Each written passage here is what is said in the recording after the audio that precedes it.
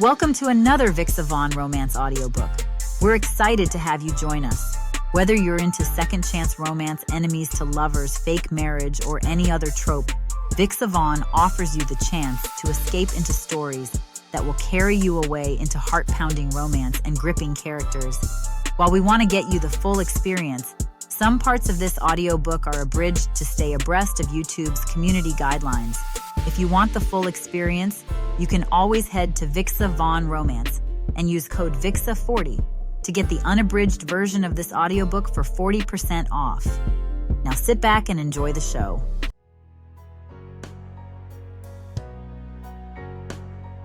Chapter 1. Serena. The fluorescent lights hum above my desk as I scroll through the presentation deck one more time.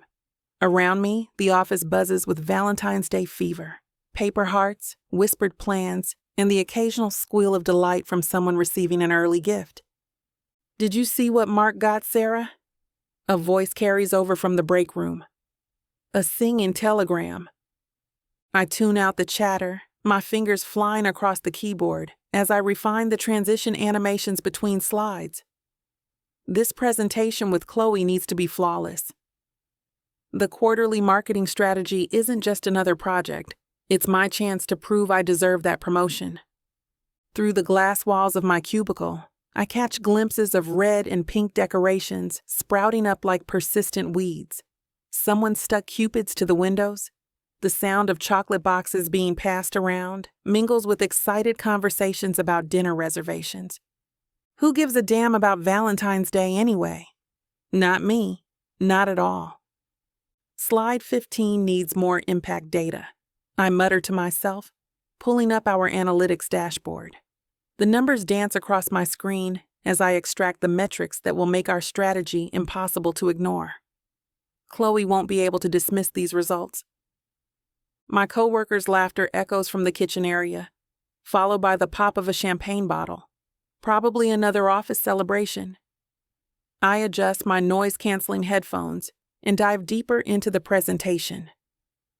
The competitive analysis section needs tightening, and the market penetration statistics could use more visual punch. A shadow falls across my desk, accompanied by the distinct click of Louboutin heels. The scent of Chanel No. 5 announces Chloe's presence before she even speaks. "How's our presentation coming along?" Chloe peers over my shoulder, her designer sunglasses perched on top of her head, despite being indoors.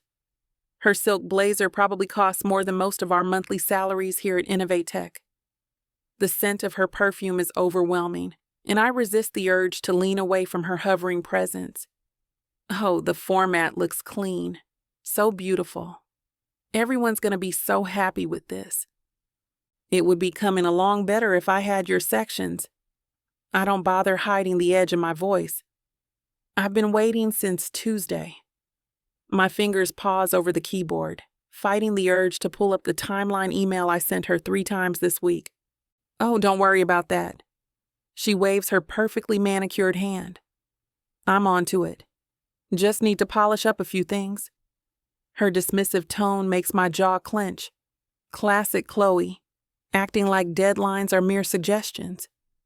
"The meeting is in a few days, Chloe." I turn slightly in my chair, forcing her to take a step back from my personal space. The champagne celebrations in the kitchen have died down, making our tension feel even more pronounced. "And it'll be ready." Chloe adjusts her Cartier watch, barely glancing at my screen. "Just make sure the format looks clean.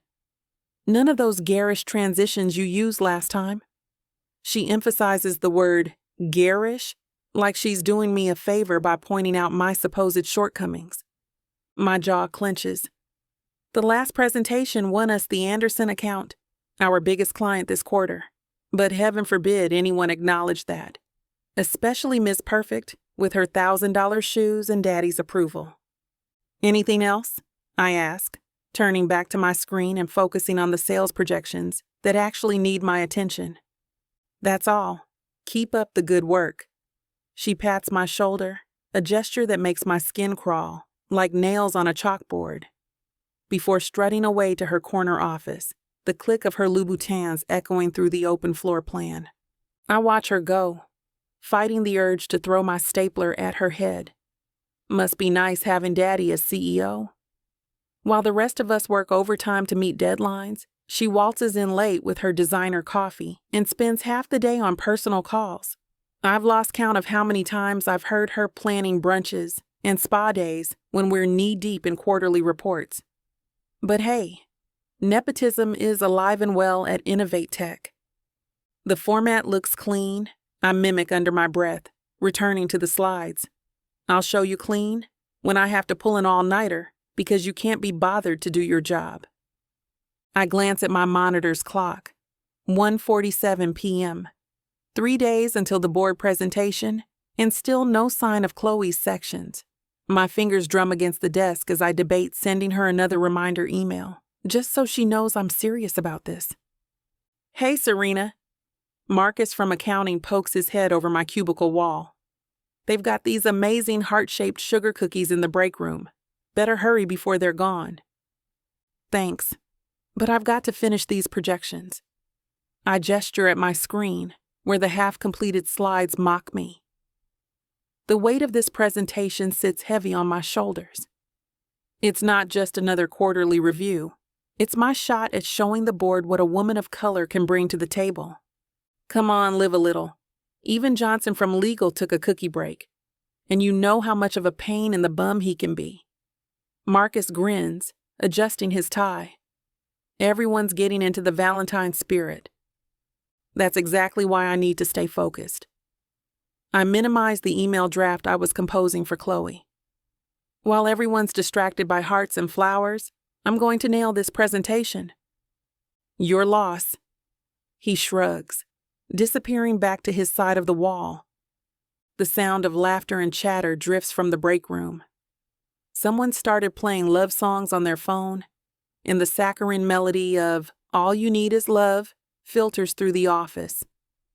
I turn up my music to drown it out, letting the steady beat of my workout playlist keep me centered.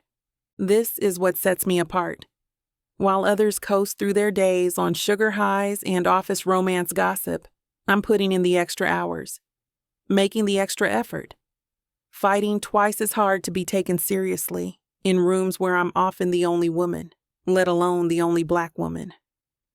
I pull up our competitor analysis again, cross-referencing the latest market data. The numbers need to be bulletproof. No room for questions or doubt when I stand in front of those board members. They'll see more than my gender or my skin color. They'll see results they can't ignore. Movement catches my eye, and I look up from my screen to see Chloe perched on Derek's desk, one leg crossed over the other, her skirt riding up just enough to be noticeable. She tosses her hair back, laughing at whatever mediocre joke he's telling. "Oh my God, Derek, you're so funny." Her voice carries across the office floor. She places her hand on his arm, leaning in closer. What the hell? Is she trying to find some poor loser to do her part in the presentation? Behind her, James from IT hovers with a hopeful expression, clearly waiting his turn for attention. These guys fall for her act every time. The damsel who needs help with her computer, advice on presentations, or someone to grab coffee with. I watch as Chloe shifts her position, making sure everyone gets a good view of her designer outfit. I just can't figure out these spreadsheets. Maybe one of you could help me after work. My fingers pause over the keyboard, jaw clenching. The spreadsheets she's supposed to be contributing to our presentation, the ones she's had a week to complete, the same ones I specifically explained to her last Tuesday, step by step, like I was teaching a kindergartner. I'd be happy to walk you through it, Derek offers, puffing up his chest like some peacock. You're such a lifesaver. She touches his shoulder again, giggling in that practiced way that makes me want to gag. I've seen this performance enough times to know exactly how it ends, with someone else doing her work while she takes all the credit. James steps closer, practically tripping over himself to get into her orbit. I could help too. Excel is kind of my specialty. Really? That's so impressive. Chloe beams at him, and I swear I can see his IQ dropping by the second. Poor guy probably thinks he's special, not realizing he's just today's sucker in her rotating cast of willing victims. This is what drives me crazy. While I'm grinding away at actual work, Chloe's playing her games. Daddy's little princess, using her privilege like a weapon, batting her eyes and playing dumb when it suits her. She's never had to prove herself, never had to work twice as hard just to get a seat at the table. I turn back to my screen, but her theatrical laughter pierces my concentration again. She's now standing between both men, somehow managing to make them feel like they're each getting special attention. Her perfectly manicured hand rests on one guy's forearm while she angles her body toward the other, a masterclass in manipulation. You guys are the best. I don't know what I'd do without you. Her voice drips with honey-sweet insincerity that only I seem able to detect. The worst part? This performance will probably get her further than my meticulously researched presentation ever will. The one I stayed up until 2 a.m. perfecting, triple-checking every statistic and source. The one that actually matters to the company's bottom line. And that makes my blood boil. I grip my mouse harder, trying to channel my frustration into something productive instead of dwelling on the unfairness of it all. But the sound of her giggles keeps floating over to me through the walls, each one like a tiny dagger to my professional pride. Chapter 2. Samuel. I lean back in my leather chair, the familiar creak matching my exhausted sigh. Through the floor-to-ceiling windows of my corner office, New York's skyline stretches before me, a testament to ambition, power, and the endless grind that comes with it. Running InnovateTech isn't just about maintaining our position in the market anymore. It's about pushing boundaries, staying ahead of the curve. My temples throb. The quarterly projections meeting looms 3 days away, and I need both Chloe and Serena to bring their A-game. The board's breathing down my neck, expecting nothing short of excellence. Movement catches my eye through the glass wall, separating my office from the open floor plan. The marketing department buzzes with activity, but not the kind I'm looking for. Jessica Whitney giggles while showing off what appears to be a heart-shaped card. 2 cubicles over, Matthew arranges roses on his desk, probably for that new intern he's been eyeing. Valentine's Day, I mutter, rubbing my jaw. The holiday has turned my usually focused workforce into lovesick teenagers. Red and pink decorations pepper the office space, and hushed conversations about dinner reservations and gift ideas float through the air instead of sales figures and marketing strategies. Through the glass, I spot Thompson sneaking another chocolate from the heart-shaped box on his desk. That's the 3rd one I've seen him eat in the past hour. These people have presentations to prepare, deadlines to meet. Instead, they're playing Cupid while our competitors are probably working so hard. I grab my phone, contemplating whether to send a company-wide email about maintaining professionalism. But 25 years of corporate leadership has taught me that sometimes you have to let your people have their moments, even if those moments involve paper hearts and terrible poetry. Still, Chloe and Serena better not let this Valentine's nonsense distract them from their presentation. The board doesn't give a damn about chocolate hearts and roses. Through a distant glass partition, I watch my daughter lean against her desk, scrolling through her phone. Classic Chloe, expecting others to handle the heavy lifting while she coasts on my name. My gaze shifts to Serena's workspace. She's hunched over her laptop, fingers flying across the keyboard. A half-eaten protein bar sits beside her coffee mug, lunch forgotten in her drive to perfect the quarterly numbers.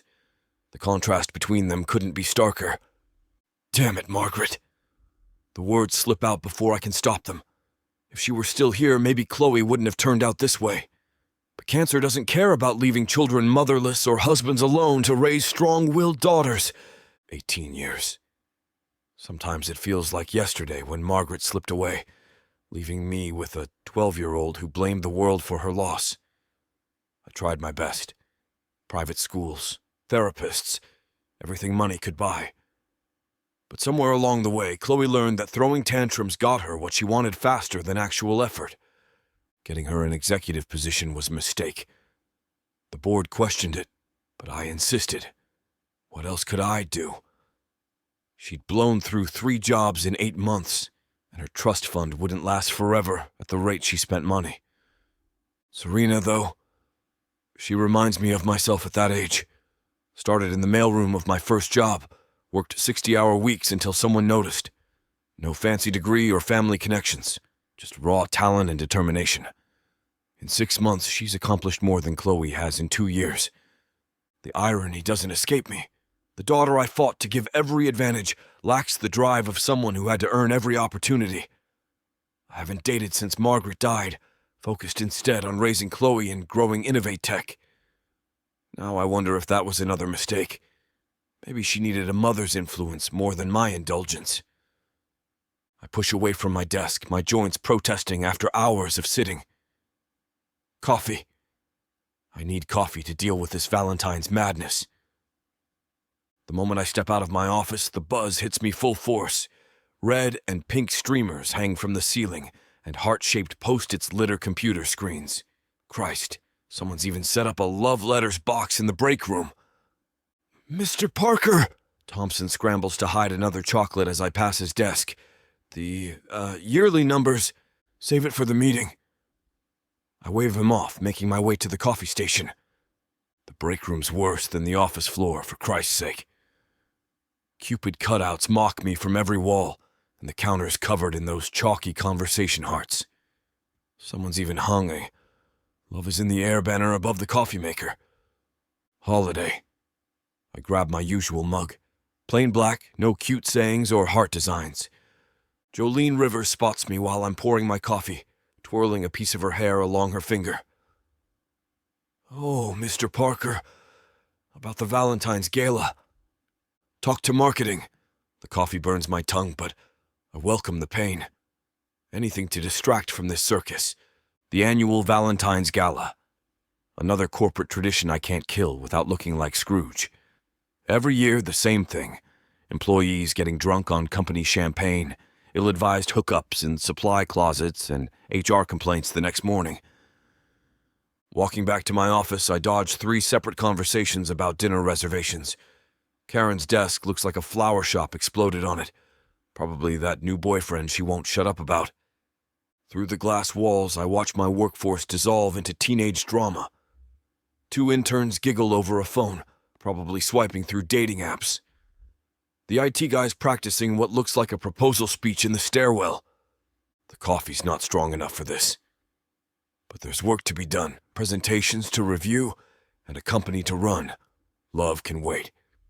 It's waited 18 years already. Back in my office, I shut the door on the Valentine's chaos. The skyline doesn't care about romance, and neither do profit margins. I find my attention drawn back to Serena's desk. She switched from typing to sketching something in her notebook, her brow furrowed in concentration. Unlike the others who treat work as a stepping stone to happy hour, she attacks each project like it's make or break. Last week, I caught her here at 9 p.m., surrounded by market research papers and empty coffee cups. When I asked why she hadn't gone home, she looked up with those fierce green eyes and said, "Because it's not perfect yet. No excuses, no complaints, just pure drive."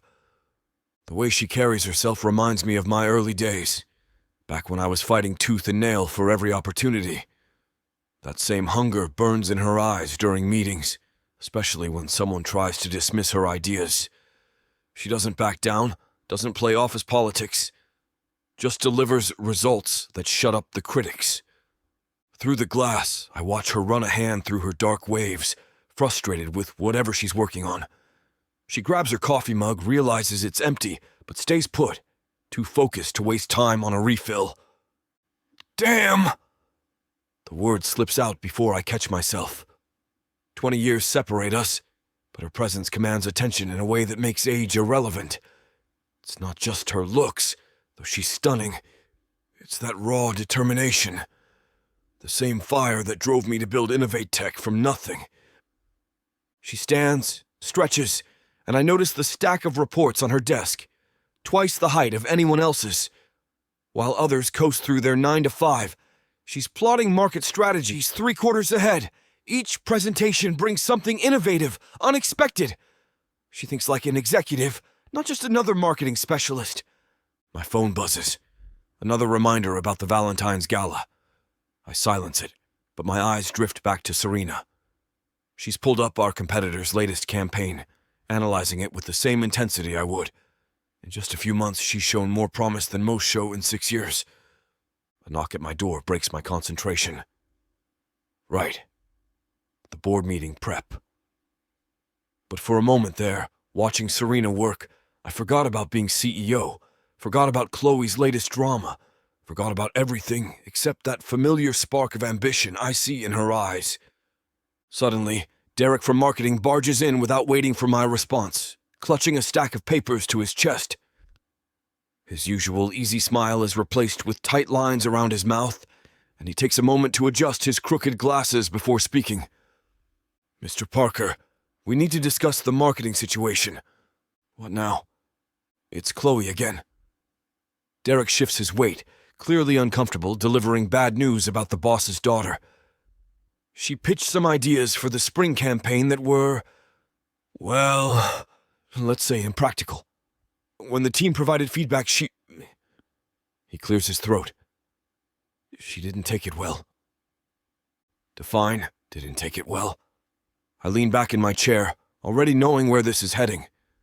"She threatened to have 3 people fired and called the entire department, and I quote, brain-dead corporate drones who wouldn't know innovation if it bit them in the bum."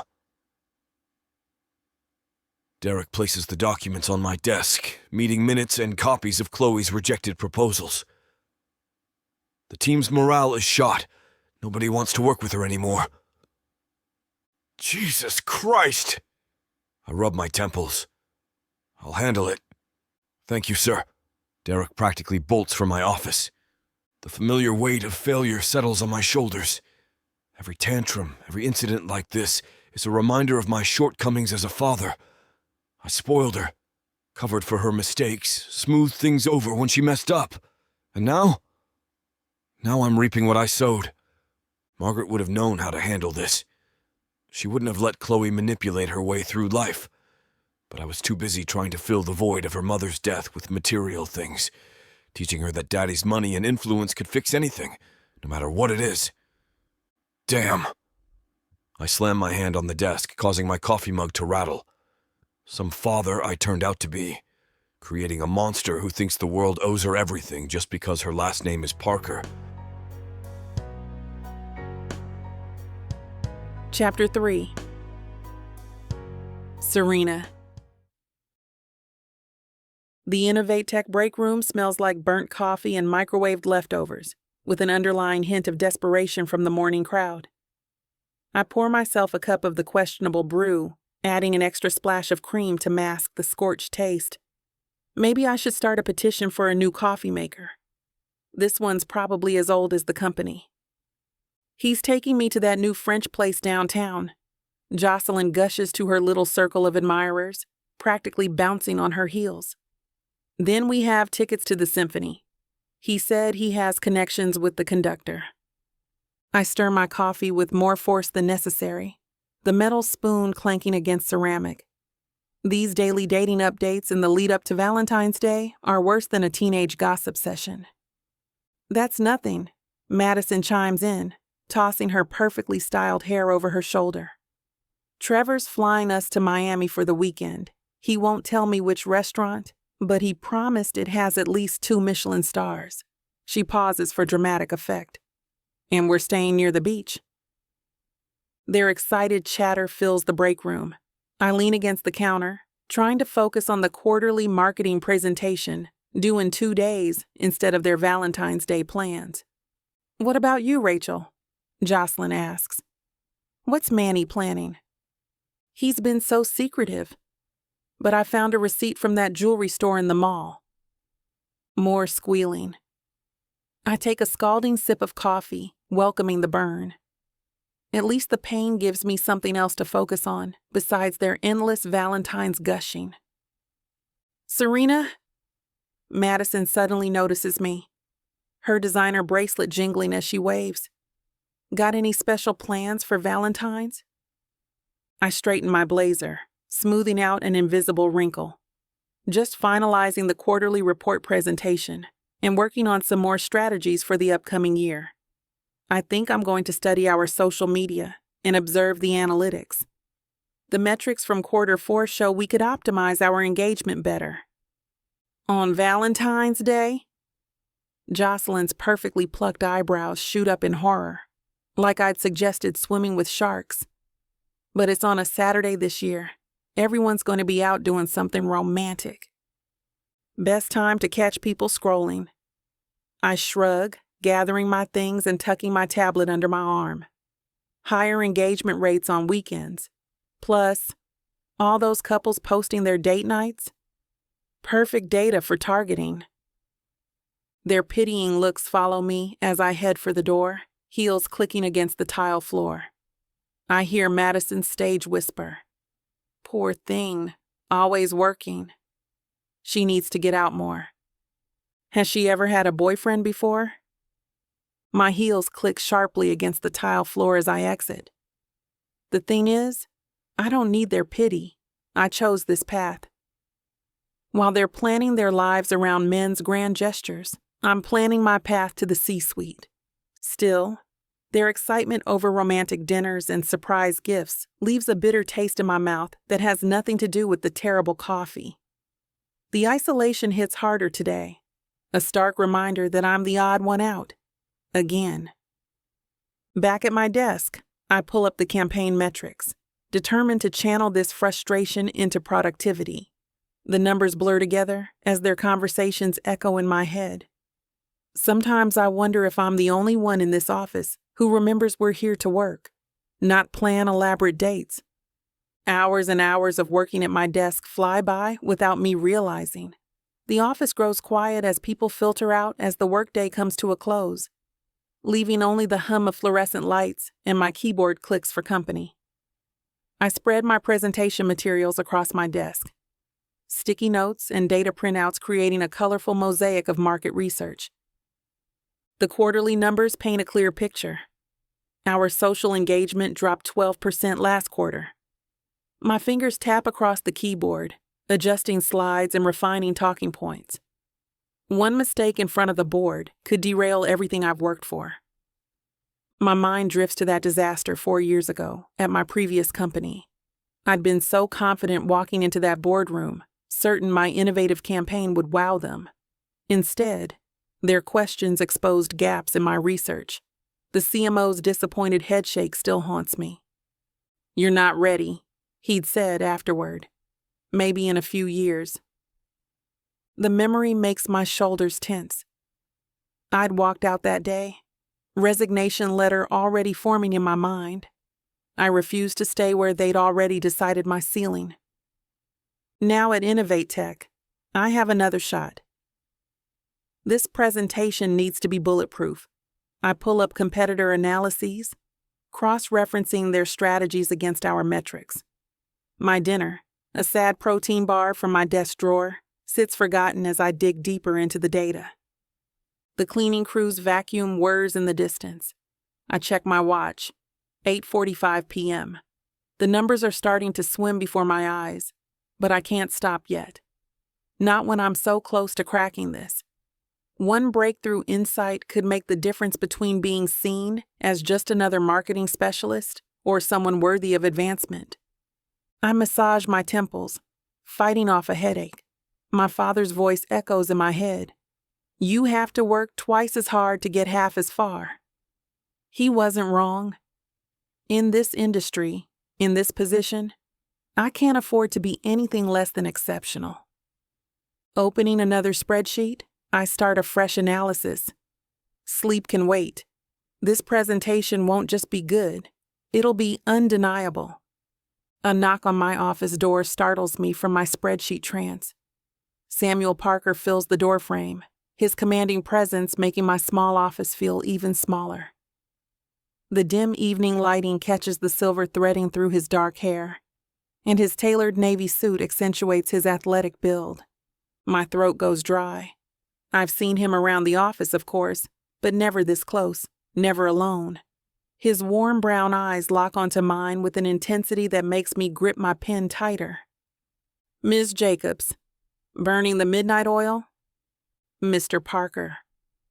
I straighten in my chair, painfully aware of my wrinkled blazer and the mess of papers spread across my desk. Just getting everything ready for the quarterly presentation. He steps into my office, and a subtle cologne scent drifts my way. Something woodsy and expensive. The one scheduled for Friday? Yes, sir. I gesture to my laptop screen. Our social media engagement dropped last quarter. I'm trying to pinpoint why and develop a solid strategy moving forward. Sounds like quite the undertaking. He leans against my door frame, crossing his arms. The movement pulls his suit jacket tight across his shoulders. Isn't this supposed to be a team project? I let out a small laugh before I can stop myself. It is, though your daughter seems to have other priorities lately. The words slip out before I can filter them. I mean, I'm sure Chloe's been busy with other important projects. His eyebrow arches, and for a moment I worry I've overstepped, but the corner of his mouth twitches upward. Chloe's always been more interested in delegating than doing. His remark about Chloe catches me off guard, and I find myself relaxing slightly. It's fine. I just want to make sure everything's perfect. This presentation could really impact our direction for the next quarter. Samuel moves from the doorway to perch on the edge of my desk, his presence both intimidating and oddly comforting. He picks up one of my analysis sheets, studying it with genuine interest. These correlations between user engagement and time of posting, did you compile this yourself? Yes. I noticed patterns in our most successful posts. The data suggested we weren't maximizing our prime engagement windows. He nods, eyes scanning the numbers. Impressive. Most people would have just looked at the surface metrics. Surface metrics don't tell the whole story. I lean forward, pointing to a highlighted section. See here? When we factor in user demographics and behavior patterns, there's a clear opportunity we're missing. You have an eye for details others might miss. He sets down the paper, turning those intense brown eyes on me. It's refreshing to see someone so dedicated to their work. My chest warms at his praise. Thank you, Mr. Parker. I promise I'll make the presentation worth your time on Friday. Samuel, he corrects, standing up. And I know you'll do well. He pauses, a small smile playing at his lips. You're the best we have, Serena. Don't let anyone tell you different. Something flutters in my stomach at his words, at the way my name sounds in his deep voice. I've received praise before, but coming from him it feels different, more significant. Thank you, Samuel. The name feels intimate on my tongue. He gives me one last appraising look before heading toward the door. Don't stay too late. Even the best need rest. He departs, leaving me staring at the doorway where Samuel stood moments ago, his cologne lingering in the air. My fingers hover over the keyboard, but the numbers on the screen blur together. All I can focus on is the way his voice deepened when he said my name, how his presence made my tiny office feel electric. Get it together, I mutter, shaking my head. But as I start gathering my papers, my hands trembling slightly, his words echo in my mind. You're the best we have, Serena. I slip my laptop into my bag, but knock over a stack of papers in the process. As I bend to collect them, I catch myself remembering how his suit stretched across his broad shoulders when he leaned against my desk. The way his brown eyes held mine with such intensity. His salt and pepper hair. His strong jawline, masked underneath that dark beard. He's your boss, I remind myself firmly. And Chloe's father. But my treacherous mind drifts to the slight smile that played at his lips, the commanding yet gentle way he carried himself. I've dated successful men before, but none with such natural authority, such... Stop it.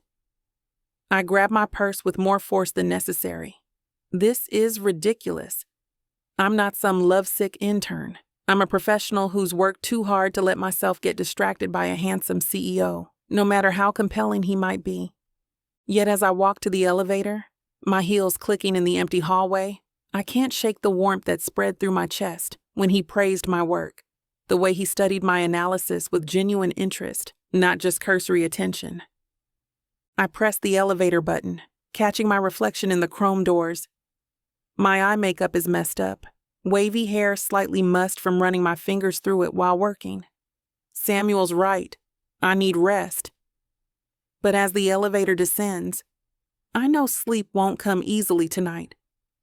Not with his woodsy cologne still clouding my senses, his deep voice replaying in my mind. This attraction is dangerous, inappropriate, and completely unavoidable. Chapter 4. Samuel. The morning sun streams through my office windows as I drum my fingers on the mahogany desk, the steady rhythm matching my growing irritation. I press the intercom. Linda, please find and send Chloe in.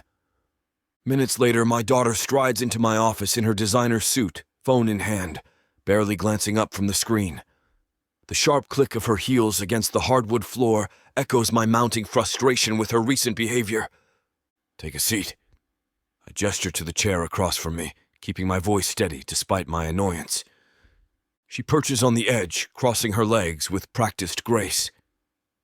What's up? I've got meetings all morning. Her tone carries that hint of superiority she's developed lately, reminding me of her mother in the worst ways.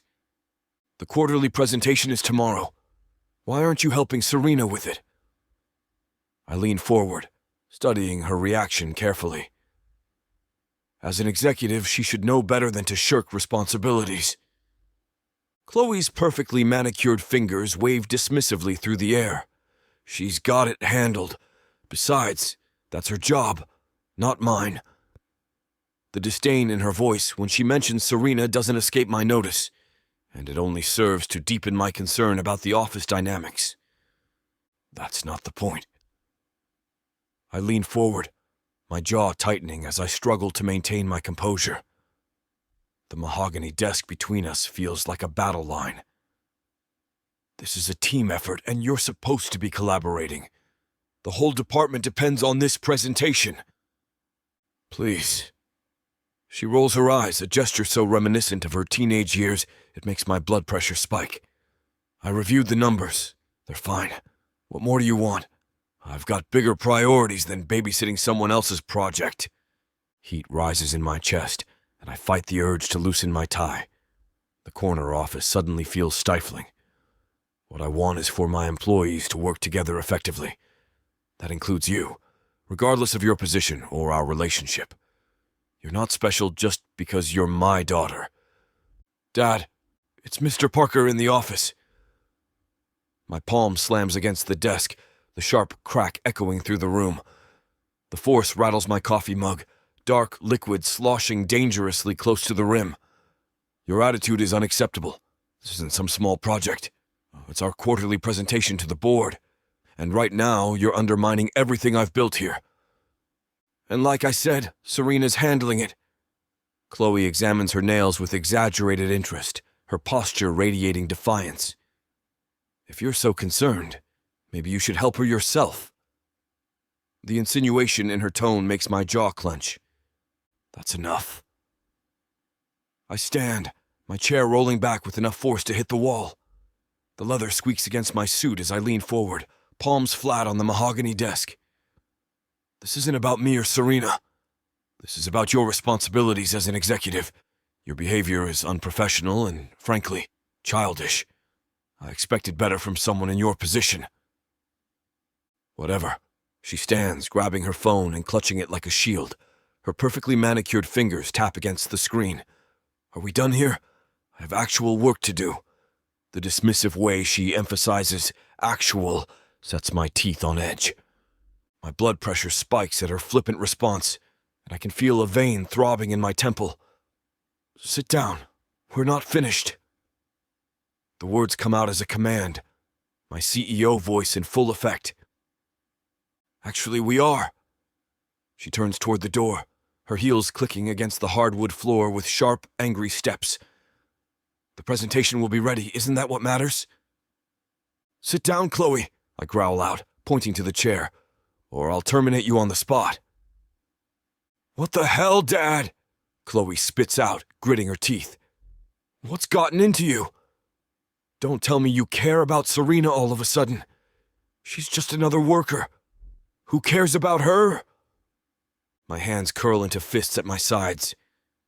Every person in this company matters. Your entitled attitude is exactly the problem here. Oh, please. Chloe crosses her arms, her lip curling. You didn't care this much when Sammy needed help with her project last month, or when Marcus asked for support. But the minute Serena's involved... Enough! The word cuts through the air like a blade. This isn't about Serena. This is about you refusing to be a team player, treating people like they're beneath you, and completely disregarding your responsibilities. Right. She lets out a harsh laugh. Keep telling yourself that. I see how you look at her in meetings. Watch yourself. I step around the desk, closing the distance between us. You're walking a dangerous line. I won't hesitate to put you on probation if this behavior continues. Probation? Her eyes widen before narrowing to slits. You wouldn't dare. I would. The muscles in my jaw ache from clenching. I refuse to enable your bratty behavior any longer, Chloe. You're a grown woman. Shape up or face the consequences. That's your only warning. This is nonsense. She yanks her purse off the chair. You know what? Fine. I'll help with the stupid presentation. But don't think I don't see what's really going on here. What's going on is that you're acting like a spoiled child instead of an executive. I point to the door. Get out of my office. And Chloe, if I hear one more complaint about you throwing your weight around or undermining other employees, you'll be looking for a new job, family or not. She storms out, slamming the door hard enough to rattle the glass. Through the window, I watch her march past Linda's desk, nearly knocking over a stack of papers in her wake. I sink into my chair, exhaustion settling into my bones. The morning sun that felt so promising earlier now just highlights the dust motes swirling through my office like the chaos Chloe leaves in her path. I massage my temples, the lingering tension from Chloe's outburst pulsing behind my eyes. The leather chair creaks as I lean back, my thoughts drifting to Serena's dedication these past weeks. While Chloe's been throwing tantrums, Serena's been putting in extra hours, coordinating with different departments, making sure every detail of the presentation aligns with our company vision. My fingers tap against the armrest as I recall Serena's last project meeting. The way she commanded the room, breaking down complex data into digestible insights. Her fresh perspective challenged our traditional approaches, pushing boundaries while maintaining professionalism. That's the kind of leadership InnovateTech needs. Damn. I scrub a hand over my face. How many other talented individuals have we overlooked? How many Serenas are out there, fighting twice as hard for half the recognition? I pull up our company's organizational chart on my laptop. The lack of diversity in our upper management hits like a punch to the gut. We've been running on autopilot, promoting the same types of people, perpetuating the same outdated patterns. My pen scratches across my notepad as I jot down ideas. Mentorship program, leadership development initiatives, regular check-ins with promising talent like Serena. Not just empty promises or corporate buzzwords, but actual, tangible support. The future of InnovateTech can't rest on nepotism and old boys clubs. It needs fresh perspectives, diverse voices, people who challenge the status quo. People like Serena. I reach for my phone, ready to schedule a meeting with HR about implementing these changes. It's time to shake things up, to build a company where talent rises regardless of background or connections, where people like Chloe earn their positions through merit, not just their last name. As I take a moment to think, Chloe's accusation about Serena echoing in my mind. My daughter's words hit closer to home than I'd like to admit. Have I been paying special attention to Serena all this time? The image of her fills my thoughts, her commanding presence in meetings, the way she carries herself with quiet confidence. Her chestnut waves frame a face that could stop traffic, those striking green eyes that spark with intelligence whenever she presents her ideas. In an industry dominated by white faces, she stands out, not just for her beauty, but for her razor-sharp mind and unwavering determination. Damn. I push away from my desk, pacing to the window. The morning sun catches the glass buildings across the street, the reflections as sharp as my growing self-awareness. But this isn't about attraction. I refuse to let Chloe's implications cloud what's really at stake here. Serena earned her place at InnovateTech through merit, through countless hours of innovative thinking and dedication. The quarterly numbers speak for themselves. Her marketing strategies have opened doors to demographics we've never reached before. My fingers drum against the windowsill. Sure, she turns heads when she walks through the office in her tailored blazers and pencil skirts. But that's not why I'm backing her projects or pushing for her advancement. I've seen too many talented people passed over because they didn't fit the traditional corporate mold. The truth stings. I've been part of that problem, letting nepotism and old habits dictate our company's direction. Serena represents the change InnovateTech needs, regardless of how captivating her smile might be, or how my pulse quickens when she speaks up in meetings. I straighten my tie, squaring my shoulders. No, this isn't about some midlife crisis or inappropriate attraction. This is about doing what's right for the company, about recognizing talent wherever it comes from. Even if that talent happens to be wrapped in a package that makes my back straighten every time she walks into a room. Chapter 5. Serena. I grip my tablet tighter, scanning the boardroom faces before me. 8 pairs of eyes stare back expectantly, including Samuel Parker's intense gaze from the head of the table. The empty chair beside him screams Chloe's absence. Before we begin, perhaps we should wait a few minutes for Ms. Parker? I keep my voice steady despite the knot forming in my stomach. My palms are already getting clammy around the edges of my tablet. Samuel leans forward, his elbows on the polished mahogany. His crisp navy suit pulls tight across his shoulders as he shifts. I haven't heard from Chloe this morning, have you? My phone buzzes in my blazer pocket. I pull it out, breaking every presentation rule I know. The message from Chloe flashes across my screen. Sorry, feeling sick. My stomach drops to the floor as reality hits. The quarterly marketing projections, the competitive analysis, the budget breakdown. All Chloe's sections. The same sections she insisted on handling herself. The same sections she'd fought me tooth and nail to own when we divided up the presentation last week. I should have known better. Should have had a backup plan ready. Ms. Jacobs?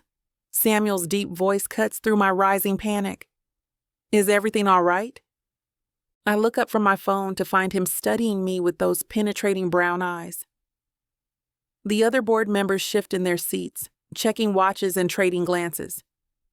My pulse hammers against my throat as I try to maintain my professional composure, even though I want to scream. It appears Ms. Parker is unwell today. I swipe through my presentation notes, discovering massive gaps where her content should be. Each blank section feels like a punch to the gut. Damn her. However, I can begin with our social media engagement metrics for quarter 3. The board specifically requested the budget projections first. One of the older executives interrupts, his mouth pinched with disapproval. His gold Rolex glints as he drums his fingers against the mahogany conference table. That was made clear in the briefing. My heart pounds against my ribs. The briefing Chloe said she'd handle. The content she promised would be ready. The presentation we were supposed to review together yesterday before she canceled last minute. I tap my screen again, hoping for a miracle, but find only my own incomplete sections staring back at me. The silence in the room grows heavier with each passing second. Ms. Jacobs, Samuel's voice has an edge now, sharp enough to cut through steel. Do you have the complete presentation prepared? I apologize, Mr. Parker, but I don't have access to those sections. The words taste like acid in my mouth, burning worse than the time I tried that ghost pepper challenge in college. I want the ground to open up and swallow me whole right now. Ms. Parker was responsible for the budget projections and competitive analysis portions. Murmurs ripple through the room like a wave of disappointment. The executive with the Rolex exhales sharply through his nose, checking his watch for what must be the 10th time in 5 minutes. His perfectly pressed suit seems to radiate judgment. This is unacceptable, another board member snaps, slamming his leather portfolio closed. We flew in from Chicago for this meeting. Do you have any idea what our time is worth? I understand, and I take full responsibility. My stomach twists into knots as I feel my career potentially imploding in real time. The projector's light feels like a spotlight, exposing every professional shortcoming I've tried so hard to overcome. No. Samuel's firm voice cuts through the growing tension. You're not responsible for another team member's work, Ms. Jacobs. He straightens in his chair, commanding the room's attention. Please show us what you have prepared. I nod, grateful for his intervention but still burning with embarrassment. My fingers tremble slightly as I pull up my portion of the presentation. The screen behind me flickers to life, displaying our social media metrics. Solid work that now feels inadequate against the gaping holes in our presentation. As you can see from our Q3 data, my voice sounds hollow in my ears as I begin walking through my sections. Every slide transition reminds me of what's missing. The board members' expressions range from bored to openly hostile.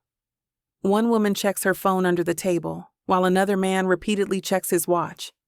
Samuel maintains eye contact, nodding encouragingly, but even his support can't shake the weight of this disaster. Each data point I present feels overshadowed by what I don't have. The questions I can't answer, the projections I can't show. I'm good at my job. Damn good. But standing here with half a presentation, watching these executives write me off, makes me feel like an intern who wandered into the wrong meeting. The fact that this isn't my fault doesn't make it any less humiliating. And as we can see from these engagement metrics, our new campaign resonated particularly well with the 25 to 34 demographic. I click to my final slide, a knot tightening in my chest. That concludes the portions I have available to present. I sincerely apologize for the incomplete presentation today. The executive with the Rolex snorts. What a colossal waste of time. We could have covered this in an email instead of flying across the country. I understand your frustration. Do you? He cuts me off. Because from where I'm sitting, this looks like amateur hour. I expected better from InnovateTech. The words hit like a physical blow. I straighten my spine, gripping my tablet harder. Sir, That's enough, Richard. Samuel's voice fills the room. He stands, buttoning his suit jacket with practiced ease. Ms. Jacobs' analysis of our social media performance and market penetration strategies was both thorough and insightful. The metrics she's presented will be crucial for our future planning. But the budget projections, Richard starts, will be addressed separately. Samuel's tone leaves no room for argument. Ms. Jacobs has demonstrated exceptional work ethic and attention to detail in her portion of this presentation. I, for one, found great value in her insights. The tension in my shoulders eases slightly at his words. He turns to address the room. Now, if you'll excuse us, I need to speak with Ms. Jacobs privately about rescheduling the remaining portions of this presentation. The executives file out, some still grumbling under their breath. Richard makes a show of checking his Rolex one final time before leaving. I remain rooted to my spot, my heart still racing from the whole ordeal. As the door clicks shut behind the last executive, my legs give out. I sink into the nearest chair, the leather squeaking beneath me. My tablet clatters onto the conference table. Mr. Parker, I'm so sorry. I should have known better. The words tumble out before I can stop them. Chloe's been avoiding our prep meetings and my emails all week, making excuses. I had this gut feeling something was wrong, but I ignored it. Samuel walks around the table, his footsteps echoing in the now empty room. Stop right there, Ms. Jacobs. He leans against the table beside me, crossing his arms. You handled that situation like a pro. A pro? I let out a harsh laugh. I just bombed the most important presentation of the quarter. No, you presented excellent work under impossible circumstances. His voice carries that same firm conviction from earlier. Your analysis was spot on. The engagement metrics were impressive. And most importantly, you maintained your composure when many would have cracked. But the board members can kiss my bum. The unexpected profanity makes me look up. His eyes lock with mine, intense and unwavering. You're not responsible for Chloe's sections. The fact that you showed up prepared with your portions speaks volumes about your professionalism. I still feel like I failed. My fingers trace the edge of my tablet, unable to shake the weight of disappointment. Serena. The use of my first name startles me. Look at me. I meet his gaze reluctantly. You did nothing wrong. In fact, you did everything right. Don't let anyone convince you otherwise, especially not yourself. The conviction in his voice makes something in my chest loosen, just a fraction. His presence beside me radiates a steady confidence that seems to push back against my doubts. Thank you, Mr. Parker. I straighten in my chair, drawing strength from his words. I appreciate your support. Samuel's jaw tightens as he shifts his weight against the conference table. I should have seen this coming. Had a talk with her yesterday about her performance lately. Warned her to shape up. What do you mean? She's been coasting on the family name. Showing up late, leaving early, delegating everything. He pinches the bridge of his nose. When I called her out, she stormed off like a teenager. This, he gestures to the empty chair where she should have been, was probably her idea of revenge. The pieces click into place. The canceled meetings, the ignored emails, the conveniently timed sick day. My hands clench into fists beneath the table.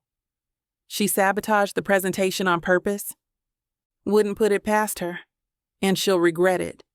His voice carries an edge sharp enough to cut glass.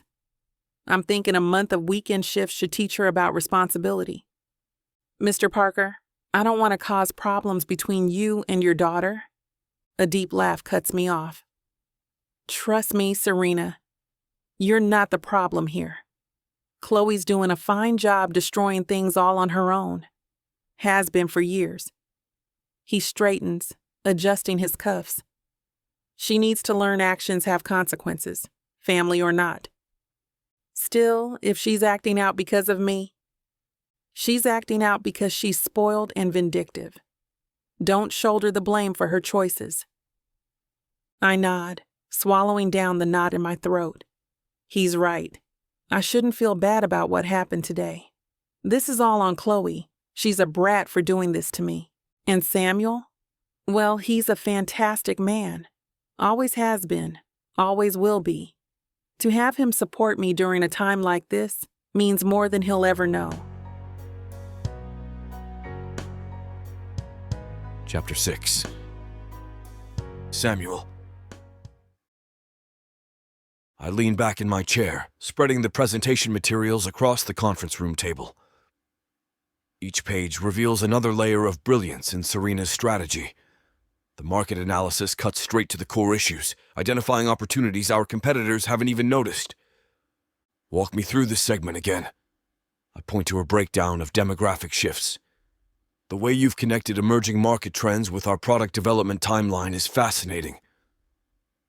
Of course. Serena slides the document closer, her fingers tracing along the data points. I noticed our Gen Z engagement was dropping in Q3, so I cross-referenced it with social media sentiment analysis. That's when these patterns emerged. My jaw clenches as I think about Chloe's convenient illness right before the presentation. Such a transparent move, leaving Serena to handle everything solo. But looking at these results, it's clear Serena didn't need the backup, no matter what those other executives think.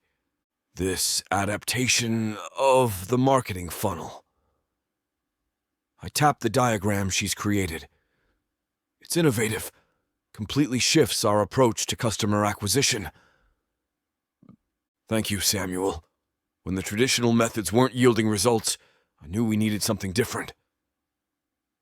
The confidence in her voice, the way she owns her decisions without hesitation, it's exactly what InnovateTech needs.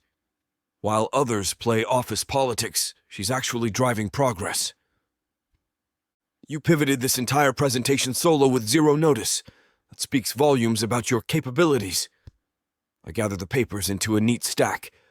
I've seen VPs with decades of experience crack under less pressure. Her eyes meet mine, steady and professional. Adaptability is crucial in marketing. When circumstances change, we adjust. But still, it's like a gut punch to get left stranded during a moment like that. Of course, but you handled it perfectly. That settles it. I'm done watching talent like hers get sidelined by petty games. The company needs more people who can think on their feet, who bring fresh perspectives without the political nonsense. I'll be paying close attention to your future projects, Serena. Your approach to problem solving is exactly what we need at the executive level. Serena blinks, her lips parting slightly. That's very generous of you. It's not generosity. I lean forward, resting my elbows on the conference table. It's good business. You have something special. A way of seeing connections others miss. I'd like to work with you directly, mentor you, help develop that talent. She shifts in her chair, maintaining her composure, but I catch the slight straightening of her spine, the way her fingers tighten around her pen. You want to mentor me personally? Absolutely. I stand, moving around the table. Your insights are too valuable to get lost in departmental politics. I've seen it happen before. Brilliant people getting pushed aside because they don't play the game. I settle against the edge of the table next to her chair. I won't let that happen to you. The space between us crackles with possibility. Her green eyes lock onto mine, sharp and analytical, like she's trying to decode my true intentions. What would this mentorship entail? Direct access to me, weekly strategy sessions. I want you involved in executive-level discussions, seeing how decisions get made at the top. I gesture to her presentation. You already think like an executive. Now you need to learn to navigate like one. She turns her chair to face me fully, our knees nearly touching. The subtle scent of her perfume, something clean and sophisticated, drifts between us, making it harder to maintain my professional demeanor. My fingers itch to close that small gap between us, but I keep my hands firmly at my sides. And Chloe, how would she feel about this arrangement? Chloe reports to me, not the other way around. My voice carries an edge of finality. I straighten my shoulders, asserting my authority. This is about recognizing talent and developing it, nothing else. Though even as I say the words, I know there's more crackling beneath the surface of this proposition. Serena's fingers drum once on the arm of her chair, a thoughtful gesture. Her eyes never leave mine, challenging and intelligent. When do we start? How's tomorrow? Breakfast meeting, 7 a.m. We'll map out a proper development plan. I lean forward slightly, letting my voice drop to a more intimate tone. I know a quiet place where we can talk strategy without interruption. A smile plays at the corners of her mouth. Sure, I'll be there. The way she says it feels like both a promise and a challenge. And damn if that doesn't make me want to prove myself worthy of both. But the smile fades from Serena's face as she stares down at her hands, Her fingers twist together, betraying an uncharacteristic nervousness. And what will everyone think if we start working closely together? Since when do you care what people think? I cross my arms, studying her carefully. The late afternoon sun streaming through my office window catches the determined glint in her eyes, and I find myself admiring her resolve even as I challenge it. I don't, but I've worked too hard to have my accomplishments diminished by office gossip. She straightens in her chair, squaring those delicate shoulders with the kind of strength that first caught my attention. The last thing I want is for people to think I'm getting handed opportunities because... She pauses, jaw tightening. I refuse to be another Chloe. The words hit me like a punch to the gut.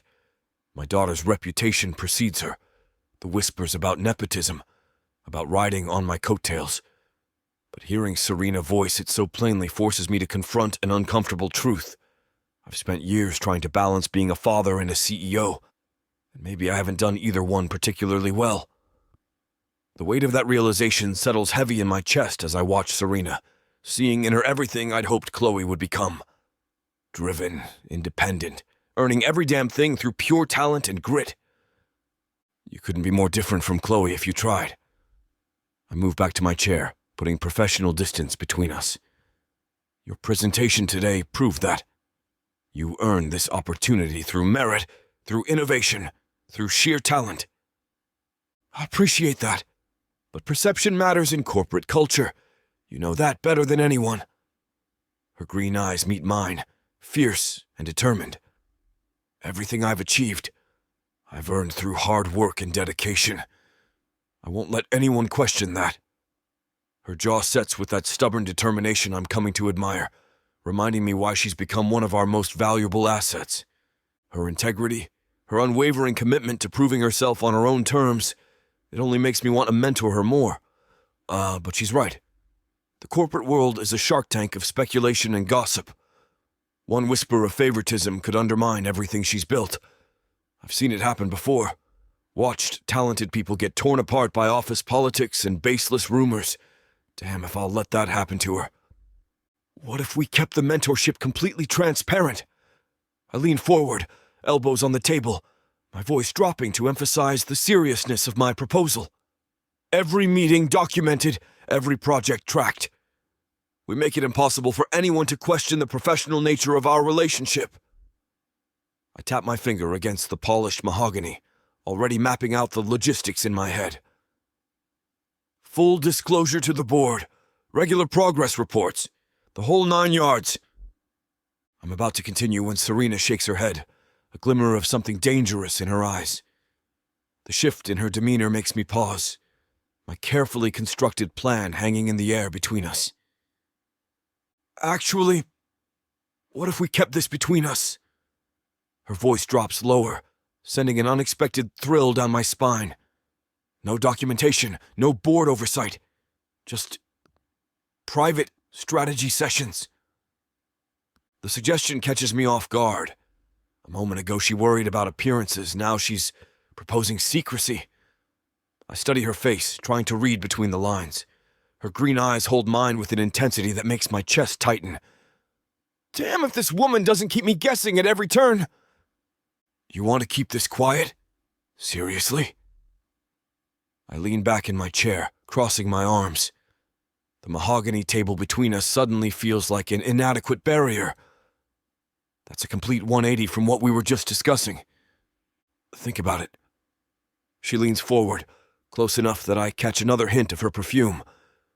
The minute we make this official, every move will be scrutinized. Every project, every success, they'll all come with asterisks. But if it's just us, working behind the scenes, I finish her thought, already imagining our private sessions, the freedom to mentor her without interference, without judgment. Just her brilliant mind and my experience creating something extraordinary together. Exactly. Her fingers brush against the presentation papers, but her eyes stay locked on mine. We could accomplish so much more without the corporate red tape, without everyone watching our every move. The air between us feels electric. The rational part of my brain screams that this is dangerous territory. secret meetings with a stunning employee half my age. But there's something intoxicating about the way she's looking at me, like she sees past the CEO title to something more. Whatever you want, Serena. The words come out rougher than intended, thick with an intensity I hadn't meant to reveal. Your call. She smiles, and damn if it doesn't hit me right in the chest. That confident curve of her lips makes my grip on control slip just a fraction. Then let's keep this between us. I grip the edge of the table hard enough that my knuckles whiten, fighting the urge to close the distance between us. The conference room suddenly feels too small, too intimate, like a cage trapping us in this charged moment. The morning sun casts shadows across her face, highlighting those fierce green eyes that seem to see right through me, past every careful barrier I've built. 7 a.m. tomorrow, I managed to say, my voice steady despite the heat coursing through my veins. My jaw clenches as I imagine us alone, away from prying eyes. I know a place where we definitely won't be interrupted. The promise in those words hangs between us, dangerous and tempting as hell. Chapter 7. Serena. The frosted glass doors of the boardroom close behind me with a soft click. My heels tap against the polished floor as I walk, but I barely register the sound. My mind keeps circling back to those intense brown eyes, the way his voice carried such authority, yet warmth, when he offered to mentor me personally. The office buzzes with activity around me. Karen leans over her cubicle, waving a heart-shaped decoration. We're doing a secret Valentine exchange next week. You in? I'll think about it. I keep walking, my thoughts drifting back to how Samuel's perfectly tailored navy suit accentuated his broad shoulders. Come on, Serena. You can't spend another Valentine's alone, she calls after me. I wave her off, turning the corner toward my office. More pink and red decorations assault my vision. Paper hearts taped to walls. Cupids dangling from the ceiling. Marketing went all out this year. Did you see the sign-up sheet for the Valentine's lunch? Tom stops me, tablet in hand. They're doing it at La Maison this year. Not now. I slip past him, finally reaching my office. I close the door, shutting out the Valentine's chaos, but I can't shut out thoughts of Samuel. The way he leaned forward when I presented my ideas, how his salt and pepper beard framed that strong jaw. His presence filled the entire boardroom, even if we were the only two people in it. Focus, Serena, I mutter, dropping into my chair. I pull up the project files on my computer, but the words blur together. All I can think about is our upcoming one-on-one sessions. Just me and Samuel Parker, CEO of InnovateTech, in the same room. My phone buzzes with another Valentine's Day party invite. I silence it without looking. For the first time in years, these Valentine's festivities don't annoy me as much as they usually do. I catch my reflection in the computer screen, realizing I'm smiling like an idiot. The smile fades as my thoughts drift to this morning's presentation. Chloe was supposed to co-present our marketing strategy, but she never showed. I had to handle the entire deck alone. My fingers drum against the desk. That's the third time she's pulled this stunt.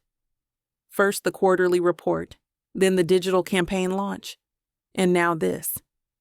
And each time she somewhat manages to take credit for the work while dodging responsibility.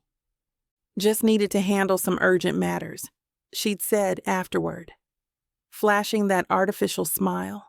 The same smile she uses when stealing my ideas in meetings or talking over me during presentations.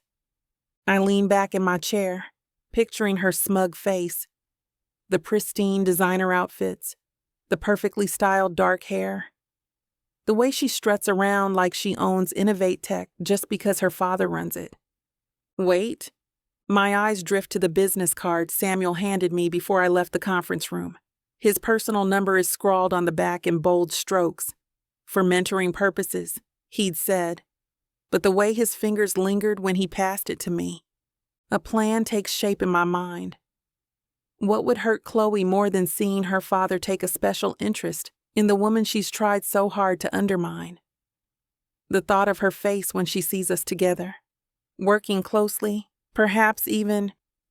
I shake my head, surprised by how vindictive my thoughts have turned, but I can't deny the thrill that runs through me at the idea. Getting back at Chloe would just be a bonus. The real prize would be spending time with Samuel, learning from him, getting to know the man behind those magnetic brown eyes. I pick up his card, running my thumb over the embossed letters. Chloe wants to play games? Fine. Let's see how she handles losing Daddy's attention to her favorite office rival. I pull the small desk mirror from my drawer, angling it to check my appearance. A few strands of hair have escaped my usual waves, and I tuck them back into place. The emerald blouse I chose this morning catches the light, making my green eyes pop. The Valentine's Gala, I whisper to my reflection. Every year, InnovateTech hosts this lavish event at one of the biggest hotels in New York City. I've always skipped it. Watching couples slow dance and feed each other chocolate-covered strawberries isn't my idea of fun. But this year, Samuel will be there. He has to be. He's the CEO. I picture him in a tuxedo, those broad shoulders filling out the jacket perfectly, that confident stride as he works the room, those muscular arms flexing underneath the fabric of his suit, those thick legs filling out his pants completely. My fingers tap against the mirror's edge. What would his face look like if I showed up? Not in some basic cocktail dress, but something that makes heads turn, something that shows I belong in his world of high-powered executives and billion-dollar deals. I open my phone's gallery, scrolling through photos from past formal events. There's that red dress from my cousin's wedding, too casual. The black one from the industry awards, too conservative. Hold on a second. The emerald silk gown I bought for that charity auction but never wore. Floor length, with a slit that shows just enough leg. The neckline dips low without being inappropriate. And the back is what sold me on it. A cascade of delicate straps that cross and weave, showing skin while maintaining elegance. I've kept it wrapped in protective cloth, waiting for the perfect occasion. The color matches my eyes, and with the right jewelry, my hand drifts to my neck, imagining a delicate silver necklace there. Maybe those teardrop earrings my mother gave me for graduation. Simple, classic pieces that won't compete with the dress, but will elevate the whole look. I close the mirror, but my mind keeps playing out the scene. Walking into that ballroom, feeling the silk swish against my legs. Seeing Samuel's expression when he notices me. Not as his employee, not as Chloe's rival, but as a woman who commands attention. My fingers hover over the keyboard, but I can't focus on the marketing report in front of me. Instead, I picture the gala's grand ballroom, imagining different scenarios of how to catch Samuel's attention. Maybe I'll position myself near the bar when he goes for a drink. No, too obvious. The balcony would be better, more intimate. I could be admiring the city lights when he steps out for fresh air. The way he defended my presentation this morning. Most CEOs would have been furious about the difficulties and the failures. But Samuel just stepped in, nodding along and supporting me, even as the other executives wanted to brush me off completely. I tapped my pen against the desk, remembering how he leaned forward, completely engaged as I outlined the campaign's core concepts. No checking his phone, no dismissive glances like the other people in the room. Just genuine interest and thoughtful questions. The ballroom will have music, dancing. I close my eyes, imagining his hand on my waist, leading me across the floor. Would he pull me closer as the song progresses? Would those strong arms hold me against his chest? Ms. Jacobs? I'd practiced saying it in his voice earlier, trying to capture that rich timbre. May I have this dance? God, I sound like a teenager with a crush. But there's something about him that makes me feel seen, not just as another employee, but as someone with real potential. Someone worth investing time in. I glance at his business card again. Maybe I should text him about the mentoring sessions. Set something up before the gala. Get to know him better in a professional setting first. But then I remember how his eyes lingered on me during the presentation. The slight smile when I made a particularly sharp point. The way his hand brushed mine when passing me the business card.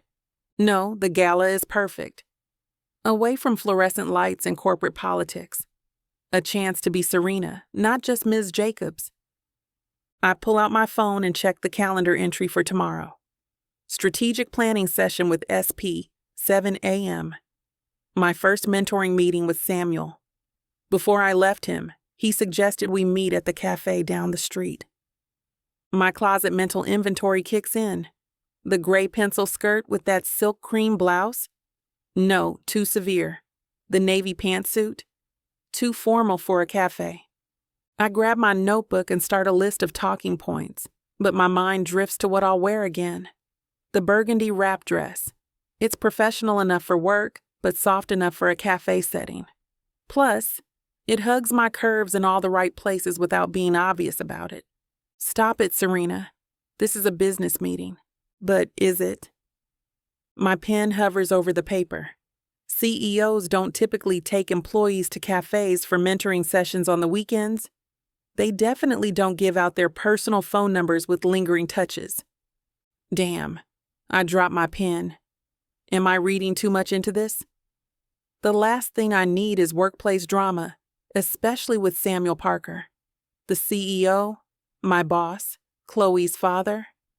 But the way he looked at me during the presentation, that wasn't just professional interest. I've seen enough men's appreciative glances to know the difference. My stomach flutters. If this is a date disguised as a mentoring session, what does that mean? For my career? For my complicated relationship with Chloe? For my carefully constructed 5-year plan that definitely didn't include falling for my boss?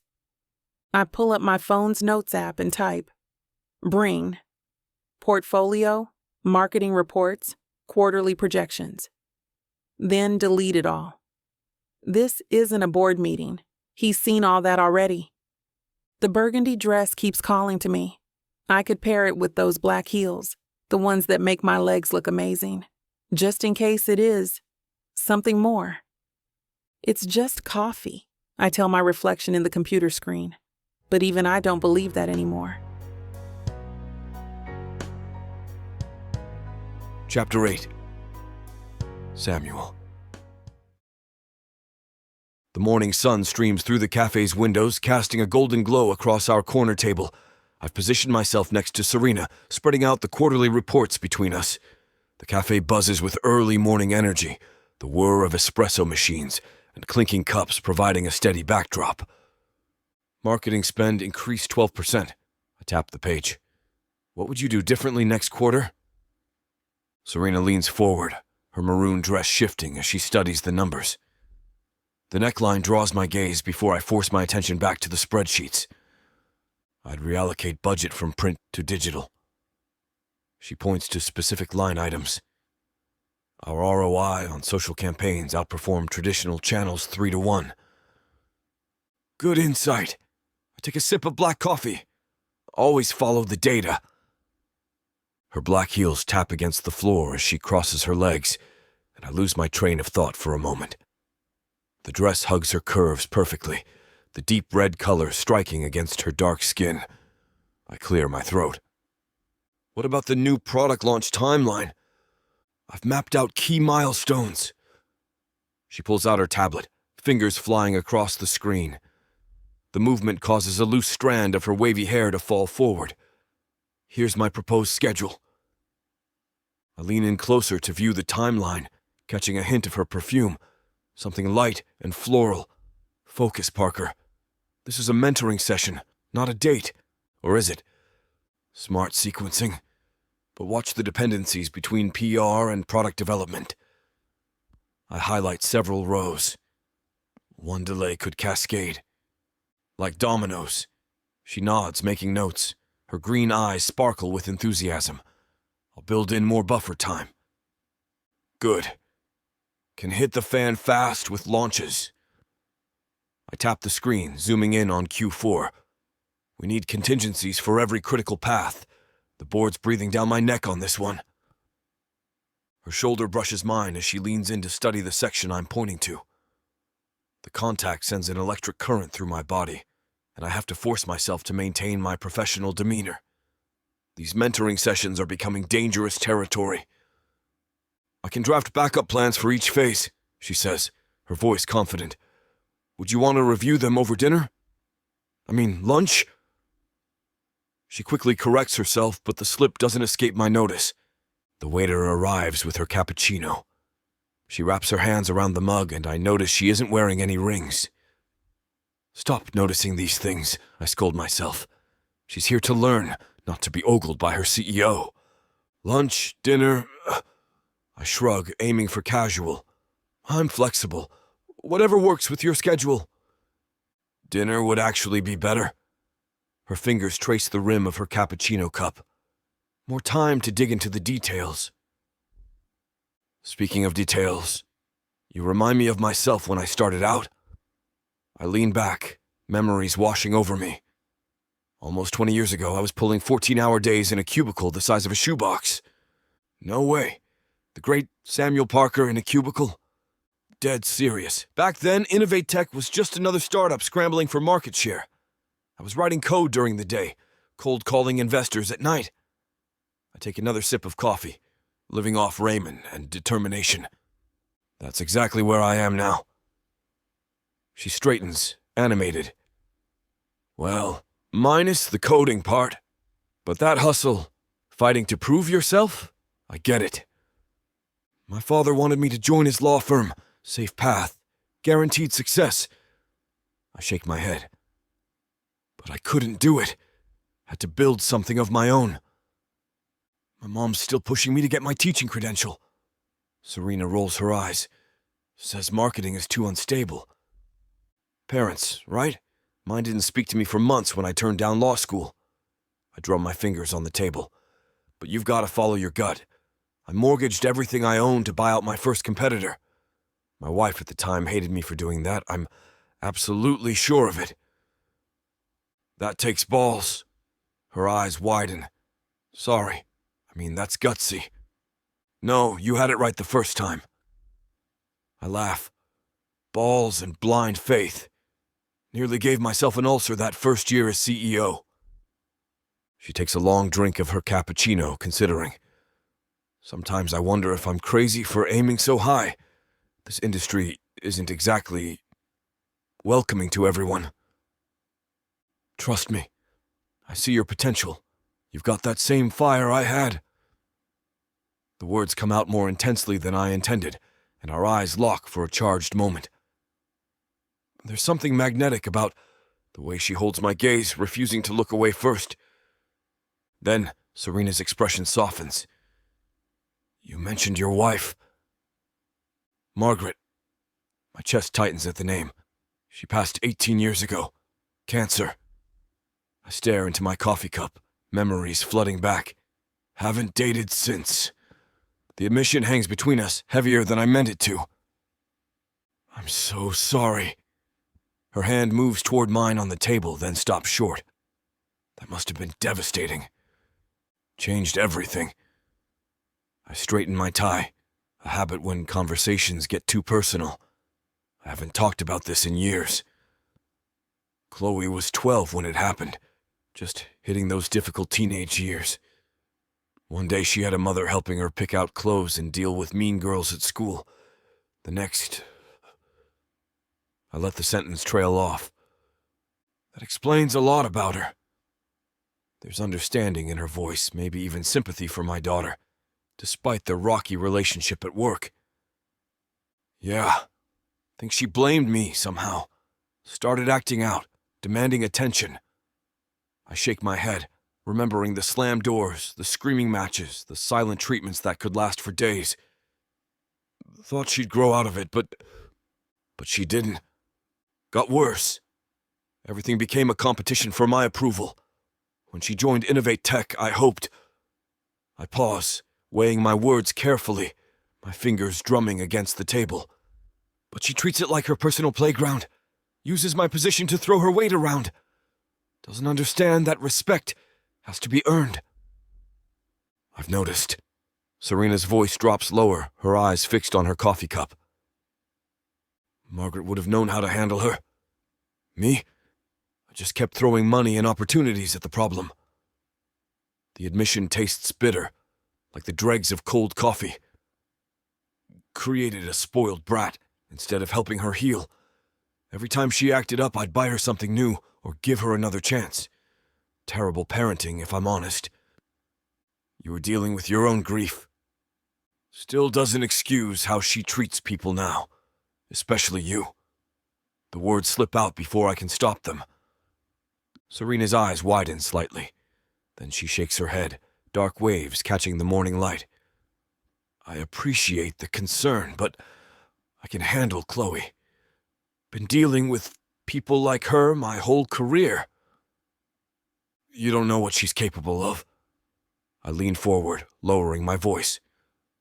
Last year, she sabotaged her assistant's performance review because the woman dared to disagree with her in a meeting.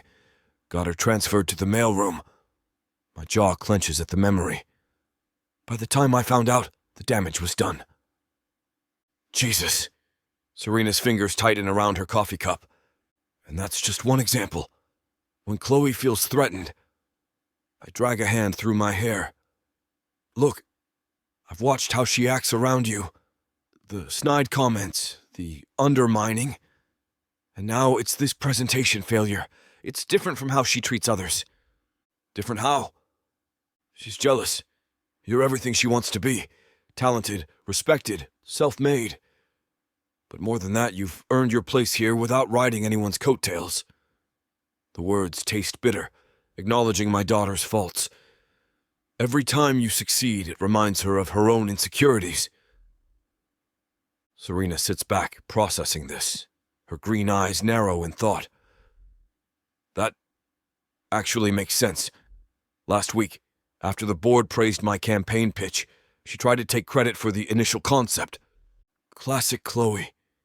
She can't stand seeing someone else in the spotlight. I shake my head, especially someone who reminds her of what she could have been if she'd put in the work instead of relying on her last name. I always wondered why she seemed to target me specifically. Serena traces the rim of her cup. Thought maybe it was because I'm... She stops herself, but I know what she means. Trust me with Chloe. It's not about that.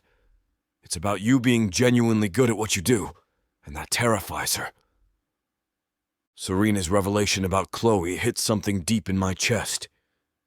Here's this brilliant woman questioning her worth because of my daughter's insecurities. My failures as a father rippling outward, affecting others. You know what's funny?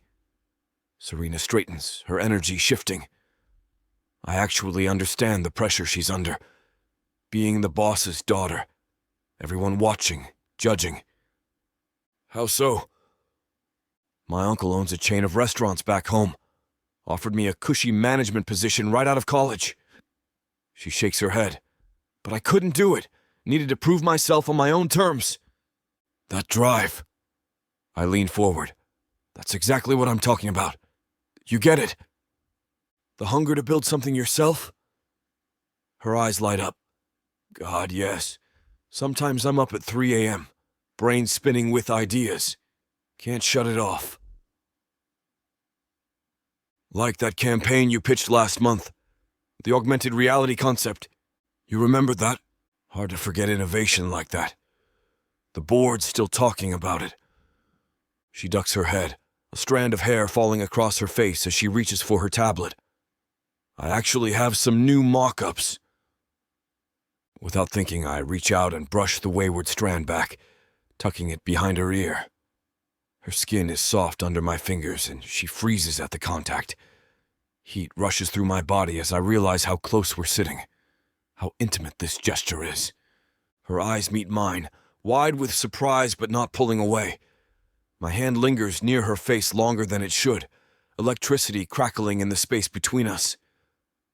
Sorry, I murmur, but I'm not really. Force of habit with my daughter. Right. Her voice is barely above a whisper. Your daughter. The tension stretches between us like a live wire. I should move back, establish professional distance. Instead, I find myself caught in her gaze, drowning in those green eyes that see right through my excuses. Chapter 9. Serena. The valet opens my door, and I step out of Samuel's gleaming Aston Martin Valkyrie, a car that probably costs more than I'll make in 10 years. The restaurant's facade glows with warm light against the darkening sky, its elegant architecture making me feel like I've stepped into another world entirely. I examine the sophisticated lettering displayed overhead, my marketing brain automatically analyzing the pristine font choice. I know this restaurant's reputation. Isn't it impossible to get a reservation without booking half a year ahead? I heard even celebrities get waitlisted. Samuel's hand finds the small of my back as we approach the entrance, his touch sending electricity through my body, even through the fabric of my dress. The owner's an old friend. His deep voice carries that hint of casual authority that tells me he's used to doors opening wherever he goes. Of course, he's the owner's friend. Why am I not surprised? The maitre d' greets Samuel by name, practically falling over himself as he leads us to a secluded corner table draped in crisp white linen. Crystal chandeliers cast diamond-like reflections across the walls, and fresh orchids grace every surface. The intimate setting makes my pulse quicken. This isn't just dinner, and we both know it. Your usual table, Mr. Parker? No menus appear. Instead, the sommelier materializes with a bottle of wine that probably costs more than my rent. The label's elegant script and vintage date make my eyes widen. I recognize it from a wine magazine article about ultra-rare vintages. I noticed you enjoyed Bordeaux at our last work gala, Samuel says, his Patek Philippe watch catching the light as he gestures to the sommelier. This vineyard produces only 300 bottles per year. His eyes lock with mine as the sommelier pours, and the intensity of his gaze sends a shiver down my spine. I take a sip to hide my smile, savoring the rich complexity that dances across my tongue. Yesterday, we were sharing coffee and pastries at a casual cafe, and now this. Quite different from our mentoring session. The first course arrives, something with caviar and gold leaf that I wouldn't dare pronounce. As we talk, I notice how other diners keep glancing our way, clearly recognizing the CEO of InnovateTech. Samuel seems oblivious to the attention, focused entirely on me.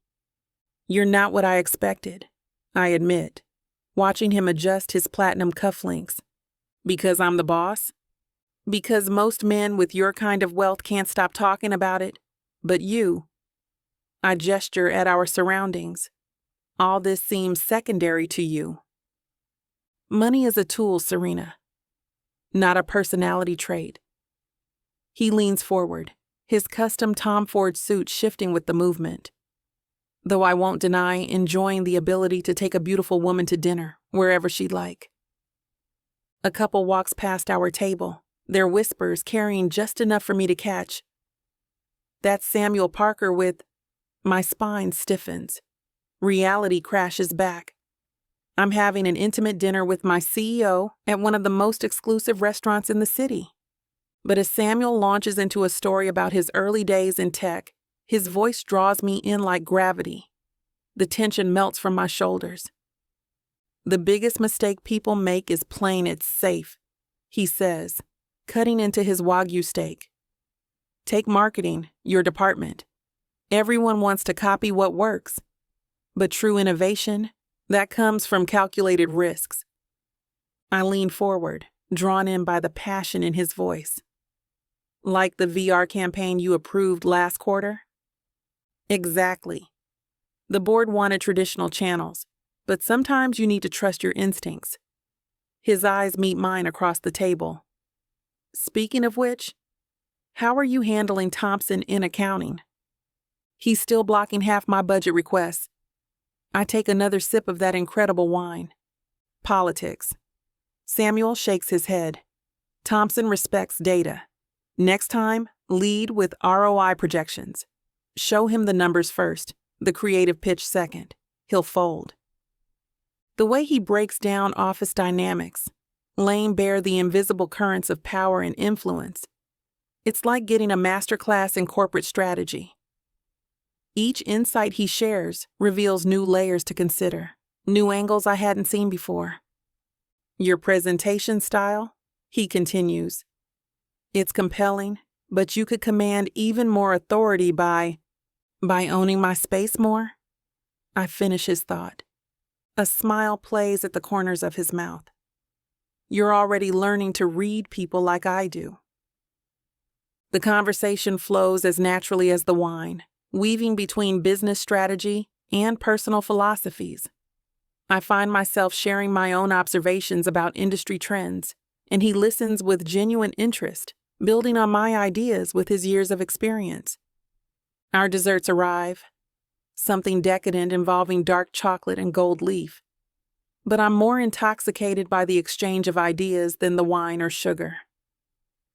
After he takes a bite of the dessert, Samuel sets down his fork, his expression shifting to something more analytical. Where do you see yourself in 5 years, Serena? I straighten in my chair, grateful I've considered this question countless times before. I want to be Chief Marketing Officer. If not here, then at another Fortune 500. I've mapped out the stepping stones.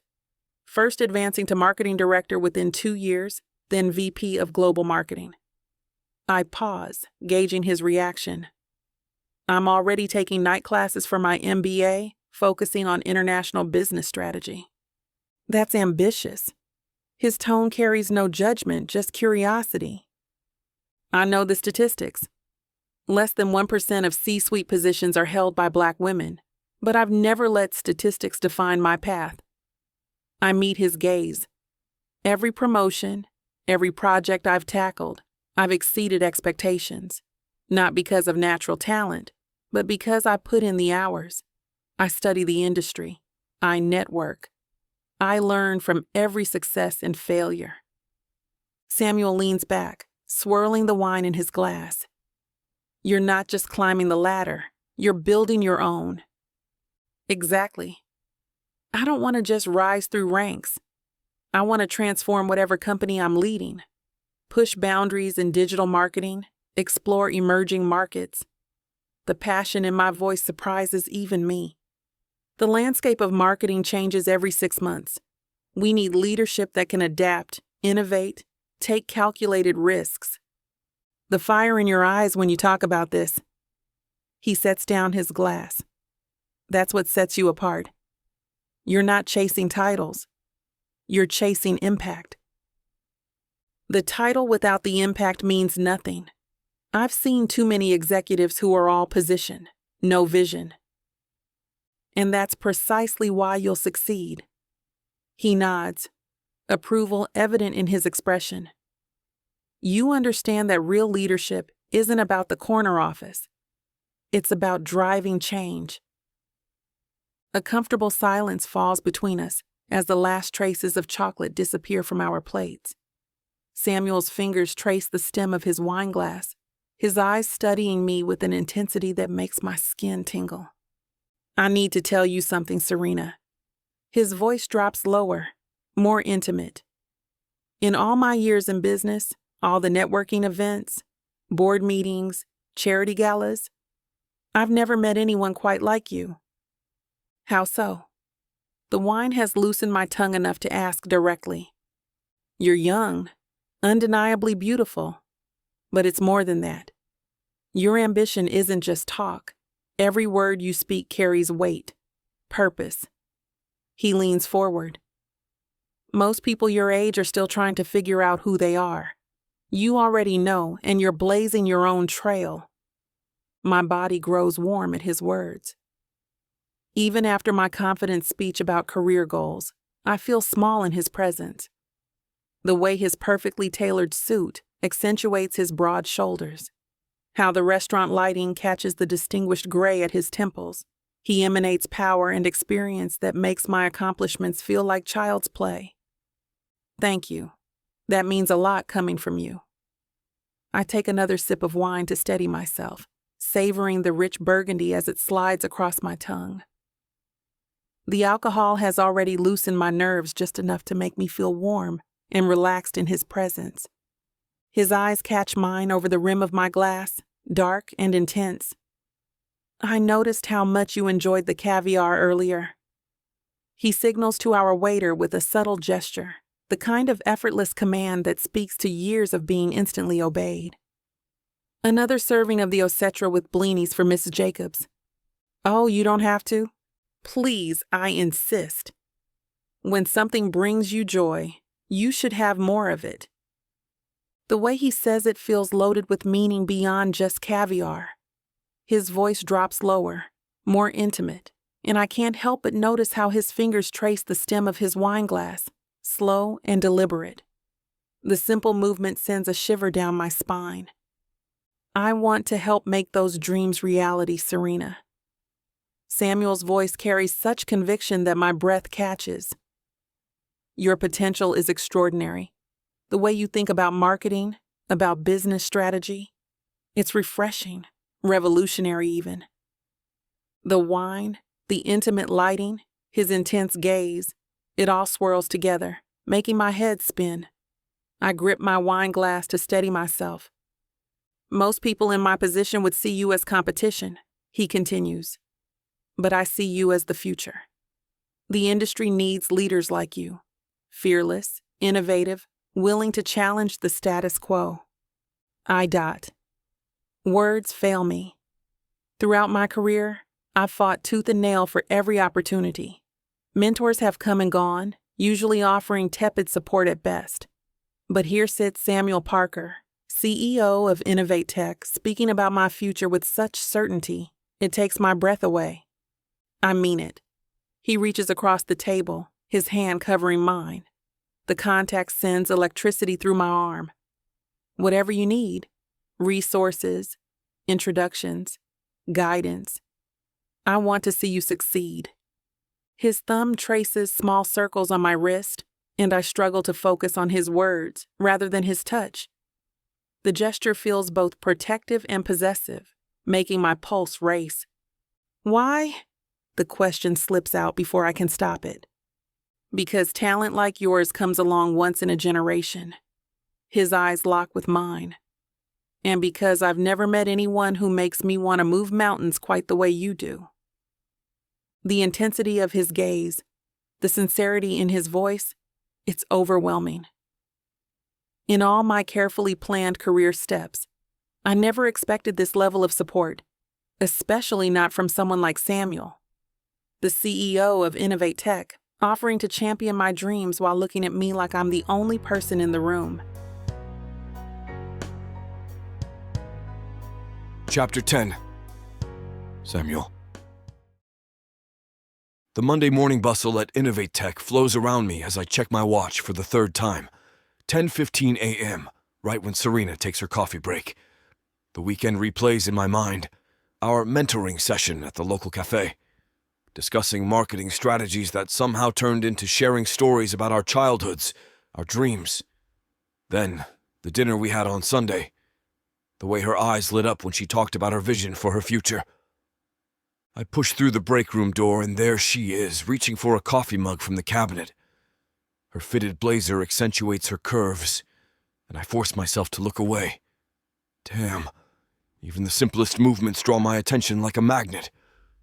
Morning, Miss Jacobs. I keep my voice professional, though my heart rate picks up. 25 years of corporate leadership, and suddenly I feel like a rookie CEO around her. She turns, a smile playing at her lips. Mr. Parker, fancy meeting you here. Her voice carries that hint of playfulness that's been driving me crazy lately. Great minds think alike when it comes to caffeine, I suppose. I move to the coffee machine, close enough to catch her subtle perfume. The scent reminds me of how close we sat at dinner, the way she gestured animatedly while describing her ideas. Speaking of great minds... She leans against the counter, crossing her arms in that confident way that makes my mouth go dry. I've been thinking about what we discussed at the cafe. About the social media campaign. The gleam in her eyes tells me she's got something brilliant brewing. And damn if that doesn't make her even more attractive. The one where you suggested targeting Gen Z through micro-influencers. Our fingers brush as she hands me a clean mug. The contact sends electricity through my arm. Exactly. I sketched out some preliminary ideas last night. She pulls out her phone, steps closer to show me the screen. I lean in, hyper-aware of our proximity. You worked on this during the weekend? What can I say when inspiration strikes? Her shoulder touches mine as she swipes through her presentation. The break room door opens. We jump apart like guilty teenagers, though. We're doing nothing wrong. Nothing except playing with fire every time we're alone together. These look promising. I clear my throat, stepping back. Maybe we should discuss them in more detail. Over coffee soon. Another mentoring session. Her eyebrow arches knowingly. If that's what we're calling them. I can't help the smile tugging at my lips. Tomorrow morning? She suggests, stirring cream into her coffee. I catch myself. Meeting. It's a meeting. By the way, have you seen the buzz about quantum computing lately? I grab a stirrer, focusing on my coffee to keep my eyes off her. There's been some interesting developments. You mean the breakthrough at MIT? Her eyes spark with that intellectual fire I've come to admire. Their new quantum bits could revolutionize how we process data. Actually... She pulls up another document on her phone. I've been thinking about how we could position InnovateTech ahead of this curve. I lean against the counter, forgetting about my coffee. Tell me more. Well, most companies are focusing on the technical aspects in their marketing, but I see an opportunity to highlight the human impact. Her voice rises with enthusiasm. Imagine campaigns that show how quantum computing could help solve climate change, cure diseases, optimize supply chains to end food waste. You're thinking bigger than just product features. The way she connects technology to human stories, it's exactly what we need. People don't buy technology. They buy solutions to their problems. She gestures with her free hand, her other still holding her phone. And if we position ourselves now as thought leaders in the human applications of quantum computing, we could shape the narrative before the technology even hits mainstream. I finish her thought, and she nods vigorously. Exactly. I've already drafted some content strategies. Maybe I'm getting ahead of myself here, but I thought it was fun to envision. She swipes through more slides, and I find myself moving closer, drawn in by her passion. The way her eyes light up when she talks about future possibilities, how her mind jumps 3 steps ahead. It's mesmerizing. These ideas, I shake my head in admiration. They're not just good marketing, they show real vision. She pauses, looking up at me. You really think so? I know so. You see beyond the obvious, Serena. It's beautiful, inspiring, dangerous how much I want to keep listening to her thoughts. It's exactly what we need moving forward. Our conversation flows into a discussion about emerging tech trends, and I find myself relaxing despite the professional setting. The way Serena breaks down complex concepts with such clarity draws me in. And that's not even considering the blockchain implications. She takes a sip of her coffee, her eyes dancing with enthusiasm. Though I have to admit, some of these crypto bros make me want to bang my head against a wall. A laugh escapes me. God, tell me about it. Had dinner with some investors last month who wouldn't shut up about their NFT collections. Let me guess. Cartoon apes. Worse. Pixelated penguins. She snorts into her coffee. No way. Please tell me you didn't invest. Hell no. Though watching them try to convince me was entertaining. I lean against the counter, my coffee forgotten. One guy kept insisting these penguins would revolutionize digital art. Meanwhile, actual digital artists are getting their work stolen left and right. She shakes her head, and I notice how her hair catches the fluorescent light. But you know what's fascinating? The technology itself. Strip away the speculation, and you've got something revolutionary for supply chain management. We speak in unison, then share a surprised look. Great minds, she says, echoing my earlier comment, though I have to say your mind works in ways that continue to surprise me. The words slip out before I can stop them, but her pleased smile makes me glad I said them. That's because most people expect marketing folks to just make things look pretty. They forget we need to understand the product inside and out. Trust me, I've never made that mistake with you.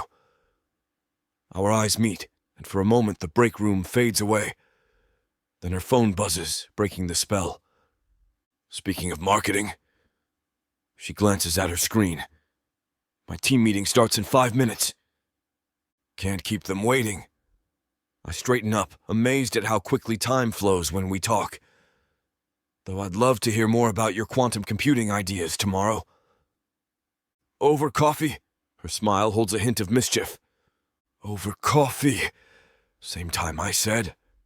I watch her gather her coffee mug, struck by how natural this feels. How easy, and how dangerous that ease might be. I watch Serena hurry out of the break room, her heels clicking against the tile floor. My coffee sits cooling on the counter, forgotten during our conversation. The scent of her perfume lingers in the air, mixing with the aroma of fresh coffee. I haven't felt this way in years. The spark when our eyes meet, the way my pulse quickens at her smile, how every conversation leaves me wanting more. It's like being 20 again, when possibilities stretched endless before me. And corporate politics didn't dictate every move. Running a hand through my hair, I lean back against the counter. The weight of my position at InnovateTech should matter. The board meetings, shareholder expectations, HR policies, they should be flashing warning signs in my mind. But when she speaks, when her eyes light up with passion for her ideas, none of that exists. My phone buzzes with calendar reminders. Meetings stack up like building blocks through the afternoon. Yet all I can think about is tomorrow morning's coffee. The way she'll lean in to show me her presentations, how her shoulder might brush against mine again. I'm acting like a teenager instead of running a Fortune 500 company. I straighten my tie, trying to recapture my CEO composure. But the truth burns through every practiced gesture. I want her. Not just physically, though. God knows she's beautiful. I want her mind, her ambition, her way of seeing the world 3 steps ahead of everyone else. The way she challenges conventional thinking, pushing boundaries I didn't even realize needed pushing. The break room door swings open and shut as employees filter in. I should move, should head back to my office where reports and spreadsheets demand my attention. Instead, I stay rooted, replaying the way she said, "Great minds," with that knowing smile. Her confidence, that spark of brilliance, it draws me in like a moth to flame. Tomorrow can't come soon enough. I check my watch for the 100th time today, calculating the hours until our morning meeting. Christ, I haven't been this pathetically eager since my first board presentation. Chapter 11. Serena. The past few days at InnovateTech feel different. Every morning, a message from Samuel pops up on my screen, asking for my input on various projects. I shouldn't be that surprised. Our mentoring sessions have become more and more common as the days go on. "Ms. Jacobs, do you have a moment?" He stands in my doorway, eyeing me from where he stands. His deep voice carries across the office floor as I'm reviewing marketing metrics. The sound sends an involuntary shiver down my spine, and I quickly minimize the spreadsheet on my screen. "Of course, Mr. Parker." Inside his office, the late afternoon sun casts long shadows across the polished desk. He closes the door with a soft click. The familiar scent of his cologne fills the space between us as he moves to his chair. I've been looking at your proposal for the new tech rollout. He spreads the documents across his desk, his strong hands arranging them with precision. And I found out that your approach to targeting Gen Z is exactly what we need. Really? I leaned forward, my heart racing at the validation. My fingers fidget with the hem of my blazer as I try to maintain my professional composure. I was worried it might be too aggressive for our current market position. The intensity in his dark eyes as he studies my face makes my stomach flip. His salt and pepper beard catches the dying sunlight, and I force myself to focus on the papers between us instead of how distinguished he looks in his perfectly tailored navy suit. That's exactly why it works. His fingers trace the strategy outline I'd created. We need someone willing to push boundaries. Tell me more about your thoughts on influencer partnerships. As I explain my vision, Samuel's eyes stay fixed on me, nodding at key points. He asks questions that make me think deeper, challenge my own assumptions. These meetings become our routine. Always late afternoon when we're both in the office, when most employees have left or are too focused on wrapping up their day to notice me slipping into his office. Sometimes it's about current projects. Other times he asks about my ideas for future initiatives. You have an undeniable ability of picking out trends that will benefit us in the long run. It's an impressive skill. The praise hits always different coming from him. Not like the hollow good jobs I've heard throughout my career. His words carry weight, substance. I just wish others would see it that way. The words slip out before I can stop them. They will. He leans back in his chair. Sometimes all it takes is one person to recognize your potential, to give you the platform you deserve. These conversations spark something in me, a confidence I thought I'd lost in the corporate shuffle. Each time I leave his office, I stand taller, think bigger, dream harder. Serena, I wanted to bring something to your attention. Looking at these numbers, Samuel's finger traces along my quarterly report. I notice you're consistently exceeding targets in digital engagement, but there's room for improvement in traditional media channels. I nod, appreciating how he doesn't sugarcoat his feedback. I've been experimenting with different approaches, and that's exactly what sets you apart. He shifts in his chair, rolling up the sleeves of his crisp white shirt. Most people would stick to what's safe. You take calculated risks, just make sure to back them up with solid data. That's what we want to see the most. I actually compiled research on consumer behavior across different demographics. I pull up the relevant files on my tablet. It shows a clear shift in how our target market consumes information. His eyes light up as I walk him through the analysis. He asks pointed questions, challenging my assumptions without dismissing them. When I explain my reasoning for prioritizing certain channels over others, he listens with genuine interest. Let's dig deeper into the ROI projections. Show me how you defend these numbers to the board. For the next hour, we dissect every aspect of my strategy. His questions push me to think beyond surface-level solutions, to consider angles I hadn't explored. Unlike other executives I've worked with, Samuel doesn't interrupt or dismiss my ideas. Instead, he builds upon them, helping me strengthen weak points while highlighting what works. You know what impresses me most? He stands, pacing behind his desk. You're not afraid to challenge conventional wisdom. That's rare in this industry. It hasn't always worked in my favor. I think of the countless times my ideas were overlooked or dismissed. Those experiences shaped you into the professional you are today. He stops pacing, fixing me with an intense gaze. Use that perspective. It gives you an edge. Thank you, I reply, offering a wide smile. God, your advice means everything to me. Samuel's smile transforms his whole face, softening the sharp angles of his jaw. Speaking of upcoming events, will you be attending the Valentine's Day Gala this Thursday evening? The Metropolitan Hotel always puts on quite a show.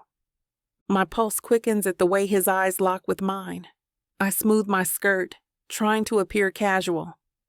Actually, yes, I usually skip these corporate functions. They can be a bit stuffy. But I figured, why not give it a chance this year? A welcome change of heart. He drums his fingers on the desk.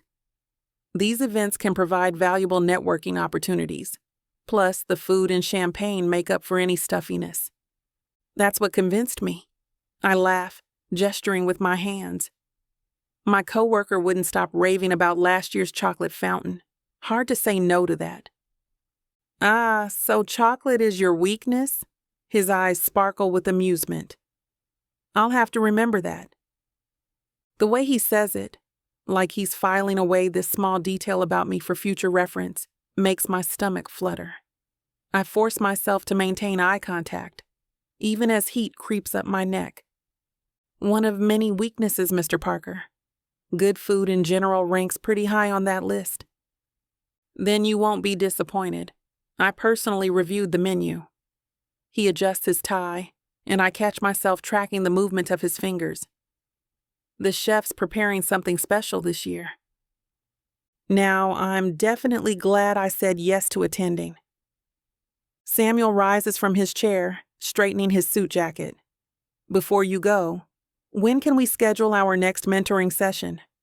I'd like to dive deeper into those ROI projections. I'm pretty flexible.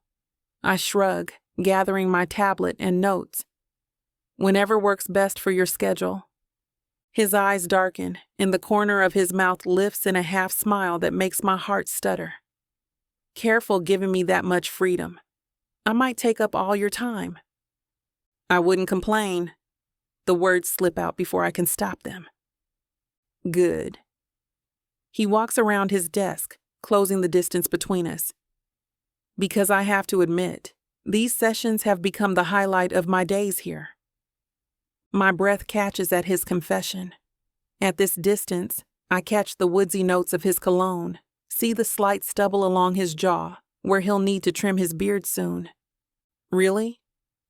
I manage to keep my voice steady, despite the way my pulse races.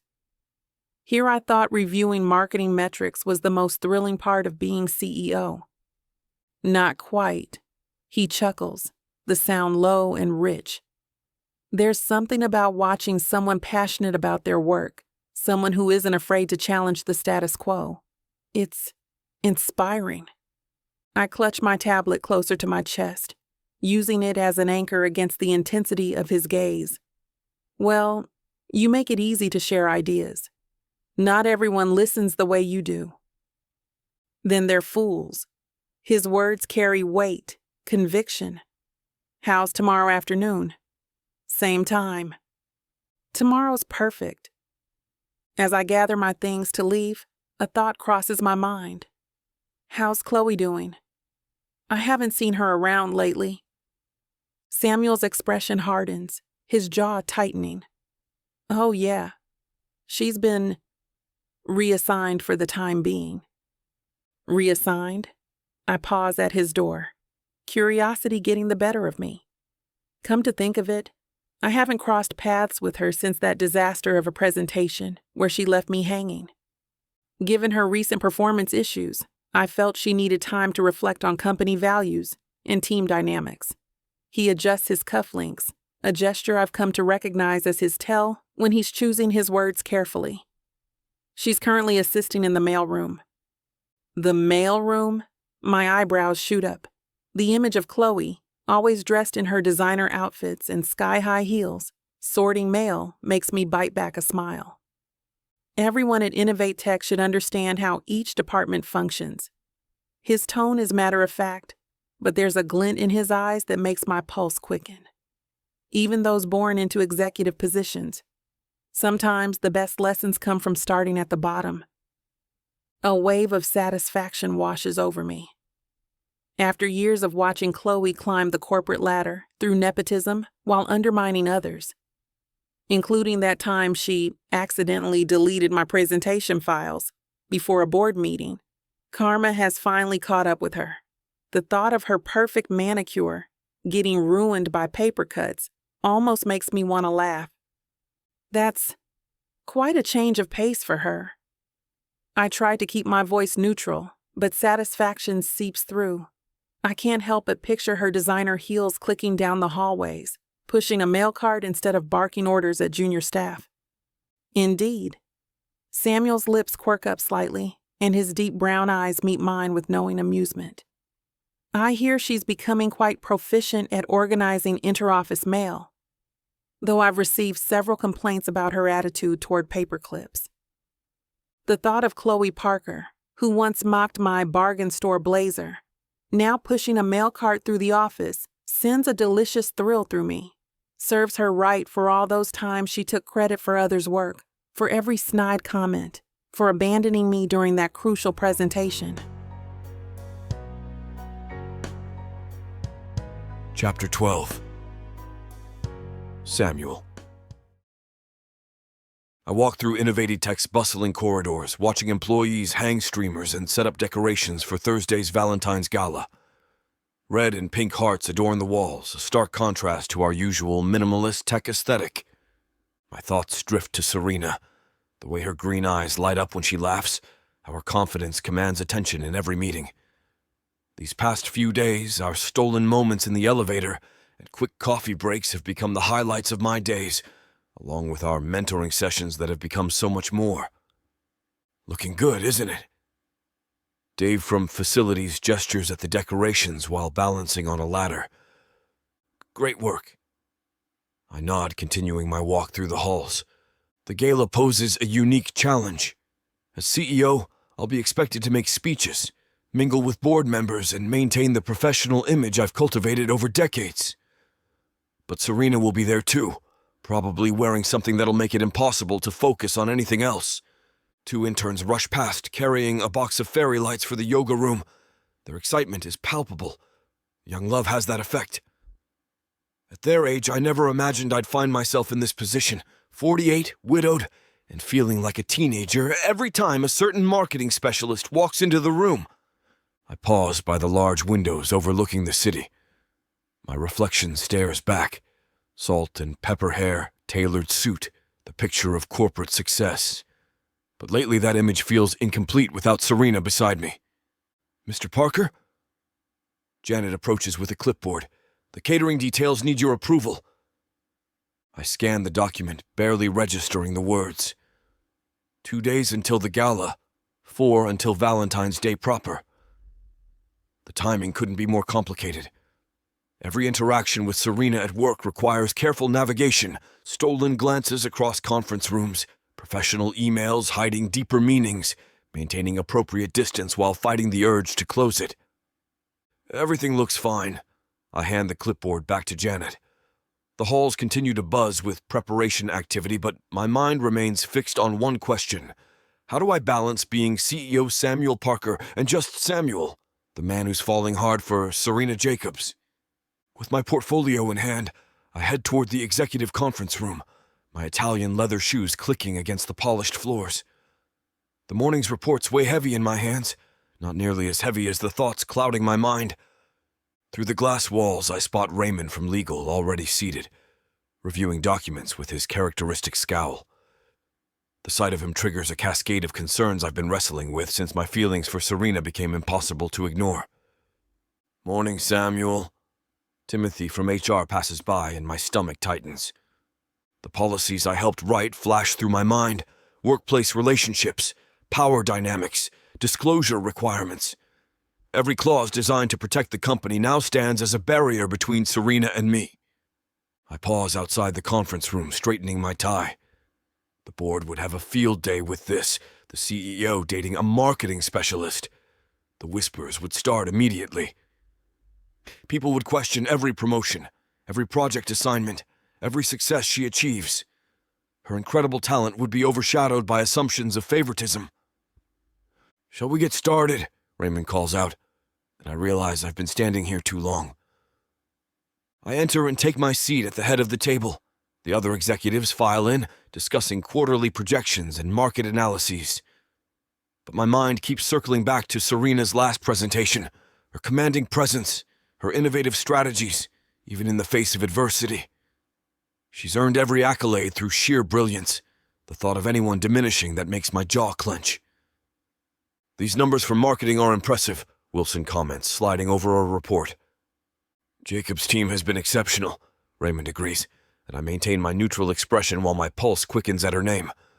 The meeting begins, but beneath my professional responses about profit margins and expansion plans, I'm calculating risks, not financial ones, personal ones. The risk of compromising everything we've both worked for. The risk of losing her respect if keeping things quiet starts feeling like shame rather than discretion. The risk of damaging the reputation she's fought so hard to build. Yet despite all these rational arguments, I can't ignore how right it feels when we're together, how naturally our minds align, how much brighter my world has become since she entered it. The quarterly reports blur before my eyes as Wilson drones on about market penetration. My mind wanders to yesterday's afternoon mentoring session with Serena, how her fingertips brushed mine when she handed over her project proposal. Your thoughts on this, Samuel? I blink, focusing on Raymond's expectant face. Could you repeat the question? The new marketing initiative. The one Miss Jacobs presented early last week. Her name jolts through me. The memory surfaces. Serena commanding the room in that navy blazer, her voice steady and assured as she outlined her vision. The way she'd caught my eye across the conference table, a hint of a smile playing at her lips. The numbers support moving forward, I manage, shuffling papers I haven't actually read. Her strategy is solid. Wilson launches into a detailed analysis, but I'm back in the elevator 2 days ago. Serena and I alone, the air electric between us. Her perfume lingering after she stepped out, leaving me fighting the urge to follow. Samuel? Janet's voice cuts through the fog. The Q1 projections? Damn. I clear my throat, adjusting my tie. Right. The projections show. My phone buzzes. A message from Serena about our afternoon meeting. Professional words masking the undercurrent that's been building between us. My finger hovers over the screen, mind spinning with all the things I want to say but shouldn't. These liability concerns. Raymond's voice fades into background noise. I should be focusing on stockholder interests and quarterly earnings. Instead, I'm remembering how Serena's laugh echoed through the break room this morning, how her eyes met mine over her coffee cup. The way my chest tightened when she said my name. Not Mr. Parker, but Samuel. How I've been wanting her to call me. Wouldn't you agree? Wilson's question hangs in the air. I need to review the data more thoroughly. I deflect, knowing I've missed crucial details. The other executives exchange glances. I've never been this distracted during meetings, never let personal matters interfere with business. But Serena isn't just a personal matter. She's become essential, like oxygen, making it impossible to maintain the strict compartmentalization that's defined my career. The executives file out, leaving me alone in the conference room. My distraction during the meeting was unprofessional. I need to get my head straight. Damn it, I've built this company from the ground up. I can't let myself slip now, no matter how captivating she is. Linda. I stop by her desk on my way to my office. Clear my schedule for the next hour. Reschedule any meetings. My voice comes out rougher than intended, betraying my inner turmoil. Of course, Mr. Parker. She types into her computer, efficient as always. Should I hold your calls as well? Yes, unless it's an emergency. And by emergency, I mean the building better be on fire. Inside my office, I close the door and loosen my tie. The city sprawls below my window, but I barely notice the view anymore. 20 years of the same skyline will do that to you. I pull out a leather-bound notebook, the kind I use for my most private thoughts. The kind where I can be honest with myself about what's really going on in my head. And lately, it's been filled with thoughts of her. At the top of a fresh page, I write, Serena. Just seeing her name on paper makes my chest tight. I draw a line down the middle, labeling one side pros and the other cons. Under pros, brilliant, driven, makes me feel alive again. Under cons, age difference, company policies, board reactions. My pen hovers over the paper. More prose flow. Understanding. Challenges me. Natural connection. That smile that lights up a room. Cons. Could damage her career. Office gossip. Chloe's reaction. Potential PR nightmare. I rub my temples, remembering this morning's glimpse of Serena in the break room. The way she commanded attention without trying. How she makes me question everything I thought I knew about myself. 20 years of running this company, and I've never once considered crossing this line. But there's something about her that makes me want to throw the rulebook out the damn window. Christ, I haven't felt this way since Maggie. The thought hits me like a punch to the gut. I lean back in my chair, staring at her name until the letters blur together. Being CEO means always maintaining control, but Serena, she makes me want to lose it completely. Professional complications goes under cons, but then makes me want to be better under pros, damn it. The list grows longer with each passing minute. Every rational argument against this thing between us appears in the cons column, written in my precise handwriting. Career risks, shareholder concerns, the complications of being her boss, the fact that she's only a few years younger than my own daughter, for Christ's sake. But the pros, they're not logical bullet points. They're feelings I can barely put into words. How time stops when she's near, the way her mind works, brilliant and quick, challenging me at every turn. How she sees past the CEO title to the man underneath. The way she makes every mundane meeting feel electric just by being there. I close the notebook with more force than necessary, frustrated. Some things can't be rationalized in columns, no matter how hard I try to compartmentalize them. The warmth in her eyes when she looks at me. The electricity when our hands brush during our meetings. The way my heart races at the mere thought of her. I'm in deeper than I thought. 20 years of carefully constructed control, and she's demolished it all in a matter of months. The notebook stares back at me, my attempt at logic mocking my feelings. I've built my career on calculated decisions, but this defies calculation. Chapter 13. Serena. The grand ballroom of the hotel sparkles with romance tonight. Crystal chandeliers cast a warm glow across the polished marble floors, and red roses adorn every table. Couples sway to the soft jazz, playing from the live band, lost in their own worlds. I smooth down my emerald silk dress, its fabric cool against my skin. The sweetheart neckline and fitted bodice make me feel powerful, confident. My fingers brush against the delicate silver necklace at my throat. Great turnout this year. Janet raises her champagne glass as she passes by with her husband. And it's always great to see you, Serena. I nod, scanning the crowd, not looking for anyone in particular. At least that's what I tell myself. But my gaze keeps drifting, searching for that tall frame, that salt and pepper hair. The marketing team clusters near the bar, their laughter carrying across the room. I should join them, network, play the good employee. Instead, I find myself drifting along the edges of the dance floor, hyper-aware of every male figure in a dark suit. My wavy hair falls perfectly tonight, thanks to 3 hours at the salon. The emerald dress matches my eyes, a splurge that had my credit card wincing long ago, but worth every penny for how it makes me feel. The band transitions to a slower song. More couples fill the dance floor, their bodies close, swaying to the melody. A waiter offers me champagne. I accept, if only to have something to do with my hands. Ms. Jacobs, you look lovely tonight. Our CFO stops to chat, but my attention splits, still searching the room. Has Samuel arrived yet? What will he think of this dress?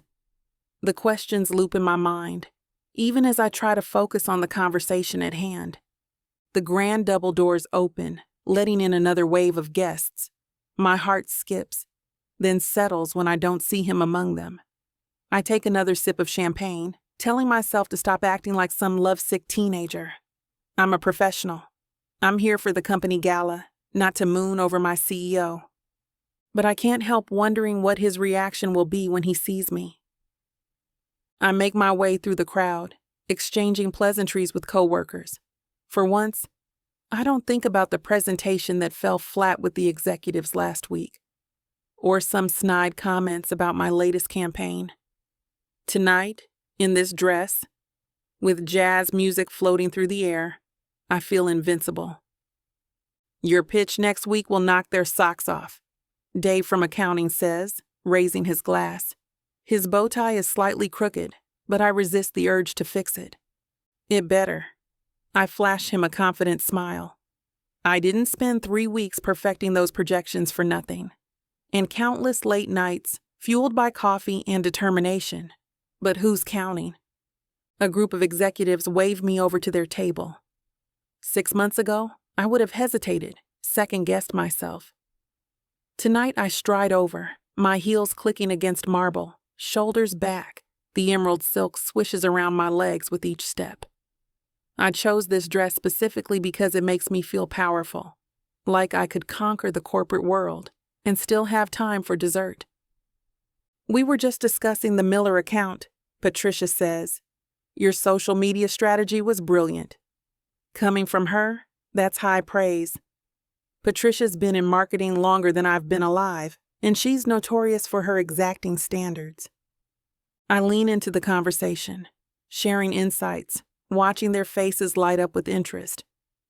The champagne buzzes pleasantly in my system as I gesture, explaining my vision for our next quarter.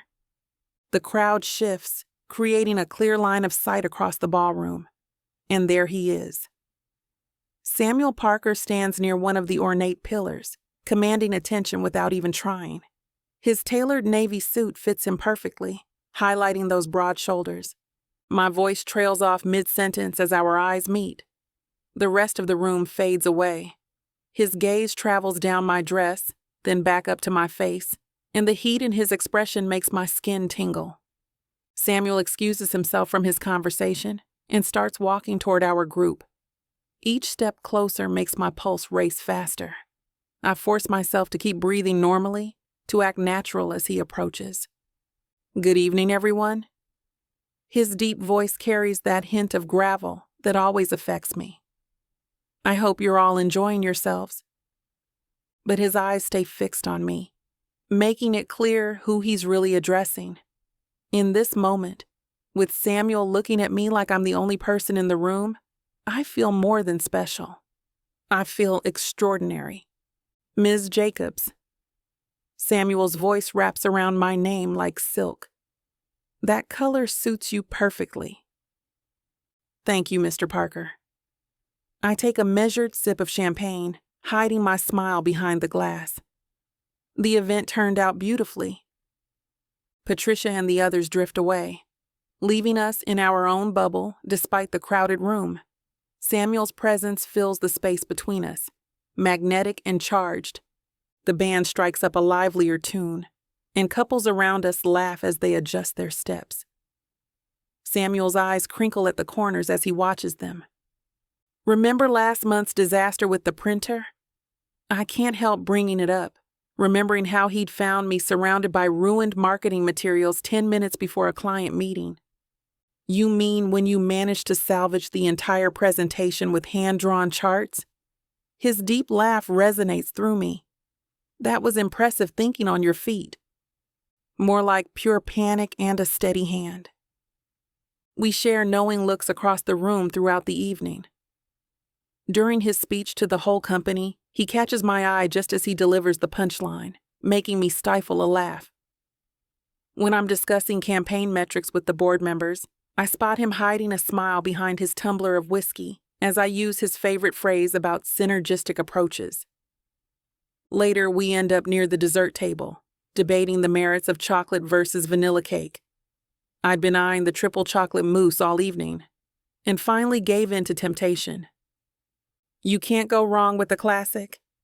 He gestures with his fork toward my chocolate selection, his eyes dancing with amusement at my indulgent choice. Says the man eating plain vanilla. I arch an eyebrow at his plate, noting how even in this, he maintains his measured control. Live a little, Mr. Parker? Samuel, he corrects, voice dropping lower, sending an unexpected shiver down my spine. At least for tonight. The way he says it, like a secret between us, makes my heart skip. Our eyes lock, and for a moment, the rest of the gala fades away. The air feels charged, heavy with possibilities we both refuse to acknowledge out loud. I grip my dessert fork tighter, trying to ground myself against the magnetic pull between us. The clink of glasses and murmur of conversations around us seem distant, muted by the intensity of his gaze. A commotion near the entrance breaks our moment. Chloe stumbles in, gripping the arm of a man I don't recognize. Her designer dress is slightly askew, and her lipstick has smeared at one corner. And then I said, Chloe's voice carries across the ballroom, too loud for the elegant setting. She throws her head back laughing, nearly losing her balance. Samuel sets his plate down with controlled precision. Not again. Friend of hers? I keep my tone neutral, though I've heard enough office gossip about Chloe's escapades. Flavor of the week, I imagine? Samuel's jaw tightens as Chloe drags her companion toward the bar. She's been acting out more since what happened with the presentation. Chloe spots us, her eyes narrowing. She whispers something to her date, who laughs too loudly. Just ignore her. Samuel touches my elbow lightly, steering us toward a quieter corner. She's trying to create a scene. Daddy? Chloe's voice rings out. Don't you want to meet my new boyfriend? Samuel doesn't turn around. Instead, he guides me to a fresh display of desserts. The tiramisu here is exceptional. Have you tried it? Not yet. I welcome the distraction, especially as I hear Chloe's distinctive laugh getting closer. Here. He places a slice on a clean plate. Trust me on this one. Behind us, glass shatters followed by scattered gasps. Samuel doesn't even flinch. She'll tire herself out eventually, he says quietly, watching me taste the tiramisu. How's the dessert? Divine? I close my eyes, savoring the rich coffee flavor. You have excellent taste. We spend the next hour sampling different desserts, pointedly ignoring the occasional burst of inappropriate laughter or loud commentary from Chloe's direction. Samuel tells me about his favorite bakery in Paris, and I share stories about my disastrous attempts at making macarons. The band transitions to At Last by Etta James, its soulful melody filling the ballroom. Samuel sets down his empty dessert plate and extends his hand. Dance with me? My heart stutters. Are you sure? Absolutely. I place my hand in his, warmth spreading from where our skin meets. He leads me onto the dance floor with quiet confidence. His hand settles at my waist, respectful yet intimate. I rest my palm against his shoulder, feeling the solid strength beneath his jacket. We move together as if we've danced 1,000 times before. You're full of surprises, Mr. Parker. I tilt my head back to meet his gaze. I wouldn't have pegged you for a dancer. There's a lot you don't know about me. His thumb traces small circles on my lower back. And it's still Samuel, remember? The space between us shrinks with each step. His cologne, subtle notes of cedar and bergamot, mingles with the scent of roses decorating the room.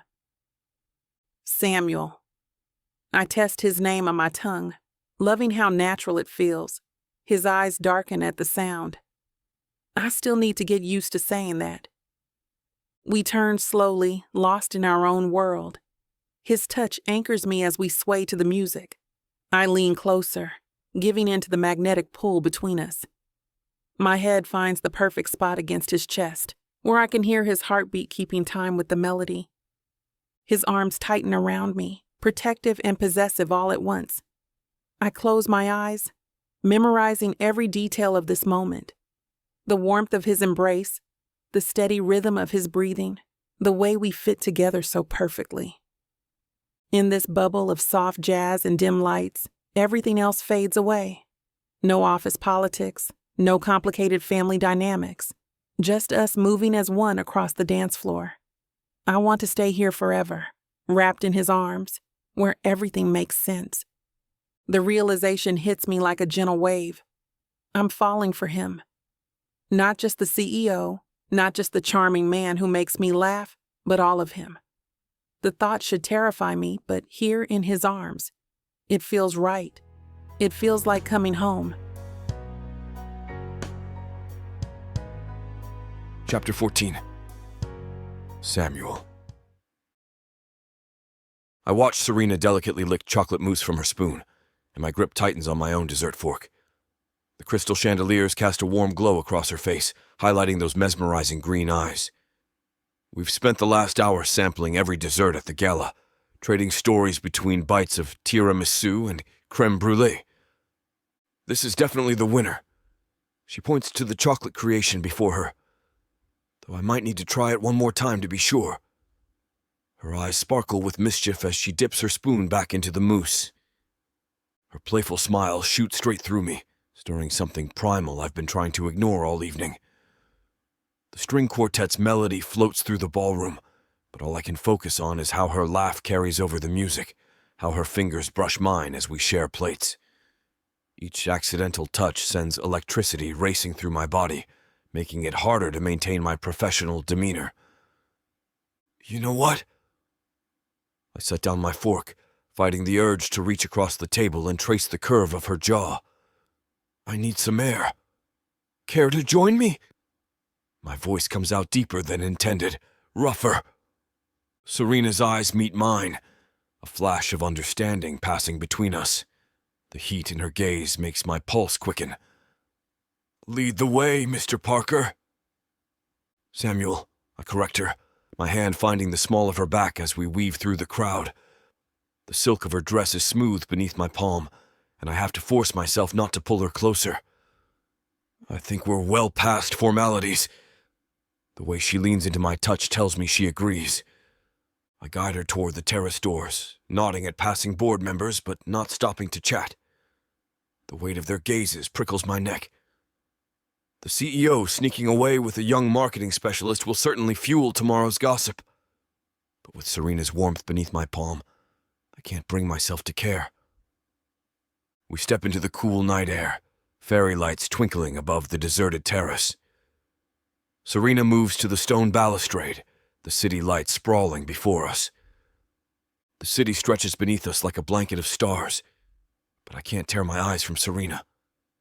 She leans against the balustrade, the breeze lifting strands of her hair, and my fingers itch to brush them back. You've transformed the marketing department. The words tumble out before I can stop them. I've watched you take every challenge head on, turn every setback into an opportunity. She turns to face me, moonlight casting shadows across her features. Just doing my job. No. I step closer, close enough to catch the subtle scent of her perfume. You're extraordinary, and I've started to notice everything about you, Serena. My hand finds hers on the stone railing, our fingers intertwining. Your determination, your brilliance, the way you light up a room just by walking into it. She draws in a sharp breath. Samuel, I've tried to keep my distance. God knows I've tried. But watching you thrive these past months, and our growing closeness in these past few days, I lift my free hand to her cheek, giving her every chance to pull away. She doesn't. You're the most captivating woman I've ever met. Her eyes search mine, and I see the same hunger there that's been burning in my chest. I thought I was imagining it all this time. The way you look at me during meetings, how your hand lingers when you pass me documents. You weren't imagining anything. My thumb traces her cheekbone.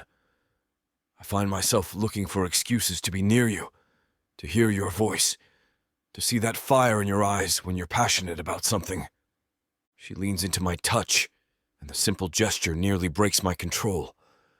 We shouldn't be doing this. I know. But I don't move away. Can't move away. Tell me to stop. Her fingers tighten around mine. I don't want you to stop. The tension between us snaps. I close the final distance, capturing her lips with mine. Her mouth is soft, sweet from the desserts we shared, and she melts against me with a small gasp that sets my blood on fire. My fingers thread through her hair, cradling the back of her head as I deepen the kiss. The string quartet's melody drifts through the terrace doors, but it fades to background noise compared to the thundering of my heart. Serena's hands slide up my chest, gripping my lapels to pull me closer. I back her against the stone balustrade, pressing my body to hers, wanting, needing, to feel every inch of her. She tastes like possibility and danger wrapped into one intoxicating package. Her tongue meets mine, and I growl low in my throat, my free hand gripping her hip. The silk of her dress bunches beneath my fingers as she arches into me. The fairy lights above blur into a soft glow that bathes us in gentle radiance. Everything beyond this moment. The gala, the company, our positions, dissolves into nothing. There's only Serena's warmth against my chest, her racing pulse beneath my palm as I cup her neck, the way she sighs my name between kisses. The music shifts to something slower, more intimate, matching the rhythm of our hearts beating in tandem. I break the kiss only to trail my lips along her jaw, drinking in the way she shivers against me. Her fingers find their way into my hair, nails scraping lightly against my scalp in a way that makes me groan against her skin. Samuel, she breathes, and my name has never sounded better than it does falling from her lips in that moment. I capture her mouth again, pouring all of my longing and desire into the kiss. The world continues to spin somewhere beyond us, but right here, right now, nothing exists except the woman in my arms and the electricity crackling between us. Breaking the kiss, I rest my forehead against hers, our breaths mingling in the cool night air. Her fingers remain tangled in my hair, and I can't resist stealing one more quick taste of her lips. Everything changes after tonight, I murmur, tracing the curve of her spine through her silk dress. It already has. Serena's eyes meet mine, dark with desire and something deeper. I've never felt this. Connected to someone before. My hand cups her face, thumb brushing across her lower lip. Come home with me. My penthouse is 15 minutes from here. The words come out rough, urgent. Let's leave this gala, these pretenses behind. She presses closer, her body molding perfectly against mine. The board members will notice if we both disappear. Let them notice. I capture her lips in another searing kiss. I want you more than I care about their gossip. Your place in the Upper East Side? Her fingers trail down my chest, leaving fire in their wake. Yes. I take her hand, bringing it to my lips. What do you say? A smile curves her mouth, the kind that makes my heart stutter. Yes. I lace our fingers together, already leading her toward the terrace doors. I'll have the valet bring my car around. Wait. She tugs me back, pressing one more lingering kiss to my lips. Okay. Now I'm ready. I guide Serena through the marble-lined hallway, away from the main elevators where other gala attendees cluster. My keycard slides into a hidden panel, revealing the private elevator reserved for VIP guests and board members. I didn't even know this existed, Serena whispers as the doors slide open with a soft chime. One of the perks of being CEO. I usher her inside, my hand never leaving the small of her back. The moment the doors close, she turns to me, and I can't resist pressing her against the mirrored wall, stealing another kiss. Her lips part beneath mine, and I swear I could get drunk on the taste of her. The elevator descends smoothly to the private parking level, though I barely notice the movement, too caught up in the way she feels against me. When the doors open, my Aston Martin DB11 sits in its reserved spot, gleaming under the garage lights like liquid silver. "Of course this is your car." Serena runs her fingers along the sleek hood as we approach, a knowing smirk playing at her lips. "Let me guess, you picked the color to match your suits?" I unlock the door, opening the passenger side for her. "Only the best for tonight." My hand grazes her hip as she slides into the leather seat, and if the sight of her in my car doesn't do things to me. Though I have to say, you're making the view a hell of a lot better than usual. She slides into the leather seat with grace, the slit in her dress riding up her thigh. Before I close her door, I lean in, capturing her lips once more. She tastes even sweeter in the privacy of the garage, her fingers gripping my tie to pull me closer. I break away reluctantly, closing her door and making my way to the driver's side. The moment I'm inside, Serena's hand finds mine over the center console. The city lights paint patterns across her face through the windshield, and despite the late hour, energy crackles between us like the night's just beginning. "Your car suits you," she murmurs, her thumb tracing circles on my palm. "Powerful, elegant." I lift her hand to my lips, pressing a kiss to her knuckles. The night's still young. My voice comes out rough with promise. And I plan to make the most of every minute with you. Chapter 15. Serena. I step into Samuel's penthouse, my heels sinking into the plush carpet. The city sprawls beneath us, a glittering panorama framed by floor-to-ceiling windows. I can't help but gape at the opulence, the modern art on the walls, the sleek furnishings, the sheer extravagance of it all. It's like stepping into a different world, one where money is no object and luxury is the norm. Samuel's hand rests on the small of my back, guiding me through the expansive space. His touch is firm, possessive, sending a shiver down my spine. He leans in, his breath warm on my neck as he murmurs, "Welcome to my sanctuary." His lips brush against my skin, a soft, sensual tease that sends my heart racing. I close my eyes, allowing the sensation to wash over me. His hands move to my shoulders, sliding the straps of my dress down my arms. I let it fall to the floor, a puddle of fabric at our feet. He takes my hand, leading me down a hallway lined with more art. We enter his bedroom, a vast space dominated by a king-sized bed. The room is all dark woods and muted tones, a masculine retreat that screams power and wealth. Samuel stands behind me, his fingers tracing the line of my jaw before trailing down my neck. He kisses the sensitive spot just below my ear, his lips lingering, his tongue tasting. I tilt my head, giving him better access, a soft sigh escaping my lips. His hands move to the clasp of my bra, undoing it easily. I can feel his arousal, hard against my back. He's not rushing, not fumbling. He's in control, and it's intoxicating. I lean into him, my knees already starting to feel weak. My bra drops loudly on the floor, leaving me in my panties. Samuel's hands explore, tracing the curve of my waist, the swell of my hips. His touch is electric, igniting a fire within me. I can feel my resistance crumbling, my body responding to his every touch.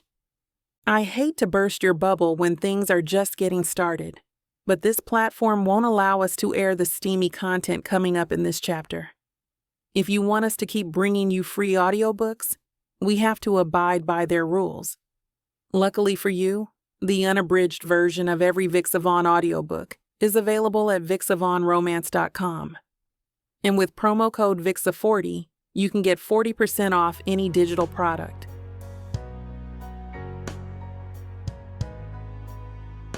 I hope you're enjoying this audiobook by Vixavon. If you want to keep hearing more audiobooks, then please hit that subscribe button and like the video. It may seem insignificant, but the more people that subscribe, the easier it is to produce more audiobooks in the future. So please help us out and subscribe to our channel. Thank you for listening, and now back to your book.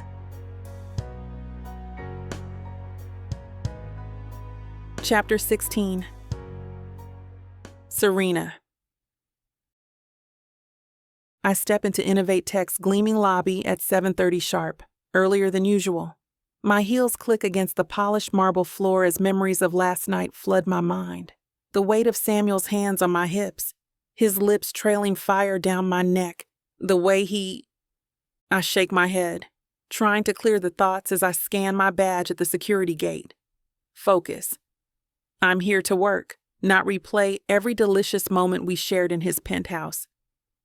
The elevator carries me to the marketing department on the 15th floor.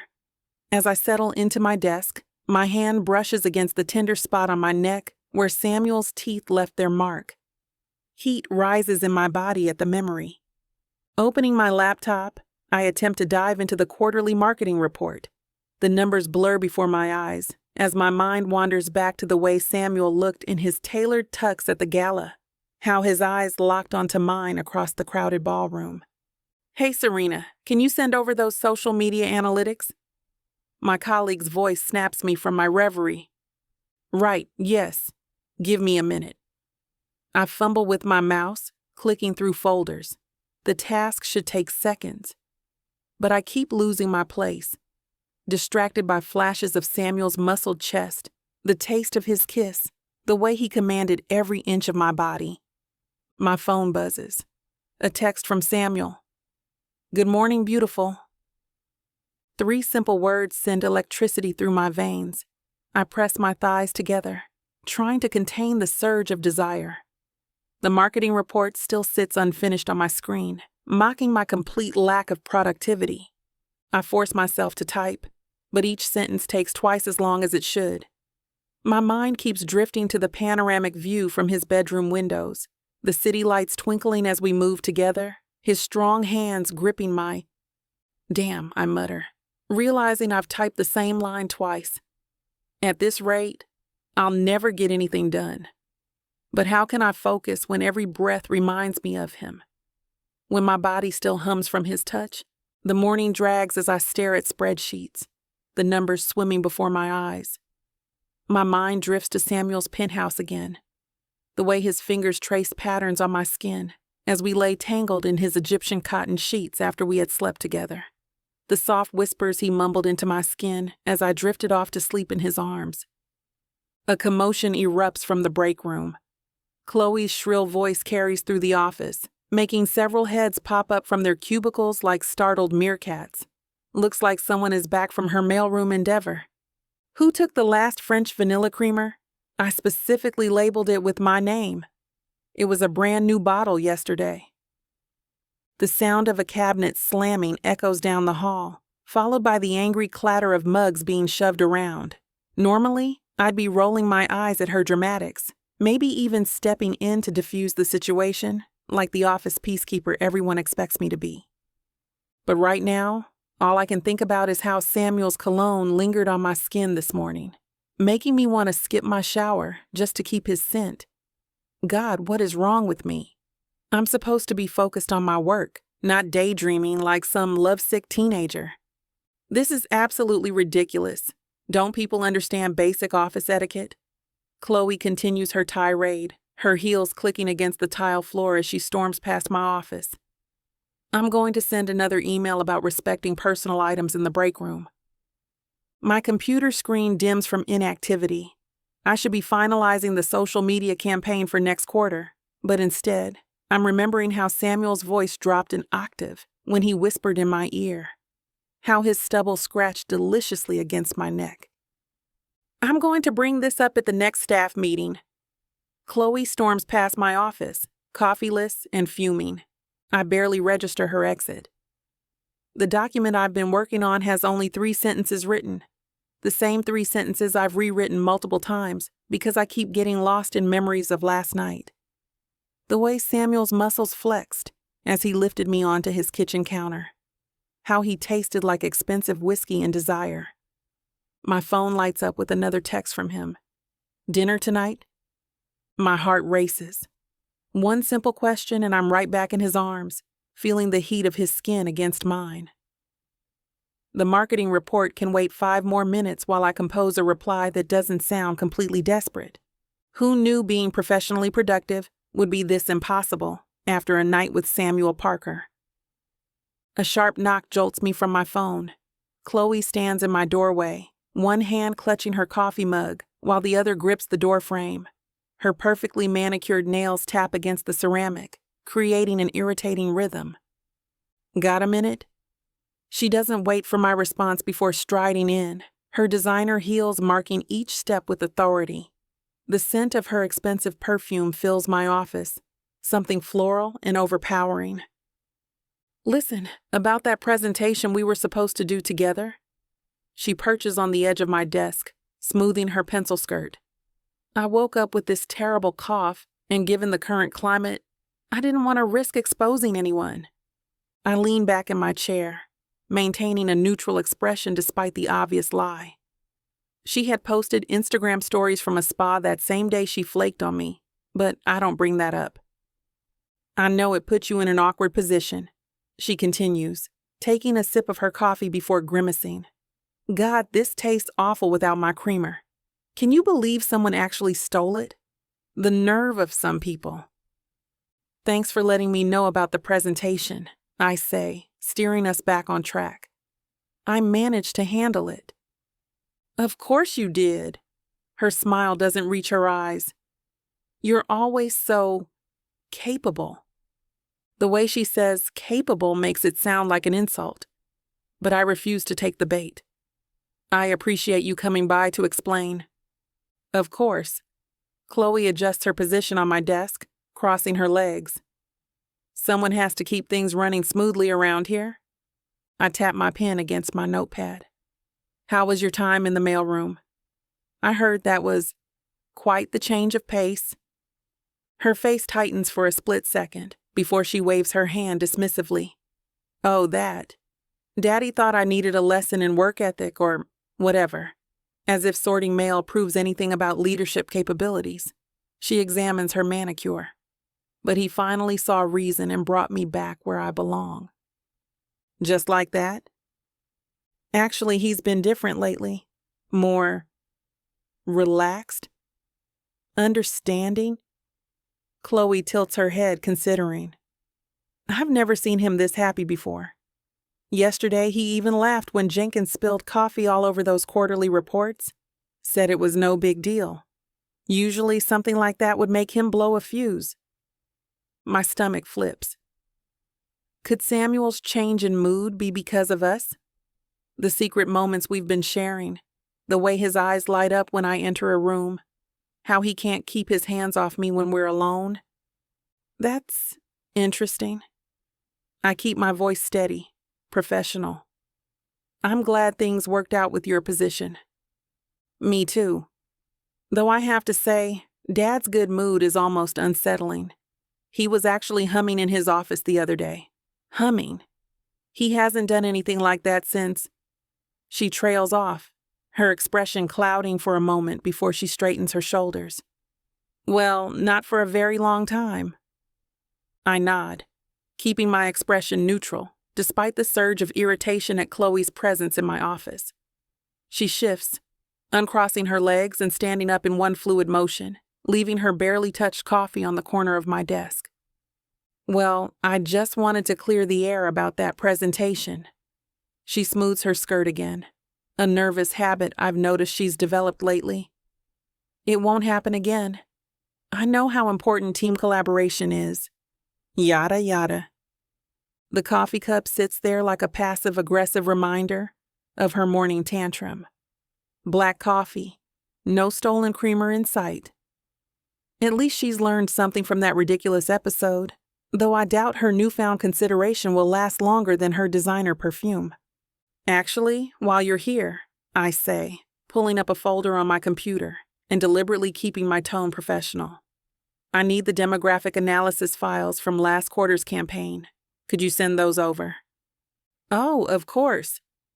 Chloe's perfectly lined lips curve into what I assume is meant to be a reassuring smile, though there's a slight twitch at the corner that betrays her.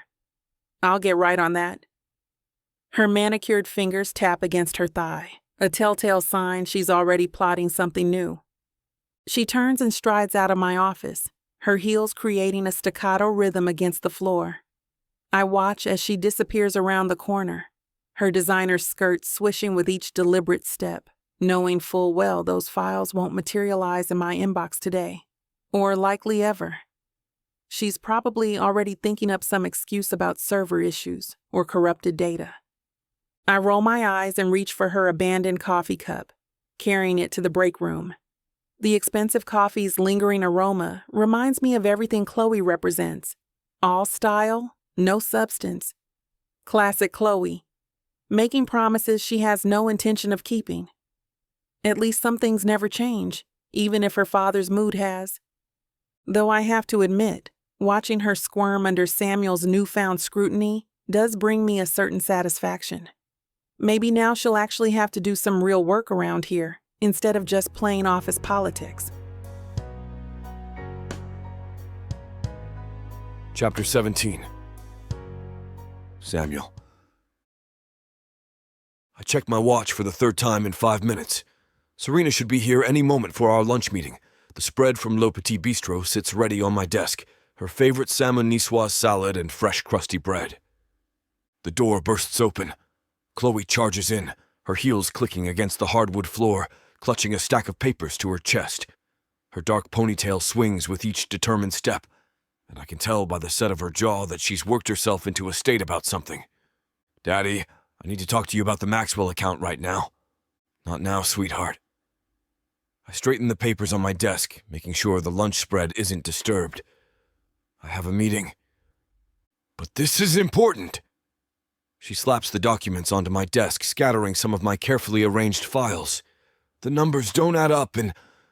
No. I push the papers back toward her, my voice firm. Chloe's always been headstrong, but lately these interruptions have become more frequent. Whatever it is can wait. Her blue eyes narrow, and I see that familiar flash of hurt that reminds me so much of her mother. Since when do you not have time for me? Chloe. I let out a weary sigh, already anticipating the storm brewing behind those eyes. You've been different lately. Distant. She crosses her arms, her manicured nails digging into the sleeve of her designer blazer. What's going on? Nothing's going on. I stand, buttoning my suit jacket with practiced efficiency. The familiar weight of responsibility settles on my shoulders. I have business to take care of. We can discuss the Maxwell account later. Business! Her voice rises, hitting that pitch that reminds me so much of her teenage years. What kind of business is more important than your own daughter? I run a company, Chloe. There are other priorities that require my attention. Christ, I hate having to say these words to her, but she needs to understand boundaries. Other priorities? She lets out a sharp laugh that cuts through the air like a knife. Her eyes, so like her mother's, flash with a mix of anger and something deeper. That's rich. You never treated me this way before. What changed? I have a private lunch meeting scheduled. We'll talk after. With who? Who's so important that you're pushing me aside? That's enough. My tone hardens. I said we'll discuss this later. Now please, I have business to attend to. This is about that stupid presentation, isn't it? Chloe's voice cracks as her bottom lip begins to quiver. She paces in front of my desk, her heels marking an angry rhythm. I know I messed up, okay? I had a migraine. What was I supposed to do? This isn't about the presentation? I check my watch again, irritation building as the seconds tick by. Serena will be here any minute, and this confrontation needs to end. And you know damn well you didn't have a migraine. We both know exactly what happened that day. Fine.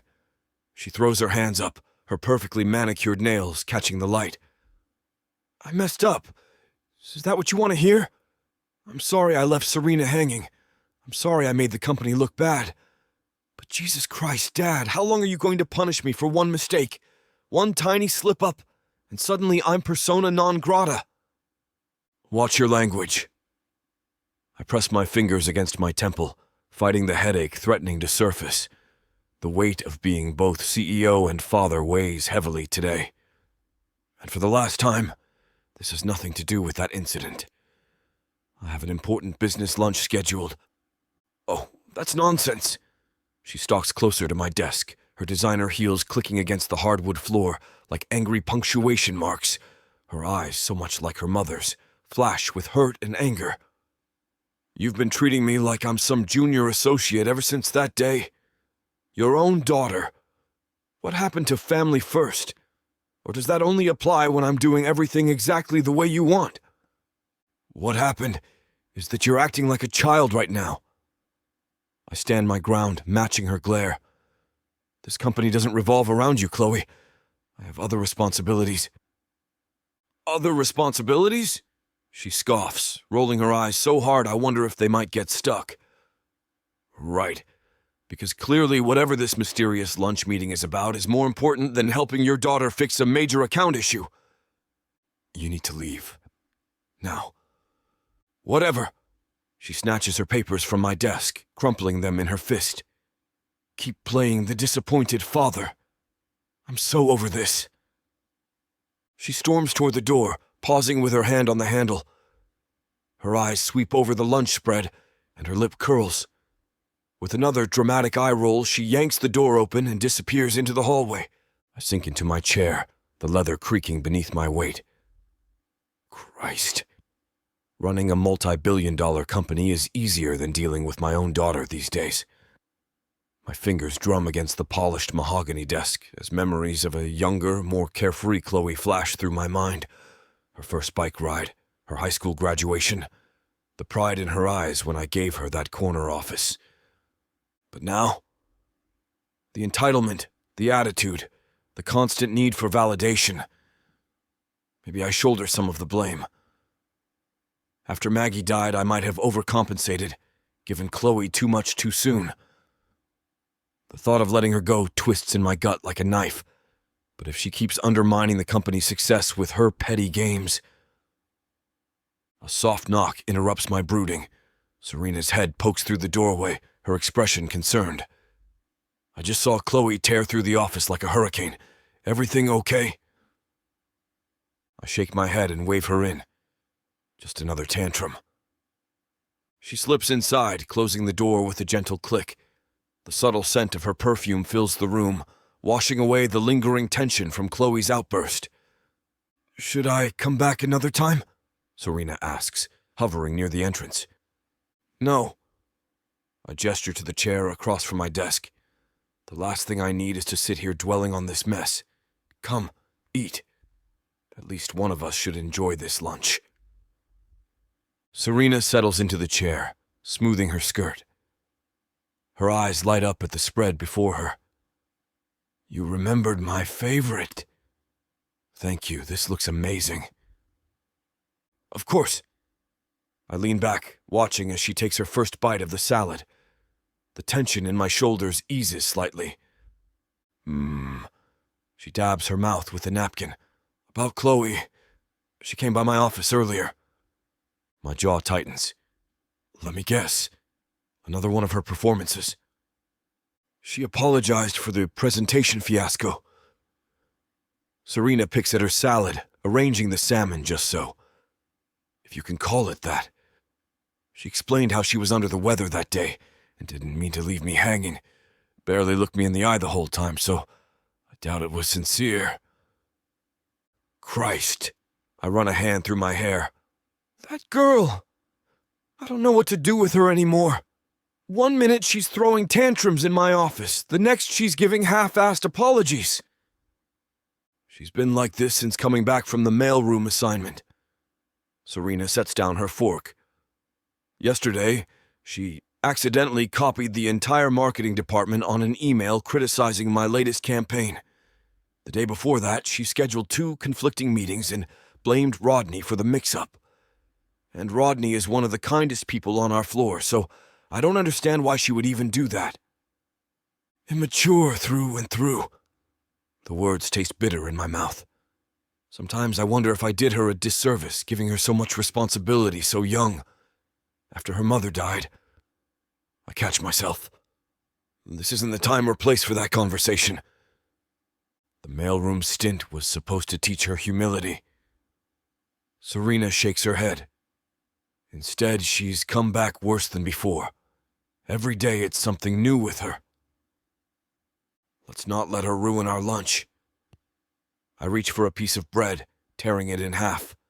The crusty exterior crackles beneath my fingers, reminding me of simpler times when sharing a meal didn't come with so much baggage. Tell me about that new campaign you're working on. The one for the tech summit? I heard the preliminary numbers were impressive. Are you sure?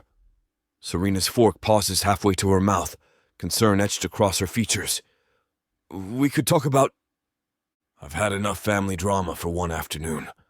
The bread provides a welcome distraction as I spread butter across its surface, watching it melt into the warm, airy center. Besides, I'd rather hear about your ideas. You always bring something fresh to the table. God knows I need fresh right now, something untainted by the weight of family expectations and old wounds that never quite healed. She sets down her fork, and her whole demeanor shifts. Her eyes light up with that spark of passion I've come to admire. Well, I've been thinking about changing our approach completely. Instead of the usual corporate angle, what if we position InnovateTech as more accessible? Show the human side of technology? Go on. I lean forward, grateful for the change in topic. Picture this. Real stories from real people whose lives we've transformed. No stuffy executives in suits. Sorry. She grins, gesturing at my attire. Just authentic experiences that resonate with our audience. I like where this is heading. The tension from earlier melts away as we fall into our familiar rhythm of ideas and possibilities. I'd love to talk about this with you, though... Serena's smile falters. I can't help wondering how Chloe will react when she finds out about... She gestures between us. That's a bridge we'll cross another day. I shake my head, not ready to venture down that path. Right now, let's focus on your campaign. Tell me more about these real stories you want to feature. Chapter 18. Serena. The office is silent, save for the distant hum of the city outside. Samuel's hands are firm, gripping my waist as he presses me against his desk. His kiss is hungry, demanding, and I match his fervor, my fingers tangled in his salt and pepper hair. My dress is hiked up, a crumpled mess around my hips, and my panties lie discarded on the floor. His belt clinks as he unbuckles it, the sound echoing in the empty room. Our breaths mingle, ragged and desperate. I can feel his heart pounding against my chest. Or maybe it's mine, I can't tell. His lips move from my mouth to my neck, trailing hot open-mouth kisses that make my toes curl. You drive me crazy, Serena. He growls against my skin, his voice a low rumble that vibrates through me. I can feel his hardness against my stomach, and a shiver of anticipation runs down my spine.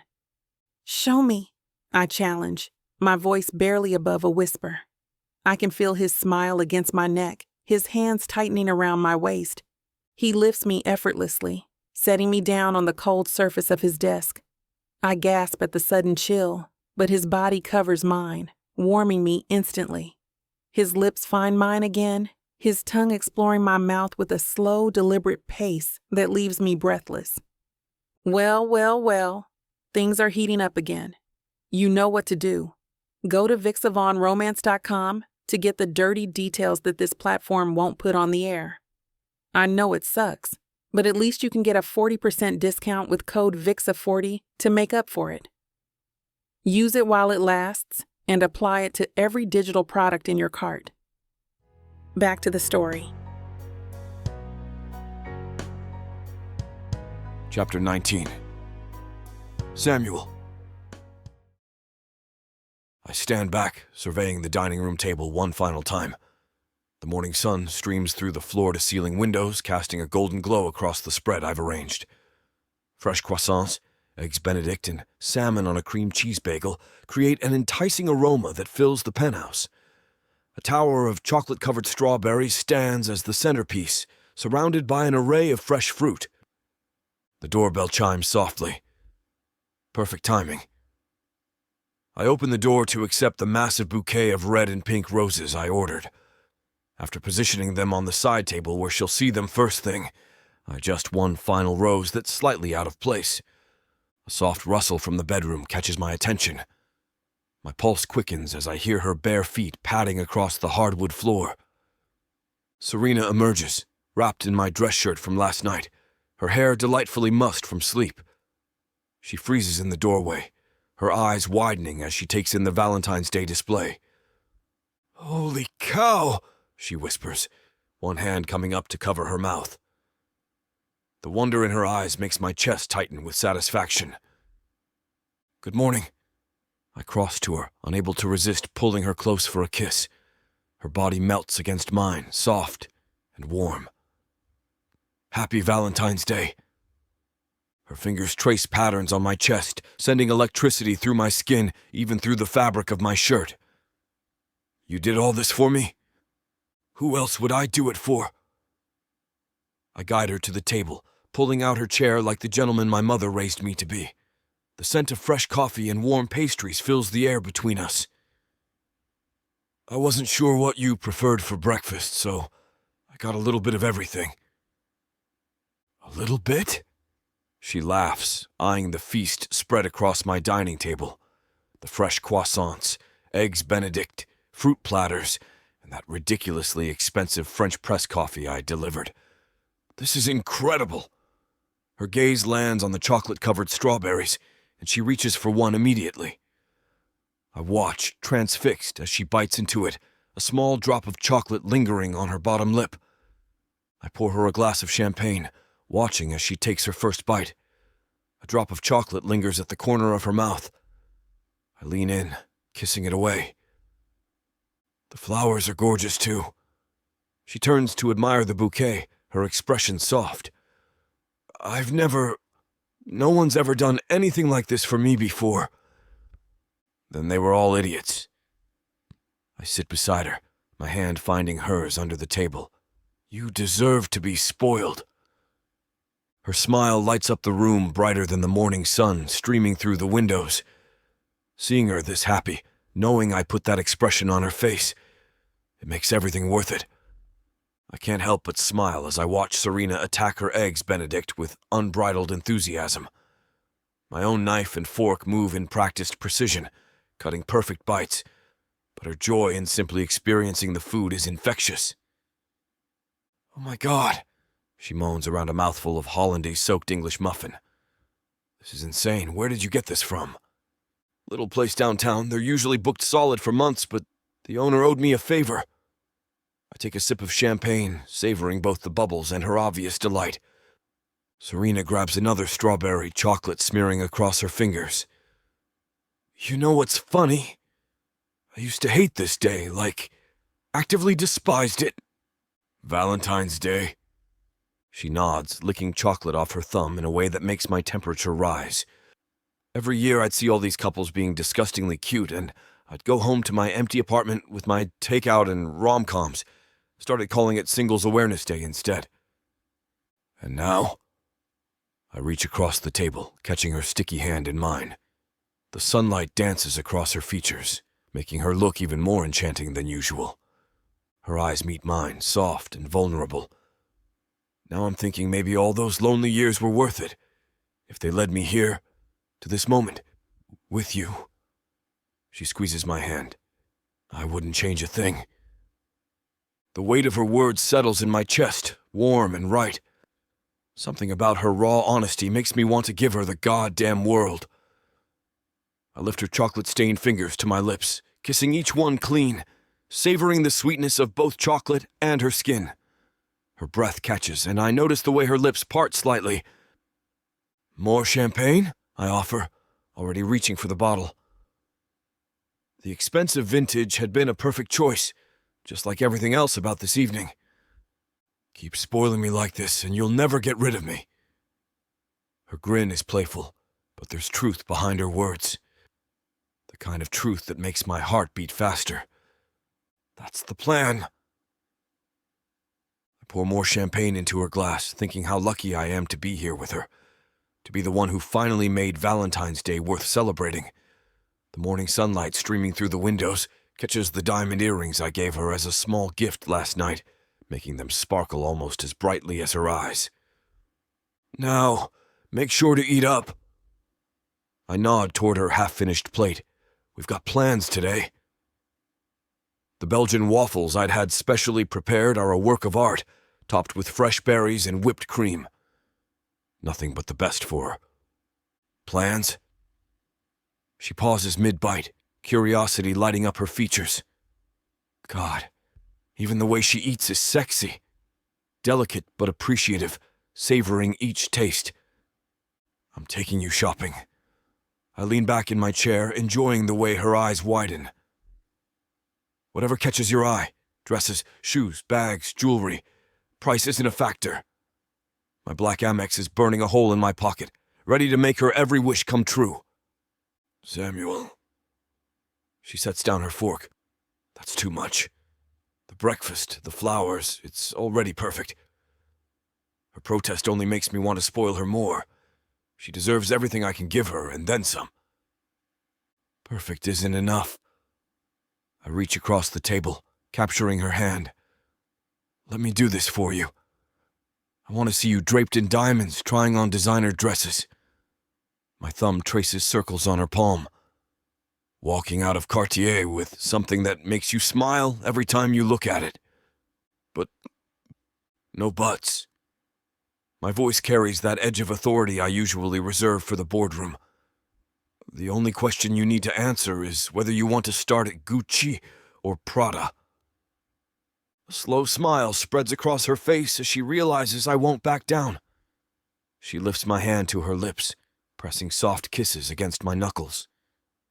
The gentle gesture sends electricity through my veins. You're impossible, she murmurs against my skin. That's not an answer.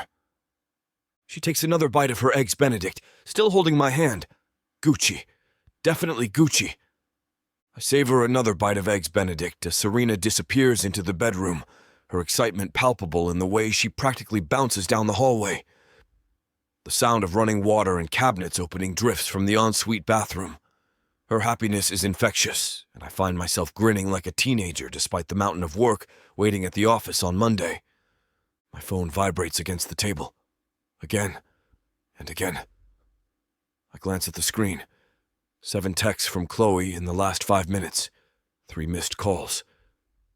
My daughter's never been one for subtlety, but this is excessive even for her. Dad, we need to talk. This is important. Why aren't you answering? I know you're not in meetings today. Dad, please. I'm coming over if you don't respond. Please talk to me. The messages keep coming, each one more desperate than the last. I drum my fingers against the table, torn between responding and letting myself enjoy this rare morning off. But I know my daughter. She'll make good on her threat to show up if I don't acknowledge her soon. Even still, I decide to call her bluff. I don't feel like dealing with another one of her tantrums today. I turn the phone face down, focusing instead on the remains of my breakfast.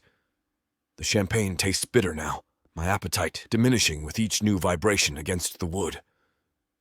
I know I should respond. She's still my daughter. But today isn't about work or family drama or anything except making Serena feel special. The phone starts buzzing again. Another call. I silence it completely and slip it into my pocket. Chloe's attempts to control my personal life need to stop. She's not 12 anymore, needing her father's constant attention. She's a grown woman who needs to accept that I have a life beyond being her dad. From the bedroom, I hear Serena humming something upbeat as drawers open and close. The sound brings a smile back to my face, washing away the tension from Chloe's messages. I finish my coffee, already anticipating Serena's reaction to what I have planned at Gucci. The private shopping suite is reserved, champagne chilling, and a selection of pieces in her size waiting to be tried on. My phone vibrates in my pocket again, but this time I don't even check it. Today belongs to Serena. Chapter 20. Serena. I can't stop smiling as I slide into my desk chair Monday morning, fingering the delicate silver bracelet on my wrist. The tiny heart charms catch the fluorescent office lighting, reminding me of Samuel's thoughtful Valentine's Day surprises. My computer screen flickers to life, but I'm lost in memories of candlelit dinners, walks along the waterfront, and stolen kisses in hidden corners of the city. Samuel went above and beyond. The bracelet was just the beginning. He'd planned an entire weekend of romance that left me feeling cherished and special. Someone's in a good mood. I jump at the voice, quickly minimizing my empty inbox. My coworker Jenny leans against my office wall with a knowing smirk, her bright red manicure tapping against her coffee mug. Just had a nice weekend. I try to sound casual while discreetly tucking the bracelet under my sleeve. Dating the CEO isn't exactly public knowledge, especially when said CEO is Samuel Parker, whose mere presence in the elevator makes interns scatter like startled pigeons. Must have been some weekend. You're practically glowing. Jenny's eyes narrow playfully. Spill the details. Who's the lucky guy? No one special. The lie tastes bitter, and I hate how easily it rolls off my tongue. Samuel is the most special person I've met, but our relationship has to stay under wraps. Office romance drama is the last thing either of us needs, especially with quarterly reviews coming up. The last thing I want is whispers about sleeping my way to the top when I've worked so hard to get where I am. I fidget with my pen, avoiding Jenny's inquisitive stare. If she knew the truth, that I'd spent the weekend being wined and dined by the most powerful man in the building, she'd lose her mind. My phone buzzes with a text. Speaking of Samuel. Good morning, beautiful. Missing you already? Heat floods my entire body as I quickly lock my screen. Just seeing his name makes my heart race. After spending practically every moment together this weekend, being apart feels strange, but we both agreed. At work, we need to maintain professional distance, at least for right now. I force myself to focus on my marketing reports, but my mind keeps drifting to Samuel's soft kisses and strong arms, the way he surprised me with breakfast in bed, how he slow danced with me under the stars. Earth to Serena. Jenny waves her hand in front of my face. The team meeting starts in 5 minutes. Want to walk over together? Right. Work. I need to get it together. But as I gather my laptop, I can't help touching the bracelet one more time, smiling at our secret. Jenny and I make our way to Conference Room B, joining the steady stream of coworkers clutching coffee cups and tablets. The usual Monday morning chatter fills the air as everyone settles into their seats.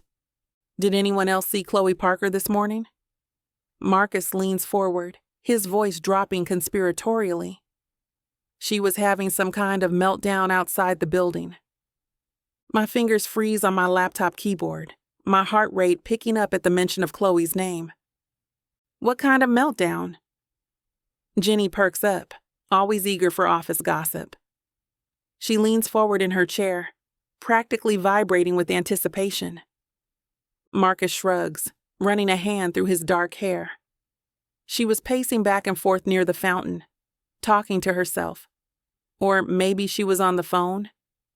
Hard to tell, but she seemed really worked up, like more than her usual intense self. I saw that too, Amy chimes in, her eyes wide behind her thick-rimmed glasses. Freaked me out. I nearly dropped my coffee. She kept saying something about Serena.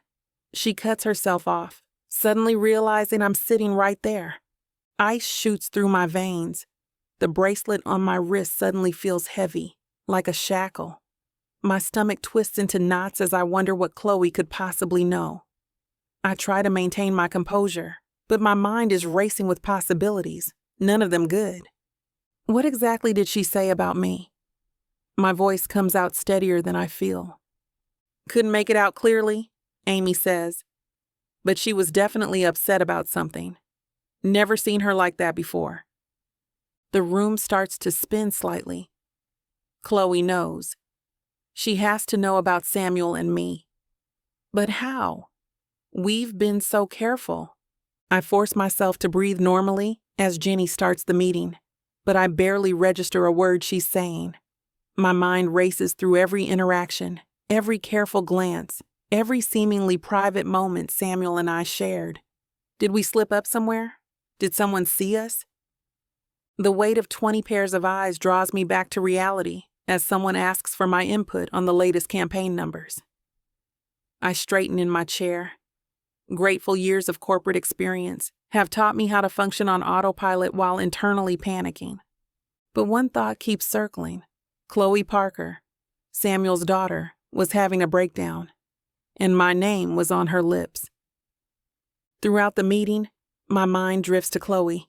Every tap of a keyboard, every shuffle of papers makes me twitch. The marketing stats on the screen blur into meaningless shapes as memories of our past interactions flash through my mind. The tight smile she gave me in the break room last week, the way she stormed past my desk without her usual snide comment on Friday, the calculated looks whenever Samuel and I were in the same room. Had she noticed something? Picked up on subtle clues I thought we'd hidden so well? A sharp elbow to my ribs breaks through my spiral. Amy leans close, her coffee-scented whisper tickling my ear. What did you do to get the Ice Queen's panties in such a twist? Must be good if she's out there having a public meltdown. She stifles a giggle behind her hand, clearly entertained by the thought of InnovateTech's most well-known Nepo baby losing her cool. But my stomach churns. There's nothing funny about this situation. Not when Chloe's father is the man I spent Valentine's weekend with. Seriously, Amy continues, oblivious to my discomfort. I've never seen her like that. You must have really pushed her buttons this time. I keep my eyes fixed on my screen, pretending to take notes while my heart pounds against my ribs. Amy's amusement feels like needles under my skin. If she knew the truth, if anyone knew, this wouldn't be a joke anymore. The meeting drones on, but all I can think about is Chloe pacing by that fountain, my name on her lips, the daughter of the man I'm falling for, possibly unraveling our secret with every angry step. And knowing how vindictive Chloe is, she will stop at nothing to make sure the two of us are burned into charred bits when she's done with us. The meeting finally ends, and I bolt from my chair, ignoring Amy's attempt to corner me for more gossip. My heels click against the tile as I speed walk to my office, shutting the door with trembling hands. I sink into my chair and pull out my phone. 3 messages from Samuel, but nothing about Chloe. Hope your morning's going well. Lunch later? Can't stop thinking about this weekend. My thumb hovers over the screen. Should I tell him about Chloe's apparent meltdown? Ask if he's heard anything? But what if I'm just being paranoid? Maybe Chloe was upset about something completely unrelated. But then why would she be mentioning me by name? The question gnaws at my stomach like acid. I unlock my computer and pull up our company's internal messenger. Chloe's status shows as away. Usually by this time, she's already fired off a dozen passive-aggressive emails about marketing deadlines or budget allocations. Her absence is more unsettling than her typical micromanaging. Get it together, Serena. I massage my temples, trying to think rationally. We were careful. So careful. No PDA at work, besides our after-hours rendezvous. Separate cars, different arrival times. Even our dinner dates were in discreet locations away from prying eyes. Samuel insisted on restaurants where we wouldn't run into anyone from InnovateTech. But Chloe's sharp, she notices everything. The way Samuel's eyes linger on me during meetings, that subtle softening of his expression when our gazes meet. How I can't help but smile when he walks past my office. My heart doing a little flip even when he's just passing by. Those tiny moments we thought no one saw. The brief touch of hands when passing documents. The way we gravitate toward each other in group settings. Damn it. Maybe we weren't as subtle as we thought. My phone buzzes again. Samuel. Meeting ran long. Rain check on lunch. The knot in my stomach tightens. Is he really in a meeting? Or did Chloe confront him? Is he avoiding me? Or am I reading too much into a simple schedule change? God, I hate how insecure this whole situation makes me feel. I stare at his message, analyzing every word for hidden meaning. This is ridiculous. I'm spinning out over office gossip and a canceled lunch date. For all I know, Chloe was arguing with her boyfriend or dealing with a work crisis that had nothing to do with me. My fingers hover over the keyboard, debating between playing it cool with a casual, no problem, or asking for more details. But as I touch the silver bracelet on my wrist, the one Samuel gave me just yesterday, doubt creeps in. If Chloe does know about us, everything could unravel. My career, my relationship with Samuel, the respect I've worked so hard to earn, all of it hanging by a thread. The thought of losing it all makes my stomach churn. Even worse is imagining the look of betrayal on Chloe's face when she realizes her father has been secretly dating one of her colleagues, the colleague she has worked so hard to undermine, by the way. Chapter 21. Samuel. The elevator doors open to the executive floor, and I loosen my tie after a grueling 3-hour meeting with the board. My shoulders ache from tension, muscles knotted tight from defending our latest acquisition strategy. All I want is a scotch and quiet time to review the quarterly projections. Maybe 2 scotches, given how Barnes wouldn't shut up about risk assessment. But as I approach my office, Linda's desk is empty. Strange. My secretary never leaves early, not in the 15 years she's worked for me. Her computer screen is dark, and her usual stack of color-coded folders is missing. I push open my office door and freeze. Chloe stands by the window, arms crossed, her designer heels tapping an angry rhythm against the hardwood floor. The sunset casts harsh shadows across her face, reminding me so much of her mother when Maggie used to get worked up about something. That same stubborn set to her jaw, the same intensity in her eyes. Stifling my sigh, I close the door gently. "Ah, Chloe, what brings you here?" I set my briefcase on the desk, already dreading whatever confrontation is brewing. "I thought you had meetings all afternoon. The last thing I need right now is another argument with my daughter about company politics." She whirls around, her ponytail slicing through the air like a whip. "Cut the nonsense, Dad. I know everything." Her designer heels click against the floor as she shifts her weight, radiating fury. "Everything about what?" I maintain my composure, though my pulse quickens. I've seen that look before. The same one Maggie would get when she knew I was hiding something. "About you and Serena. Your little office romance." Her voice drips with venom, each word sharp as broken glass. "Did you think no one would notice? The lingering looks, the private meetings, how you always take her side in discussions. God, it's so obvious it makes me sick." I keep my face neutral, though my jaw clenches. Years of boardroom negotiations have taught me to mask my emotions, but this hits different. "Watch your tone." "Watch my tone? That's all you have to say." Chloe stalks toward my desk, her manicured fingers trailing along the polished wood. "You're sleeping with an employee half your age. Do you have any idea how this makes me look? What people are saying? The whole company's probably laughing behind my back, while my father acts like some midlife crisis cliché. I don't answer to office gossip, Chloe, or to you. Mom's been gone 18 years, and this is how you choose to move on? With some ambitious social climber who's probably using you to get ahead?" Her eyes flash with hurt beneath the anger. "What would Mom think?" The mention of Maggie hits like a punch to the gut. I grip the edge of my desk. "Don't bring your mother into this." "Why not? Someone needs to remind you of her," since you've clearly forgotten. Enough! My voice booms through the office, echoing off the glass walls. You will show Serena the respect she deserves as a valued member of this company. Chloe's laugh cuts through the air, sharp and cruel. Respect? Is that what we're calling it now? She paces in front of my desk. I should have known.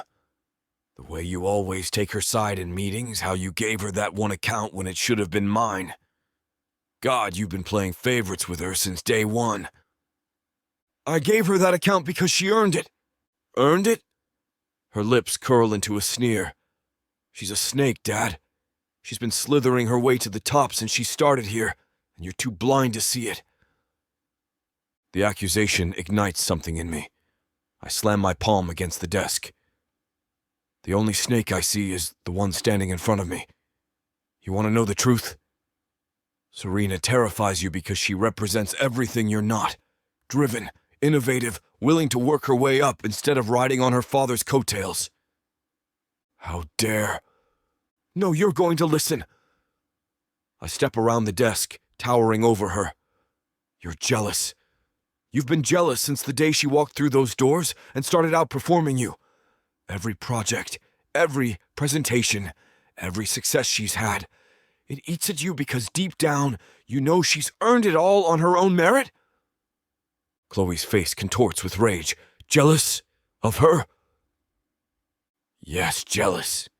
Because unlike you, she doesn't need my name to succeed in this company.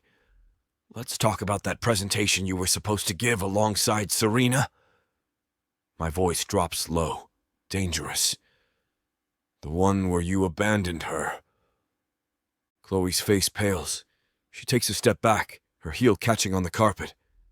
You backed out, claiming you were sick. Left her to handle it alone. I advance forward, each word precise and cutting. But I saw you at Mercado that same afternoon, having drinks with your friends. Posted all over your Instagram. That's not... While Serena stayed here until midnight the night before, perfecting those projections. The ones you were supposed to help with, but conveniently forgot about. The memory of finding Serena asleep at her desk, spreadsheets scattered around her, fuels my anger. She didn't complain. Didn't throw you under the bus. Just got it done. Chloe's bottom lip trembles. You don't understand. I understand perfectly. You're lazy, entitled, and worst of all, you're a coward. Each word lands like a hammer blow, my voice low and controlled despite the rage coursing through me. You couldn't handle that she might outshine you, so you sabotaged her by leaving her high and dry. It's pathetic. I taught you better than this. The first tear rolls down her cheek, smearing her mascara in dark streaks. Daddy, please. Her voice cracks, reminding me of when she was little. But this isn't a skinned knee I can kiss better. Don't daddy me. You're 30 years old, for Christ's sake. Start acting like it. I shake my head, disgust churning in my gut as I watch my daughter crumble before me. Your mother would be ashamed to see what you've become. The words taste bitter, but they need to be said. Maggie always believed in tough love when it was warranted. A sob tears from her throat.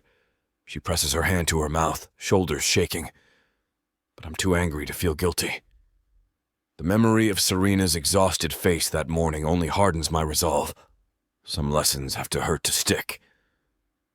The presentation was brilliant, by the way. Serena knocked it out of the park, alone. I turn away from her tears, my voice steel. Maybe that's what really brings you here today. Not concerned for my reputation, but the fact that she's everything you pretend to be. Chloe's face twists into something unrecognizable. A mix of pain and fury that transforms her features into a mask I've never seen before. How could you? Her voice rises, shrill and broken. How could you be so cruel? I'm your daughter. She swipes at her tears with trembling fingers. Everything I've done, I did to make you proud, to be worthy of the Parker name. And this is how you repay me. The truth hurts, doesn't it? I plant my feet, unmoved by her display. But you needed to hear it. I've let this behavior slide for too long. The truth? She laughs, a hollow sound that scrapes against my ears. The truth is, you've replaced me with her. Some nobody who walked in off the street. Her hands clench into fists. Well, congratulations. You've made your choice perfectly clear. This isn't about choosing sides. Shut up. She slams her hand against my desk. You want to play happy families with that brat? Fine. But mark my words, Daddy dearest. You'll regret this. Both of you will. Her eyes gleam with malice. I'll make sure of it. I step forward, my voice dropping to a dangerous whisper. Don't threaten her, Chloe.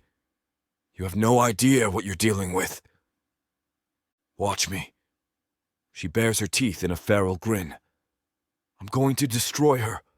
Everything she's worked for, everything she thinks she's earned, it'll all come crashing down, and you'll have front row seats to watch your precious Serena fall. If you so much as breathe in her direction, you'll what? Fire me? She throws her arms wide. Go ahead. Show everyone exactly whose side you're on. It'll only prove my point. I grip her arm, forcing her to look at me. This is your only warning. Leave Serena alone, or you'll learn exactly how far I'll go to protect the people I care about, even from my own daughter. Chloe yanks her arm from my grasp, her eyes blazing with a hatred I've never seen before. You're just as much of a snake as she is. Her words slice through the air. Like father, like mistress. The door slams behind her with enough force to rattle the glass walls of my office. The sound echoes through the empty space, a final punctuation to our bitter confrontation. I sink into my leather chair, dragging my hands down my face. The scotch I wanted earlier now feels like a necessity. My fingers shake slightly as I pour 2 fingers of Macallan, the amber liquid catching the last rays of sunlight streaming through the window. The first sip burns, but it's nothing compared to the acid churning in my gut. In all of my years of running this company, I've weathered hostile takeovers, market crashes, and cutthroat competitors. But this, my own daughter's venom, her threats against Serena, this is different. More personal, more dangerous. I know that look in Chloe's eyes. It's the same one she had when Tommy Peterson broke up with her in high school. The boy's car mysteriously got keyed the next day. When Jessica Mills got the lead in the school play instead of her, rumors started circulating about Jessica's eating disorder. Chloe has always been vindictive, but this time... The scotch glass meets the desk with a sharp clink. We're in for a storm, and I've just given her all the ammunition she needs. Every defense of Serena, every harsh truth I threw at her. She'll twist it all into her narrative. Paint herself as the victim, the betrayed daughter, while casting Serena as the seductress who stole her father's affections. Worse, I played right into her hands. Lost my temper. Said things that can't be unsaid. The memory of her tears makes me wince. But the thought of her threats against Serena hardens my resolve. I've protected Chloe her whole life. But this time, I'll have to protect someone from her. Chapter 22. Serena. I stare at my computer screen, the bright glow burning my eyes as I work through another marketing proposal. The clock on my desk reads 3:47 p.m. I've been at this for hours without a break, but work provides the perfect excuse to hide. My phone buzzes again. Samuel's name flashes across the screen, the 5th time today. Each message sits unopened, a digital wall between us. The thought of Chloe knowing about us twists my stomach into knots. I can already picture her ice blue eyes narrowing with judgment, her perfectly manicured nails drumming against her desk as she plots her next move. Another notification pops up on my screen, a meeting reminder. I dismiss it without reading. Today, my calendar might as well be empty. The last thing I need is to run into either Parker in the hallways. The tension would be suffocating, and I'm not ready to face those knowing looks or loaded silences. "Hey, you missed lunch." A colleague pokes their head in, genuine concern in their voice. Deadlines. I wave vaguely at my monitor without looking up. Thanks, though. It's easier this way. Keeping my head down, staying focused on work. At least spreadsheets and marketing reports don't come with complicated feelings or office politics. My stomach growls in protest, but I ignore it. Food can wait until I figure out how to handle this mess. The door clicks shut. I exhale, shoulders dropping. My phone buzzes again. "How are you holding up? Can we talk?" Samuel's preview message taunts me from the notification bar. I swipe it away and pull up another spreadsheet. Numbers are safe. Numbers don't judge or plot or scheme. They don't have daughters who might destroy everything you've worked for. The cursor blinks steadily as I input data, each click of my keyboard drowning out the thoughts I'm trying to escape. But Samuel's concerned messages weigh on me, and Chloe's presence looms like a shadow even through these office walls. I grab my coffee cup, empty again, but leaving for a refill means risking an encounter. I set it back down and return to my work, letting the endless stream of tasks wash over me like armor. Suddenly, the sharp knocks on my office door startle me from my spreadsheet trance. My fingers freeze over the keyboard as I hold my breath, praying whoever it is will assume I'm in a meeting or gone for the day. The door flies open. Chloe storms in, her heels striking the floor like thunderclaps. The door slams behind her with enough force to rattle the walls and make my framed marketing awards shudder.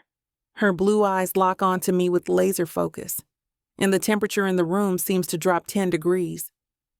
She's wearing one of her signature power suits, blood red today, which only amplifies the intensity of her fury.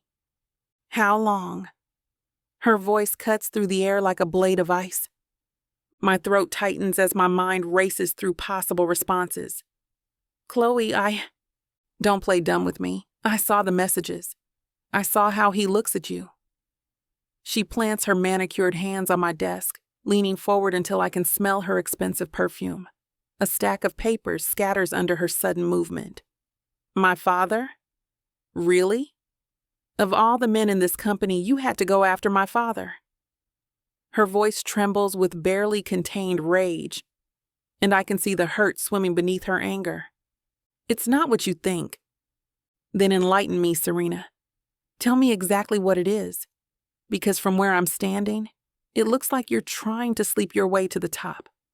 Her perfectly painted lips curl into a sneer, and I catch a glimpse of the insecurity hiding behind her polished exterior. "That's completely unfair." Heat rises in my chest as my hands clench into fists beneath my desk. "You don't know anything about..." "About what? About how you've been sneaking around with him? Having little private meetings?" She straightens up, crossing her arms over her designer blazer. "Did you think no one would notice? Did you think I wouldn't find out? God, the whole office is probably laughing behind my back." "We haven't done anything wrong." My voice comes out steadier than I feel, even as my stomach twists into knots. "He's my father." Her voice cracks, the facade of corporate perfection crumbling.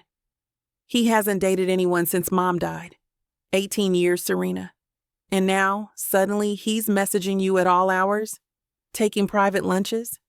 She starts pacing, her designer heels clicking against the floor like an angry metronome. Each step echoes her growing agitation. "What's your end game here? A promotion? Marriage? Planning to be my new mommy?" The last word drips with such venom I almost flinch. The accusation hits like a slap. "That's enough." "No, we're just getting started. I want to know exactly what you think you're doing with my father." "You want to know how it started? Fine." I rise from my chair, refusing to let her tower over me any longer. "Remember that presentation? The one you were supposed to help me with?" "Don't you dare!" "The presentation you bailed on at the last minute? The one that could have tanked my entire career?" My voice grows stronger with each word. Your father stepped in. He helped me salvage what you left in shambles. Chloe's face contorts. So what? You decided to thank him by? He mentored me. We worked together going over strategies, marketing plans. He saw potential in me that you tried so hard to stamp out. The words flow now, unstoppable. And yes, somewhere between the late-night strategy sessions and meetings, something changed. We connected, really connected. You manipulative little... We're two adults who fell in love, Chloe. That's all. I meet her gaze steadily, refusing to back down from her fury. My hands grip the edge of my desk, anchoring me. It wasn't planned. It wasn't some scheme. It just happened. Sometimes life takes you down unexpected paths. Love? She spits the word like poison, her perfectly manicured nails digging into her palms. You betrayed me. You're nothing but a snake in designer clothing. Did you think about what this would do to me? To my family? God, I trusted you. We worked together for years. Your father is allowed to be happy. I try to keep my voice level, professional, even as my heart pounds against my ribs. Happy? She slams her hand on my desk, making my coffee mug rattle. You think breaking up my family will make him happy? You think destroying everything will make him happy? You're delusional. You're a traitor. And I'll make sure everyone in this company knows exactly what kind of person you are. Her voice drops to a dangerous whisper. Everyone will know how you slept your way to the top. That's not true, and you know it. I step around my desk, squaring my shoulders. No one will believe your lies, Chloe. You think the office doesn't see how you treat people? How you crush anyone who threatens your position? Please. She waves her hand dismissively. I'm a Parker. This is my father's company. You're the company pest and everyone knows it. You suck the life out of every project, every meeting, every interaction. People walk on eggshells around you. Her nostrils flare. Watch yourself. Why? Because you'll make my life difficult? You already do that. You sabotage my work, take credit for my ideas. And now you're throwing a tantrum because your father sees me as more than just another employee. A sharp laugh escapes her throat. Oh, this is rich. You think you have support? She pulls out her phone, waving it like a weapon. Wait until everyone sees these messages. The late-night meetings, the private lunches, the special treatment you get from Daddy Dearest. Chloe, your days of preferential treatment are over, Serena. Soon enough, everyone will know exactly how you climbed the corporate ladder. Her lips curl into a cruel smile. And trust me, they'll turn on you so fast your head will spin. She spins on her heel, yanking the door open with enough force to rattle the hinges. The slam echoes through my office, leaving behind a silence heavy with her threats. I slump at my desk, head buried in my hands. The silence in my office feels deafening after Chloe's explosive exit. My phone keeps lighting up with messages from Samuel, and I finally force myself to look at them. Chloe found out. She's furious. Please call me when you can. We need to talk about this. She's threatening to go to HR. I'm so sorry, Serena. I never meant for this to happen. Each message hits like another nail in my career's coffin. How did everything spiral so far out of control? Just last week, Samuel and I were sharing coffee in his office, discussing marketing strategies and stealing glances when no one was looking. Now Chloe's on the warpath, armed with private messages and a vendetta. My computer screen blurs as tears threaten to fall. I blink them back. Crying won't fix this mess. The worst part is, Chloe's right about one thing. People will talk. They always do. It won't matter that I earned every promotion, that I worked overtime and weekends, that I poured my heart into every project. One whisper about sleeping with the boss, and my reputation is toast. Another message from Samuel pops up. Don't worry about Chloe. I'll handle it. But that's exactly what worries me. How can he handle his own daughter? She's not some disgruntled employee he can smooth talk or reassign. She's his flesh and blood, and she sees me as the enemy who's trying to replace her dead mother. My stomach churns as I remember the venom in her voice, the way she wielded those messages like weapons. One click, and she could blast them across the company. One well-placed rumor, and everything I've worked for crumbles. I stare at my marketing awards on the wall, wondering if they'll mean anything once Chloe's done with me. My fingers hover over Samuel's messages. But what can I possibly say? Sorry your daughter hates me? Maybe we should pretend this never happened. What am I supposed to do now? Chapter 23. Samuel. I paced the executive floor, my phone clutched in my hand. No response from Serena all day. Something's wrong, she always answers, even if just to tell me she's busy. Movement catches my eye. Chloe strides down the hallway toward the conference rooms, tablet in hand, her heels clicking against the marble floor with determined precision. Her dark ponytail swings with each step, reminding me of how Maggie used to walk so long ago. Chloe.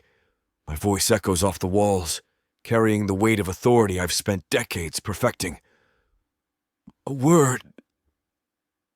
She freezes, then pivots with a practiced smile, the same one she uses in board meetings when she's cornered. Dad, I'm actually headed to a meeting. It can wait. I guide her into the nearest empty office, shutting the door behind us with a decisive click. The tension in the room thickens as I cross my arms. What did you say to Serena? I don't know what you mean.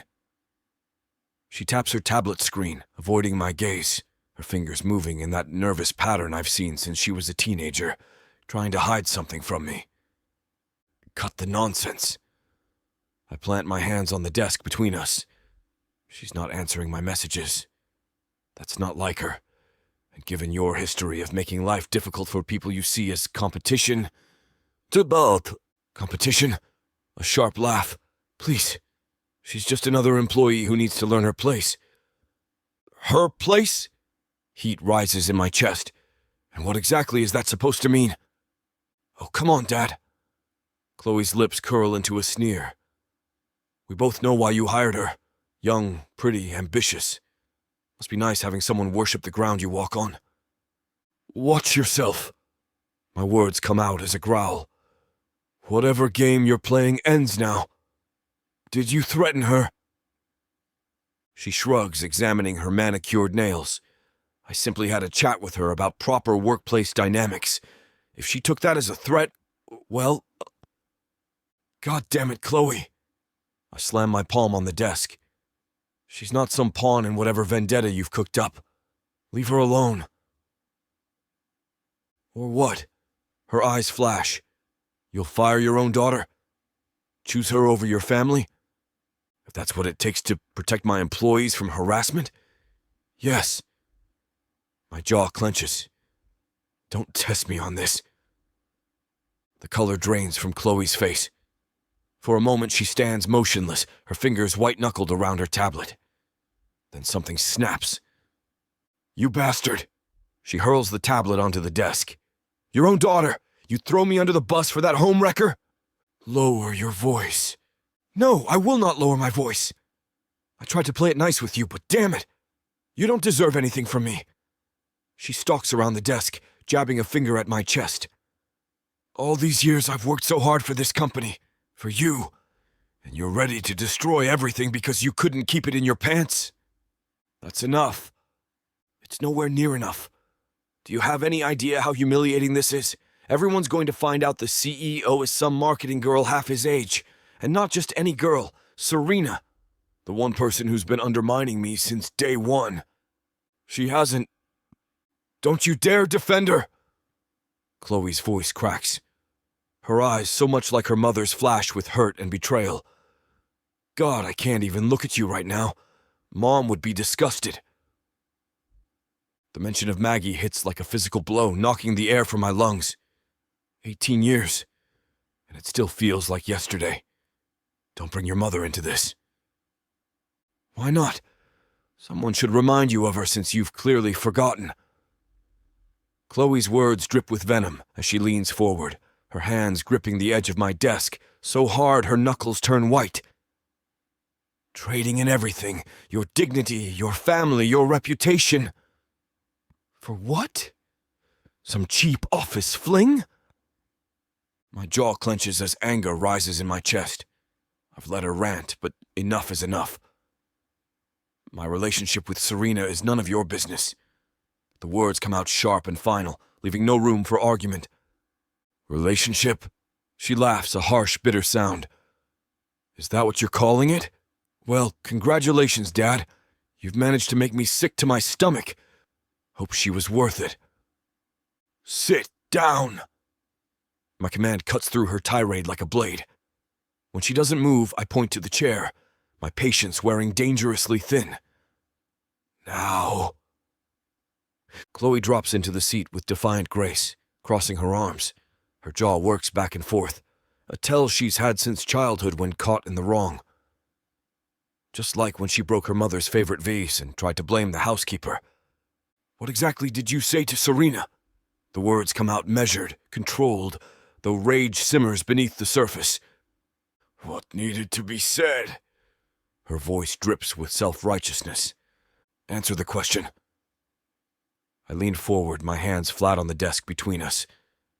The mahogany surface feels cool against my palms, grounding me. She lifts her chin, eyes glinting with challenge. I told her the damn truth, what everyone should know by now. That sleeping with the boss isn't the way to climb the corporate ladder. My fist clenches, knuckles white with restraint. The accusation hits like a physical blow, reminding me of every time I've had to defend my choices to my own daughter. You had no right. I had every right! Chloe leans forward, her eyes cold as winter steel. The expression reminds me so much of her mother when she was angry that it makes my chest ache. And now you have a choice to make, Dad.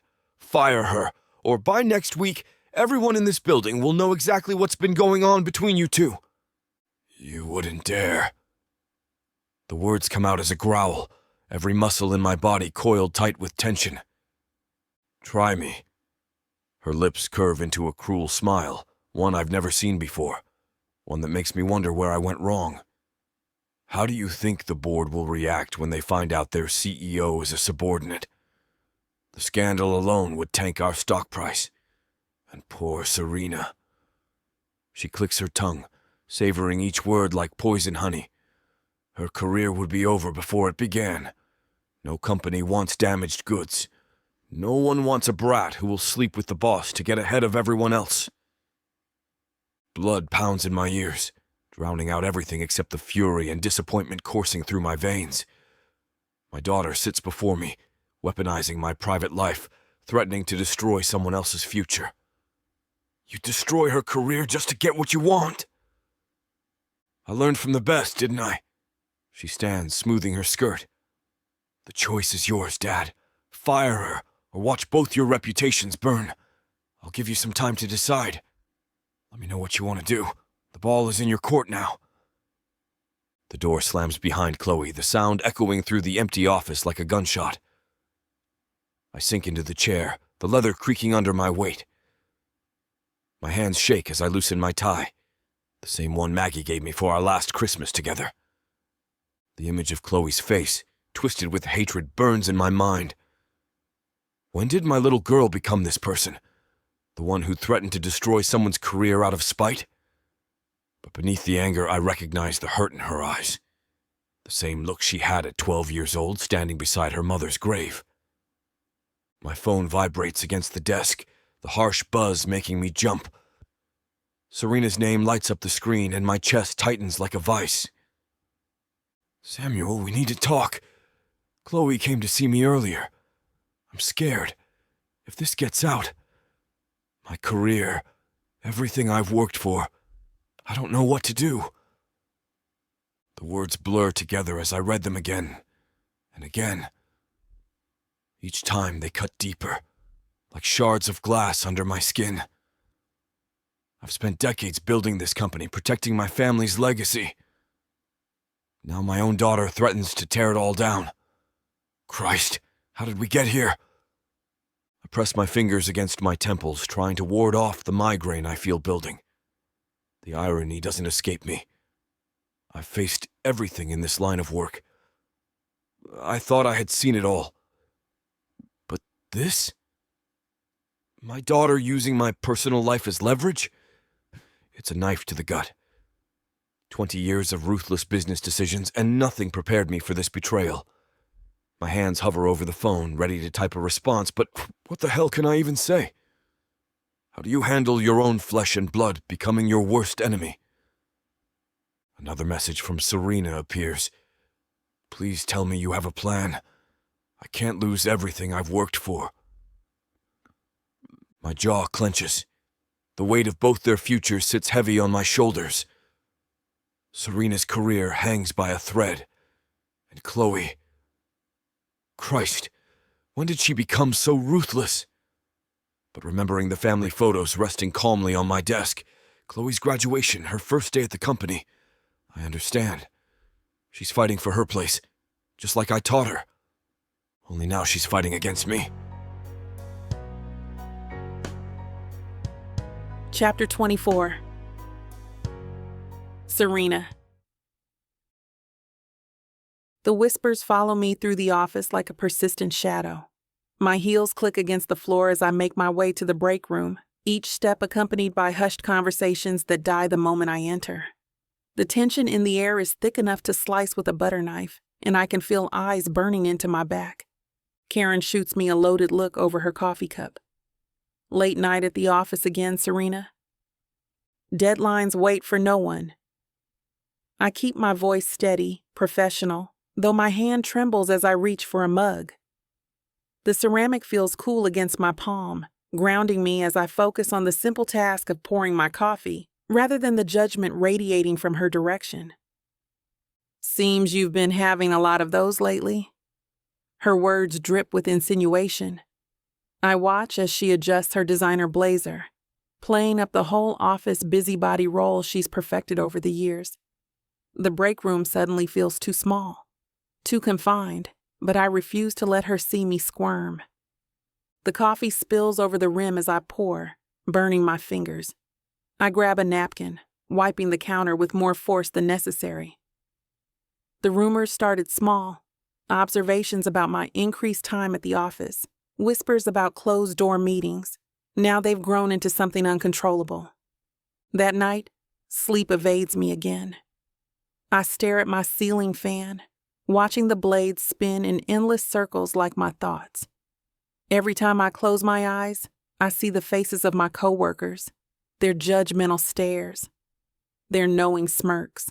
The shadows from passing cars dance across my walls, a constant reminder that the world keeps moving while I'm stuck here, wrestling with my conscience. In my dreams, I'm standing in the middle of the office. Fingers point, voices accuse. My carefully built reputation crumbles like sand through my fingers. I wake in a cold sweat, tangled in my sheets. The digital clock on my nightstand reads 3:12 a.m., another night of broken sleep. My phone lights up with a text from Samuel. Missing you, Serena. 3 simple words that send my heart racing and my mind spiraling. What if someone finds out? What if the board gets wind of this? Everything I've worked for could vanish in an instant. I grab my phone, thumb hovering over the reply button. The smart thing would be to ignore it, to maintain some professional distance. Instead, I find myself typing and deleting responses, caught between what I want and what I should do. His position, his power, his daughter. There are too many complications to count. But damn if I can stop thinking about him. I think about the way Samuel's eyes crinkle when he smiles, how his hand feels against the small of my back, how safe I feel in his arms. But then reality crashes in. The age gap, the power dynamics, the corporate politics. Rolling over, I grab my pillow and press it against my face, muffling a frustrated groan. I've fought too hard to get where I am. Countless late nights, sacrificed weekends, years of proving myself in a world that constantly underestimates me. Could I risk it all for love? The question haunts me until dawn breaks, leaving me exhausted and uncertain. I call the office at 7 a.m., my voice hoarse from lack of sleep. I'm not feeling well today. I won't be coming in. The words taste like defeat on my tongue. In all my years at InnovateTech, I've never called in sick. Not during flu season, not during deadlines, not even when I had food poisoning last summer. My apartment feels like a cage. I pace from room to room, replaying every interaction with Chloe in recent days. The subtle digs, the knowing smirks, the way she lingers near my office door whenever Samuel stops by. My phone buzzes with an email notification. It's from Chloe, CC'd to the entire marketing department. In Serena's absence, I'll be taking point on the Maxwell account presentation. The Maxwell account. That was supposed to be my biggest project. My vision blurs as tears well up, and I sink onto my couch. Damn. The word comes out as a choked sob. She's playing me like a chess piece, and I've walked right into her trap. One word from her to the board about my relationship with her father, and everything I've built will crumble. My reputation, my career, the respect I've fought so hard to earn. I curl into myself, hugging my knees to my chest as the tears flow freely now. All those nights studying for my degree, the internships, the entry-level positions where I worked twice as hard to be taken half as seriously, all of it could disappear because I fell for the wrong man. And Chloe knows it. She's Samuel's daughter, the heir apparent. She has the name, the connections, the power. I'm just the outsider who dared to want more than I should. The tears won't stop. They soak into my sleeve, hot and bitter with the taste of powerlessness. For the first time since I started at InnovateTech, I feel truly, devastatingly small. My phone vibrates against the coffee table. Samuel's name flashes across the screen, making my heart stutter. I swipe to answer, trying to steady my breathing, though my hands are trembling so badly I almost drop the device. Serena. His deep voice wraps around me like a warm embrace, instantly making my chest tighten with longing and guilt. Linda told me you called in sick. I attempt to keep my voice level, but a small hiccup betrays me. My free hand clutches the throw pillow beside me like it's a lifeline. I just needed a day. You're crying? Not a question. He knows me too well, can read the smallest catch in my voice, the slightest tremor. What's wrong? Nothing. I'm fine. The lie tastes bitter on my tongue. I press my face into the pillow, wishing I could disappear into it, wishing I was stronger than this. Let me come over. We can talk about whatever's bothering you. The concern in his voice only makes it worse, makes me feel even more vulnerable. Every fiber of my being wants to say yes, to let him sweep in and make everything better. But that's exactly what got me into this mess. The thought of seeing him now, while I'm such an emotional wreck, sends a fresh wave of anxiety through me. No. The word comes out sharper than intended. I soften my tone, hating how my voice wavers. I really don't feel well. I need space today. I haven't been sleeping right since, My fingers twist in the hem of my shirt, and I have to force myself to stop fidgeting. Baby, please. I hate hearing you like this. His voice drops lower, intimate, that familiar tone that usually makes my knees weak. I promise I'll make things right. The raw sincerity in his words nearly breaks my resolve, and I have to squeeze my eyes shut to maintain control. A laugh escapes me, brittle and hollow. How? My voice cracks on the single syllable. How can you possibly make this right, Samuel? Your daughter is gunning for my job. The entire office is whispering about us. Every time I walk into a room, conversations stop. The words pour out, unstoppable now. The walls are closing in. I can't breathe. I can't think. And there's nothing you can do to fix it without making everything worse. Silence stretches between us, heavy with everything we can't say. The truth we both know but haven't acknowledged. There's no clean way out of this mess. Serena, he starts, but I cut him off. I need to go. My throat feels raw. Please just give me today. I end the call and toss my phone onto the coffee table, watching it skid across the glass surface. My sleeve comes up to wipe the tears from my cheeks, but fresh ones replace them immediately. The salt stings my eyes, blurring the morning light that streams through my windows. Samuel Parker. The one man who saw past my defenses, who treated me like an equal, who made me feel cherished instead of conquered.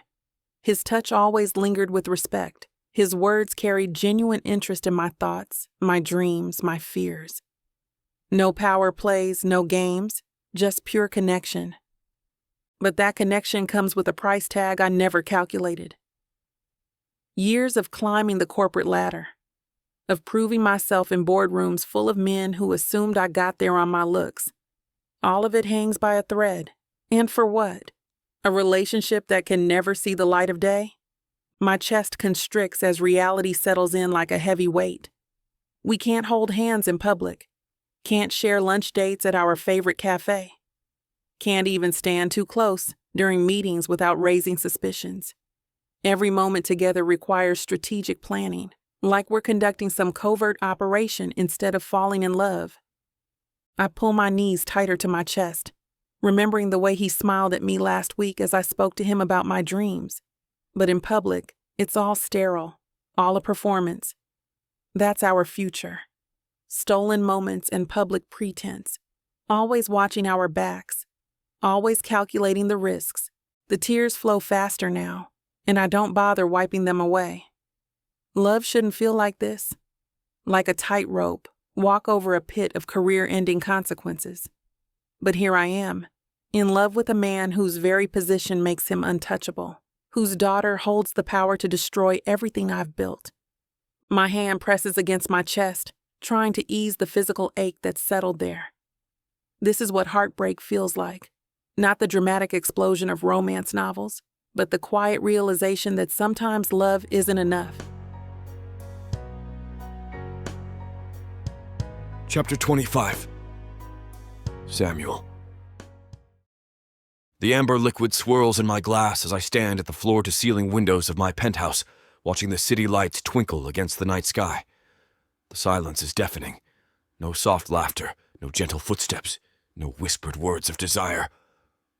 I take another sip of scotch, letting the burn coat my throat. My reflection stares back at me, exhausted, conflicted, missing her.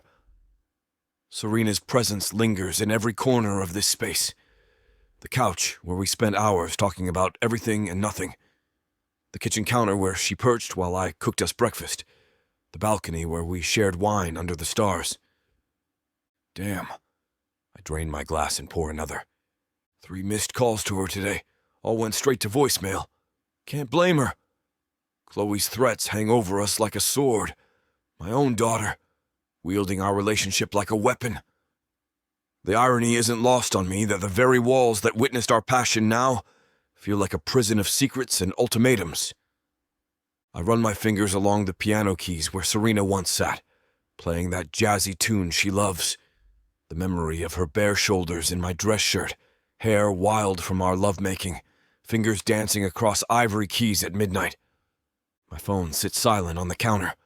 No messages, no calls. Just emptiness where her voice should be.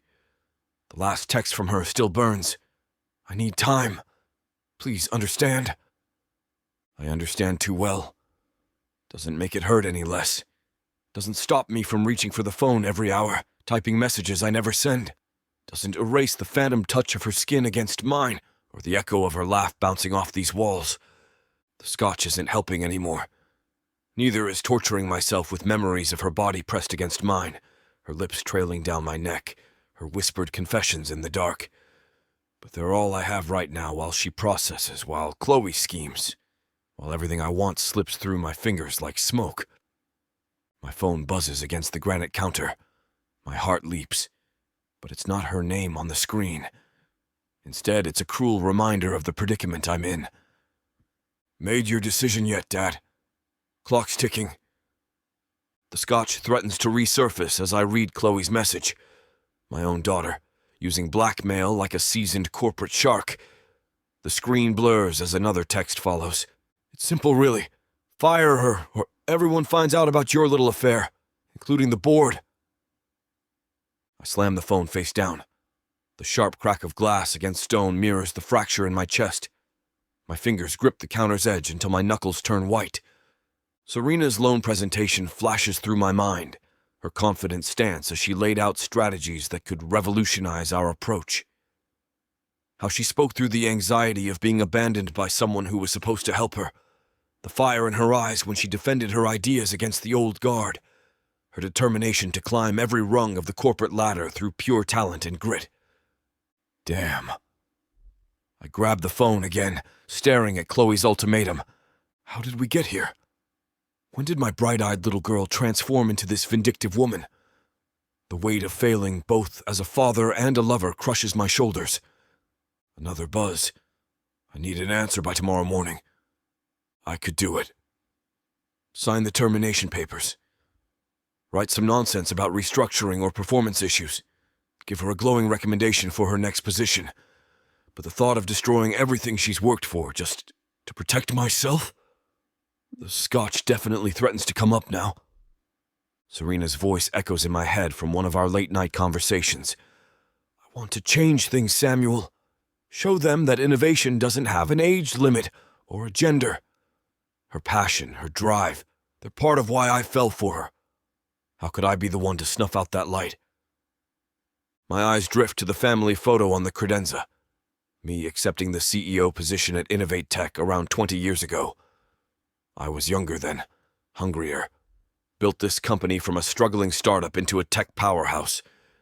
60-hour weeks, missed birthdays, sacrificing everything for success. The scotch burns less now as memories surface. Board meetings where I fought for our vision.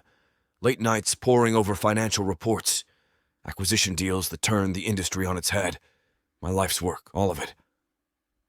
But none of it compares to the way Serena's eyes light up when she talks about her dreams.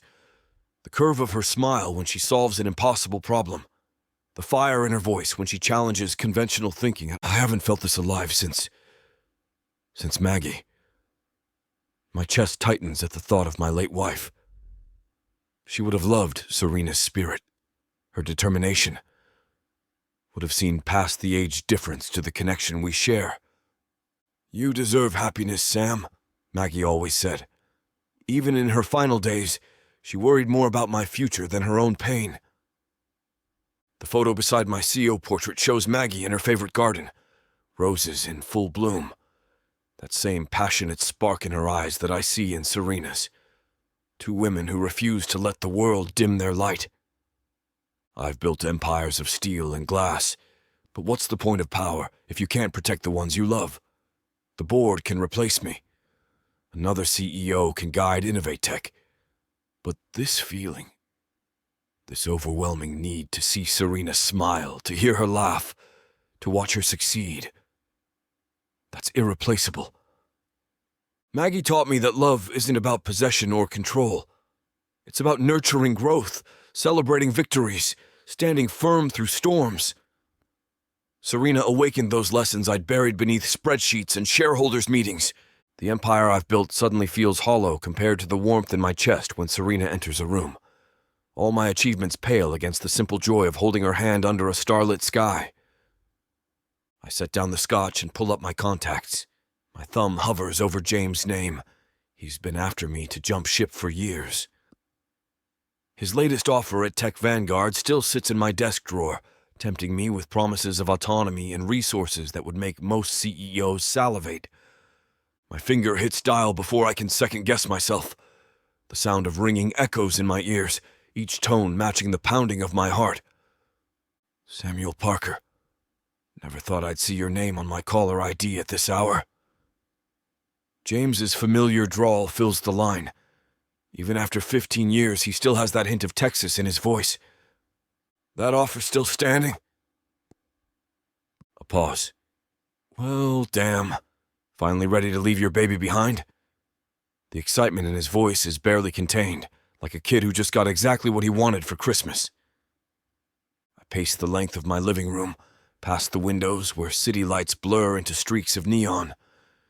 My reflection catches in the glass. I look more alive than I have in years. Things have complicated at InnovateTech. The word complicated doesn't begin to cover the storm brewing in my chest, but it's all I can manage right now. When aren't they? But you've never called me about it before. Keys click in the background. The package I proposed is still on the table. Better actually, board approved an extra $10 million in discretionary funding for special projects. I need conditions. My voice sounds stronger than I feel, though my knuckles are white against the phone. Complete control over personnel decisions. No interference from your board on my team selections. The words come out measured and firm, exactly how I've trained myself to speak in the boardroom. Done. No hesitation. You know we've wanted you since that merger you pulled off in 19. Name your terms.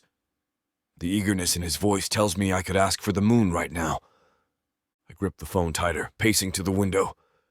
The city sprawls below, a maze of opportunities and escape routes. I bring key staff with me. My choice! A low whistle. Must be serious if you're finally willing to jump ship. But yeah, you can bring your people. Within reason, can't gut InnovateTech entirely. There's a hint of amusement in his tone that makes my jaw clench. Just one or two crucial team members. I keep my voice neutral, professional, though my mind fixates on one person in particular. Let me guess.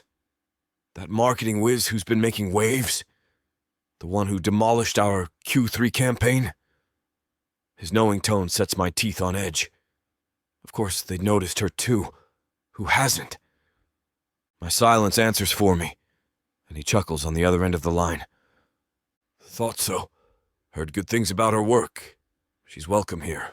We reward talent, not politics or drama or whatever else is happening in that company of yours. Good. And, I'll need a PR team. Best in the business. What have you done, Parker?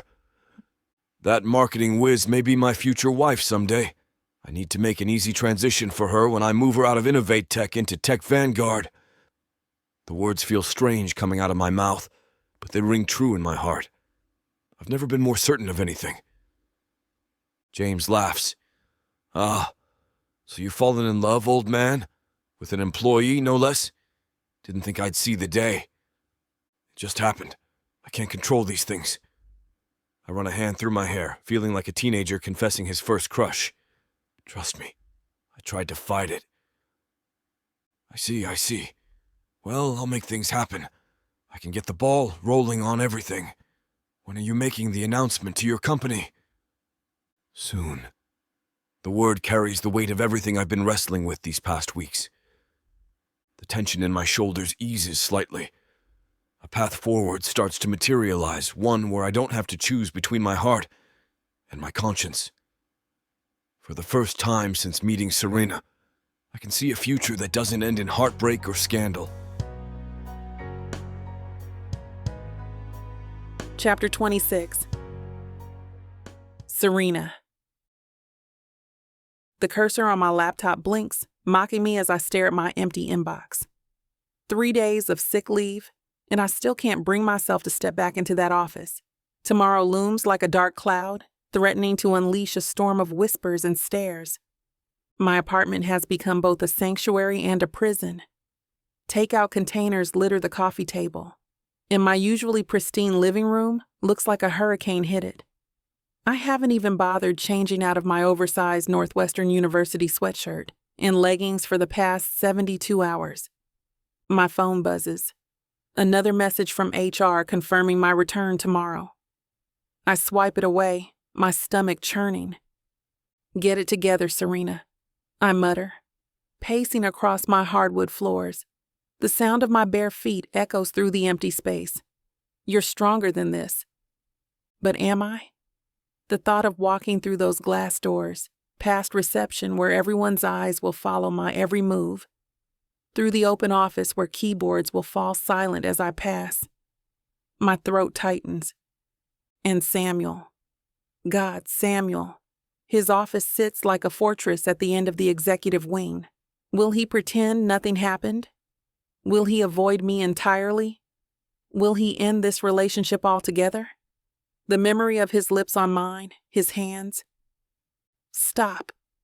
I press my palms against my temples. Just stop. The worst part isn't even facing Samuel.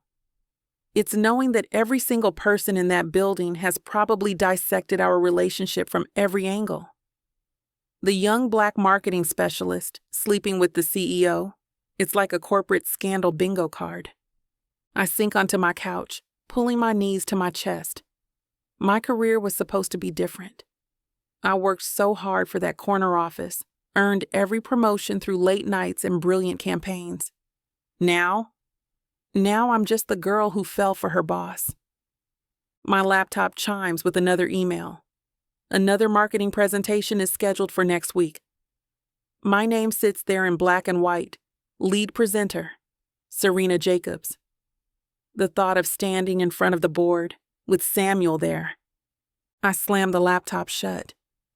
I force myself off the couch and start gathering the takeout containers. The remnants of pad thai and pizza mock my usual disciplined lifestyle. As I wipe down the coffee table, my mind starts to drift away. Valentine's weekend. Samuel had whisked me away, bringing me from shop to shop, spoiling me completely and spending the whole day on me. No phones, no emails, no interruptions. Just us. The cleaning spray slips from my grip, clattering to the floor. I can still feel his fingertips trailing down my spine as we lay in front of the fireplace in his penthouse. The way he'd wrapped me in that cashmere blanket, refusing to let me leave the warmth of his arms. You deserve to be cherished, he'd whispered against my neck, his warm breath sending shivers down my spine. His lips had brushed my skin with such tenderness, I'd nearly forgotten how to breathe. My phone vibrates again. Chloe. Another text in a string of passive-aggressive messages. I shouldn't even look, but like picking at a scab, I can't help myself. Smart move staying away. Daddy's been in quite the mood. Guess the office gossip finally got to him? I delete it without responding, tossing my phone onto the couch cushion beside me. She sent variations of the same message for days now, each one more pointed than the last. The spite in her words cuts deep, but not as deep as knowing she might be right about Samuel. That weekend feels like a dream now. Soft and hazy around the edges, but still achingly real. The private chef he'd hired to cook our meals at his penthouse, creating dish after dish that made my taste buds sing. The way he'd presented me with a vintage copy of Pride and Prejudice, remembering how I'd mentioned it, was my favorite book during one of our late-night conversations in his office. He traced the gold-embossed spine with his finger, watching my face light up with pure joy. Even the memory of his satisfied smile makes my heart ache. "You're nothing like the others, Serena," he'd said, pouring us both another glass of wine. "You challenge me, make me want to be better."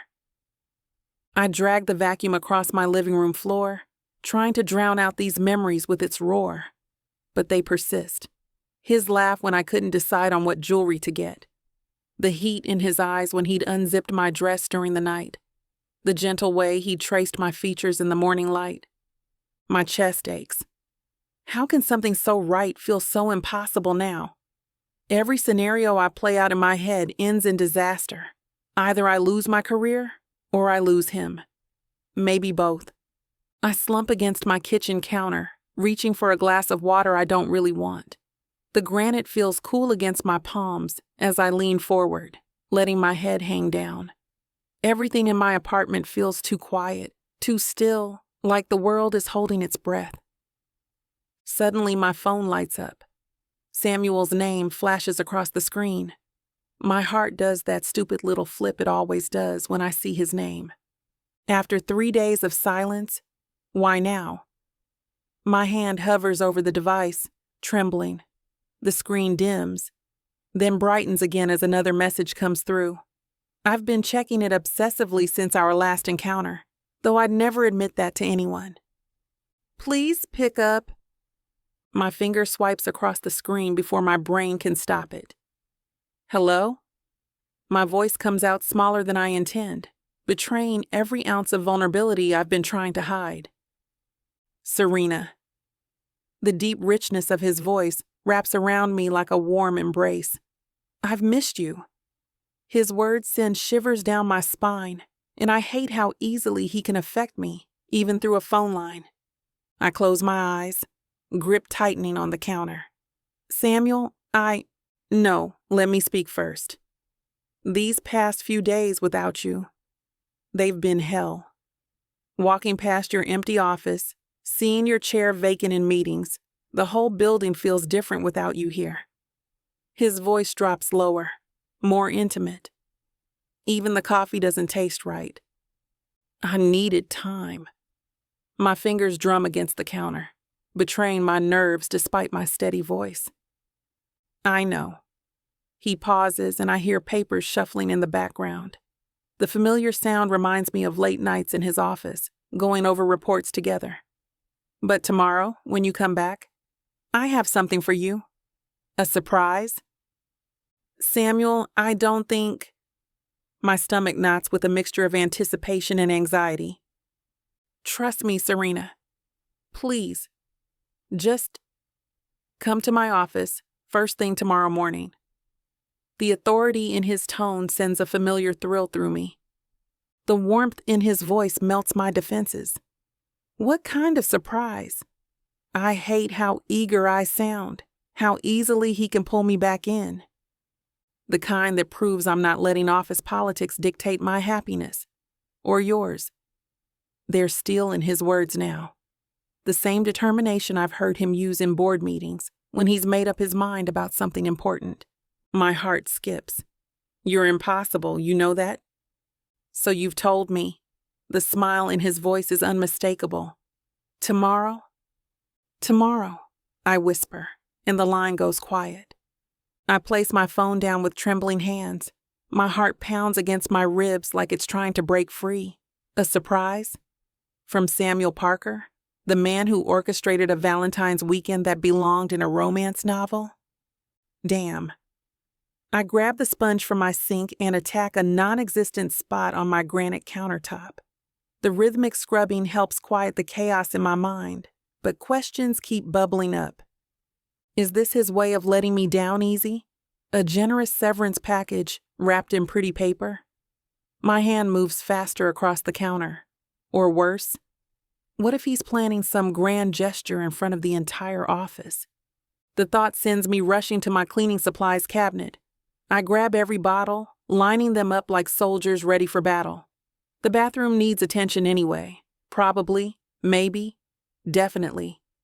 Focus on what you can control. I mutter, spraying down the shower with perhaps too much force. The citrus scent of cleaner fills the air as I scrub each tile like it personally offended me. My mind drifts to Chloe's smug face, that self-satisfied smirk she wears whenever she thinks she's won something. What if he's finally had enough of her sabotage? The image of her being escorted out by security flashes through my mind. Box of personal items in hand, that perfect ponytail finally deflated. I shake my head, attacking a spotless mirror with glass cleaner. God, I'm terrible for even thinking that way. The bathroom sparkles like a damn diamond, but my anxiety refuses to fade. I move to the kitchen, reorganizing my perfectly organized spice rack for the third time today. Alphabetical order seems wrong suddenly, maybe by frequency of use? Color? Date of purchase? Who even remembers when they last bought paprika? My phone buzzes again and my heart leaps into my throat. I nearly knock over the cumin reaching for it, sending several other spice jars wobbling precariously. But it's just a weather alert about afternoon thunderstorms. My hands are shaking so badly I can barely read the screen. Fantastic. Now I'll need to reorganize everything again. This is ridiculous. I slam the paprika down harder than necessary. Tomorrow morning feels both too far away and too close, like standing on the edge of a cliff in the dark, not knowing if there's water or rocks below. I hope you're enjoying this audiobook by Vic Savon. If you want to keep hearing more audiobooks, then please hit that subscribe button and like the video. It may seem insignificant, but the more people that subscribe, the easier it is to produce more audiobooks in the future. So please, help us out and subscribe to our channel. Thank you for listening, and now back to your book.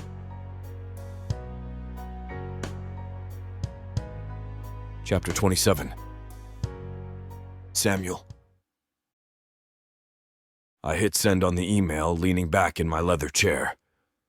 The Monday morning sun streams through the windows of my office, casting long shadows across the polished hardwood floors. The city skyline stretches before me, a testament to ambition and progress, qualities that have defined my career at InnovateTech. Until now. My phone buzzes. James's text lights up the screen. Lawyers are drawing up the contracts. You sure about this? Never been more certain, I type back. The thought of Serena makes my chest tighten. Her brilliant mind, her determination. She deserves more than being stuck in a company that'll implode once the truth about our relationship comes out. A tech vanguard, we can start fresh. No family politics, no toxic board members, no shadows of the past. My computer pings with responses from board members. Their replies flood in. Emergency meeting. This better be important, Samuel. Clearing my schedule now. On my way. I loosen my tie, standing to pace the length of my office. The view of the city below doesn't calm my nerves like it used to. This building, this company, it's been my life for 20 years. But sometimes growth means letting go. James sends another text. Meeting with HR scheduled for next week. They're excited about bringing you both on board. My fingers drum against the mahogany desk as I read his message again. Tech Vanguard's offer couldn't have come at a better time. A clean slate, a fresh start, everything we need. Just then, a knock echoes through my office. My heart rate spikes, and I instinctively straighten my tie. I know that knock. 3 quick taps, professional yet distinct, the same way she's knocked since her first day here. Come in. Serena steps inside, her presence commanding attention even at this early hour. Her tailored navy blazer and pencil skirt speak of the polished professional she is, but I catch the hint of uncertainty in her eyes. Damn, even worried she carries herself with more grace than anyone I've ever known. You wanted to see me? Close the door, please. My voice comes out rougher than intended, and I clear my throat. This conversation will change everything, for both of us. I've rehearsed these words 100 times since dawn, but now they feel inadequate. She does, then stands near my desk, clutching her tablet like a shield. The morning sun streaming through the window catches the highlights in her hair. Is everything all right? What's the surprise you were talking about? Everything is more than all right. I motion to the chair across from me, fighting the urge to stand and close the distance between us. Have a seat. I'd rather stand if that's okay. Her chin lifts slightly, that subtle defiance I've grown to admire. It's the same spark I saw in her during her first interview, the fire that made me know she'd be extraordinary. Serena. Her name feels different on my tongue today, weighted with possibility. My fingers drum against the polished mahogany of my desk. What if I told you there was a way for us to be together without hiding anymore? Without worrying about Chloe's blackmail? She freezes, those green eyes widening. The tablet nearly slips from her grasp. Samuel, what are you talking about? Tech Vanguard. I rest my hands on my desk, leaning forward. They've offered me a position as their CEO, and they're interested in bringing over key talent. Key talent? Her voice wavers. You! Head of Marketing Communications. Full creative control, bigger budget, better benefits. I stand, unable to contain my energy. We wouldn't have to pretend anymore. No more sneaking around, no more watching every word, every glance. James, my associate there, knows about us already, and he has a PR team who would work with us to maintain our images. Her jaw goes slack. She takes a step back, those brilliant green eyes widening. The sight of her stunned expression sends a jolt through my chest. You're leaving InnovateTech? We're leaving InnovateTech together, if you want to. My heart hammers against my ribs as I watch her process the news, hoping like hell she'll see the opportunity I'm laying at her feet. Her tablet slips, and she catches it against her chest. Her fingers grip the device tightly. When? The board meeting is in an hour, but I wanted you to hear it from me first, before anyone else knows. I fight the urge to cross the room and pull her into my arms. This moment, this decision, has to be hers. No pressure, no manipulation. Just the truth laid bare between us. Her heels click against the hardwood as she closes the space between us. Before I can react, her arms wrap around my waist, her face pressing into my chest. The scent of her perfume fills my senses. Her shoulders shake, and I feel dampness through my shirt. You're leaving everything behind. Her voice breaks. The company you built, your legacy, all of it. For me? I cup her face in my hands, brushing away a tear with my thumb.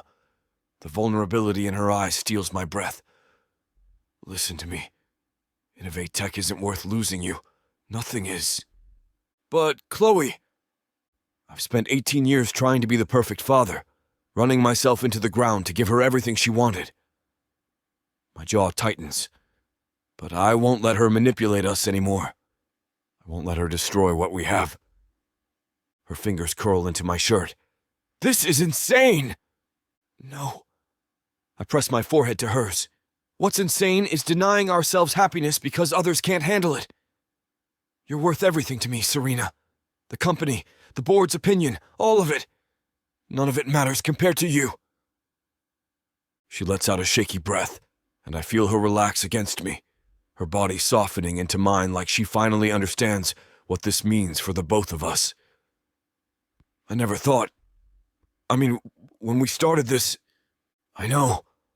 I stroke her hair, letting the silky strands slip through my fingers while holding her closer. My heart pounds against my ribs, but for the first time in years, I feel absolutely certain about what I'm doing. But sometimes the best things in life blindside us, and I'm done pretending I don't want this.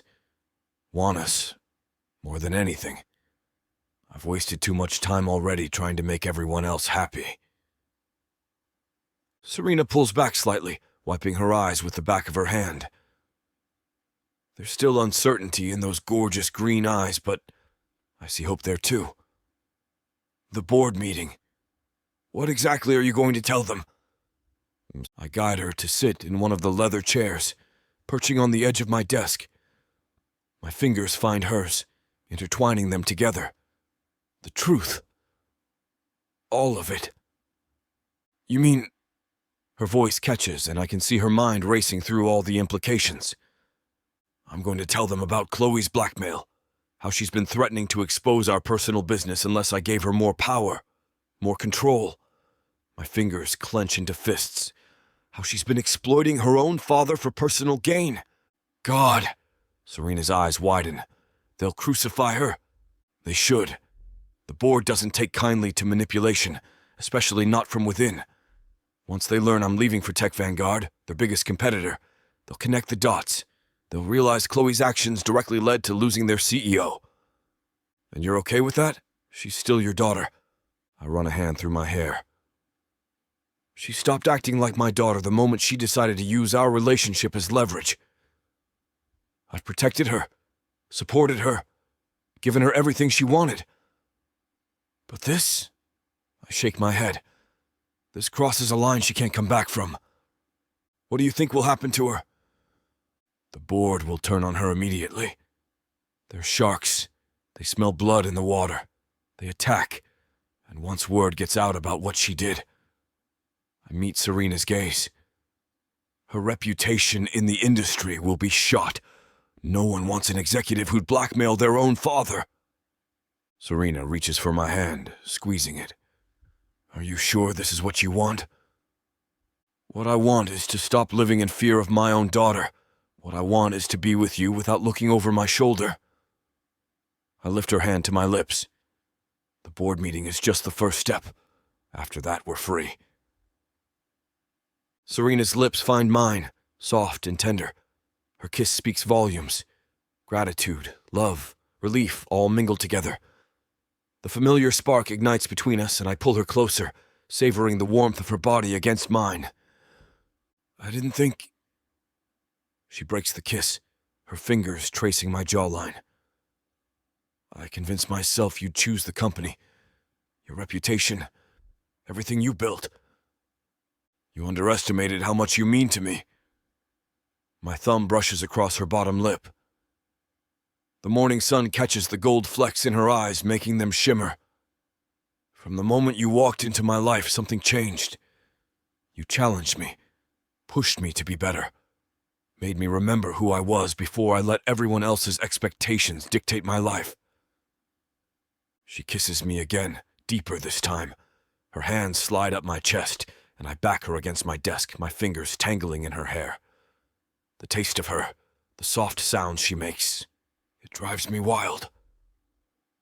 When we finally break apart, we're both breathing hard.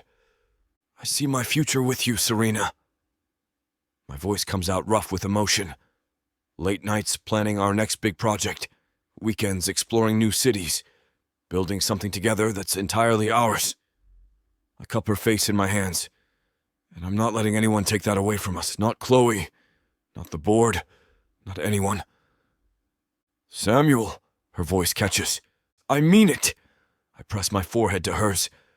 You're not just some affair or midlife crisis like Chloe wants everyone to believe. You're everything I never knew I was missing, and I'm done pretending otherwise. Chapter 28. Serena. Through the glass walls of the conference room, I watch Samuel command attention the moment he steps inside. His presence fills the space as he approaches the head of the table, where 7 board members sit straight-backed in their leather chairs. Linda shifts beside me, wringing her hands. I've never seen them all here at once like this. This is definitely important. I keep my expression neutral, but satisfaction burns in my chest. Thank you all for coming on such short notice. Samuel's voice carries through the glass. He remains standing, his tailored navy suit accentuating his powerful frame. I have some news regarding my position at InnovateTech. The board members exchange glances. Barbara Smith, the most senior among them, leans forward. What's this about, Samuel? I'm stepping down as CEO. Gasps echo through the room. Linda's hand flies to her mouth, but I maintain my composure. This is exactly what needs to happen.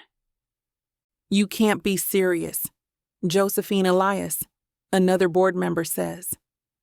The company's performance has never been better.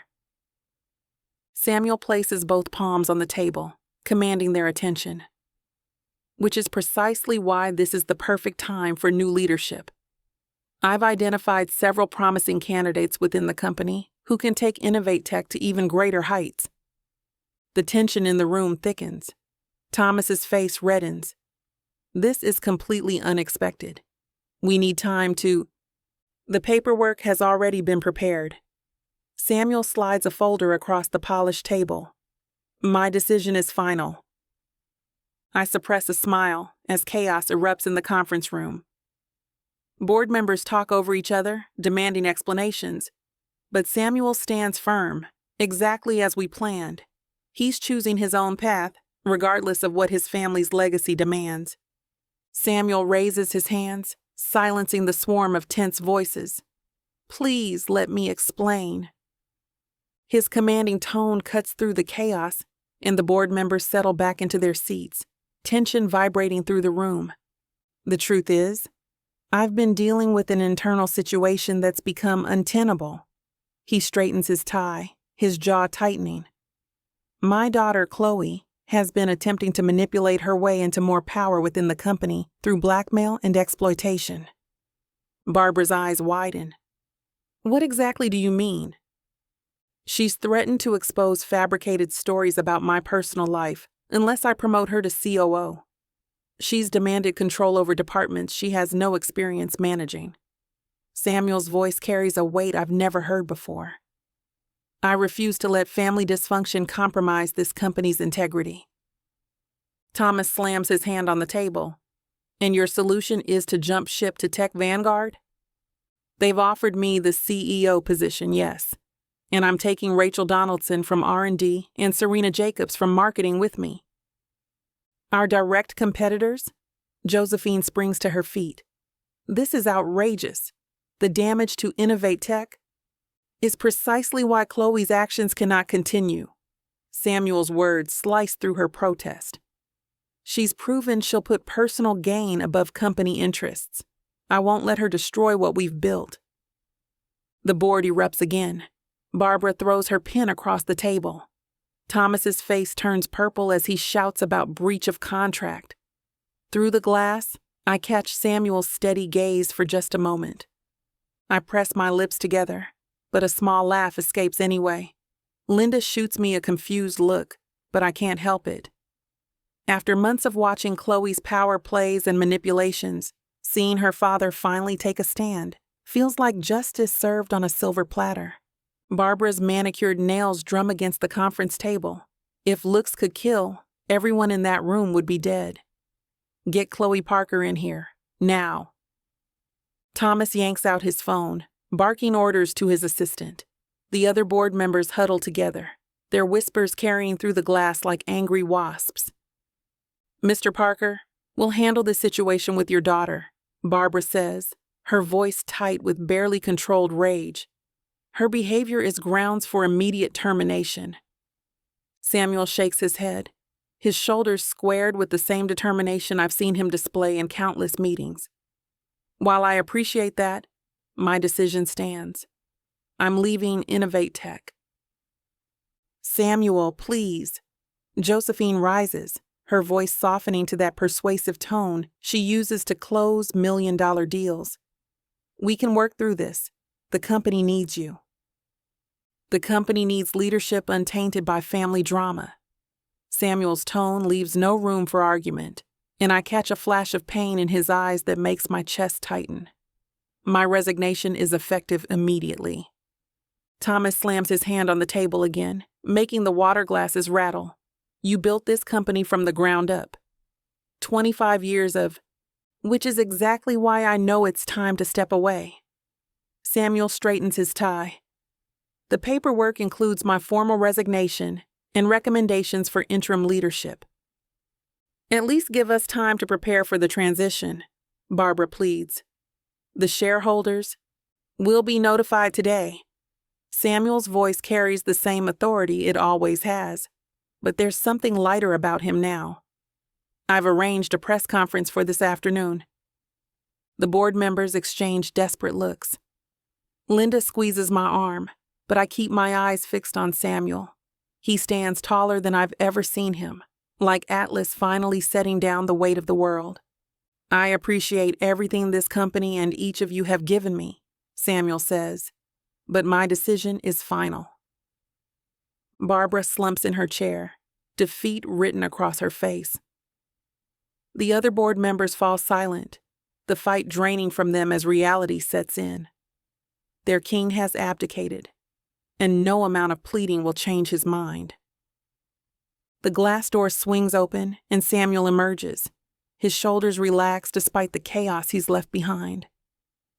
Through the windows, I watch the board members huddle together, their animated gestures reflecting their distress. That went better than expected. Samuel's eyes crinkle at the corners as he approaches Linda and me. Linda wrings her hands. I can't believe you're really leaving. What am I going to do without you? You'll be fine, Linda.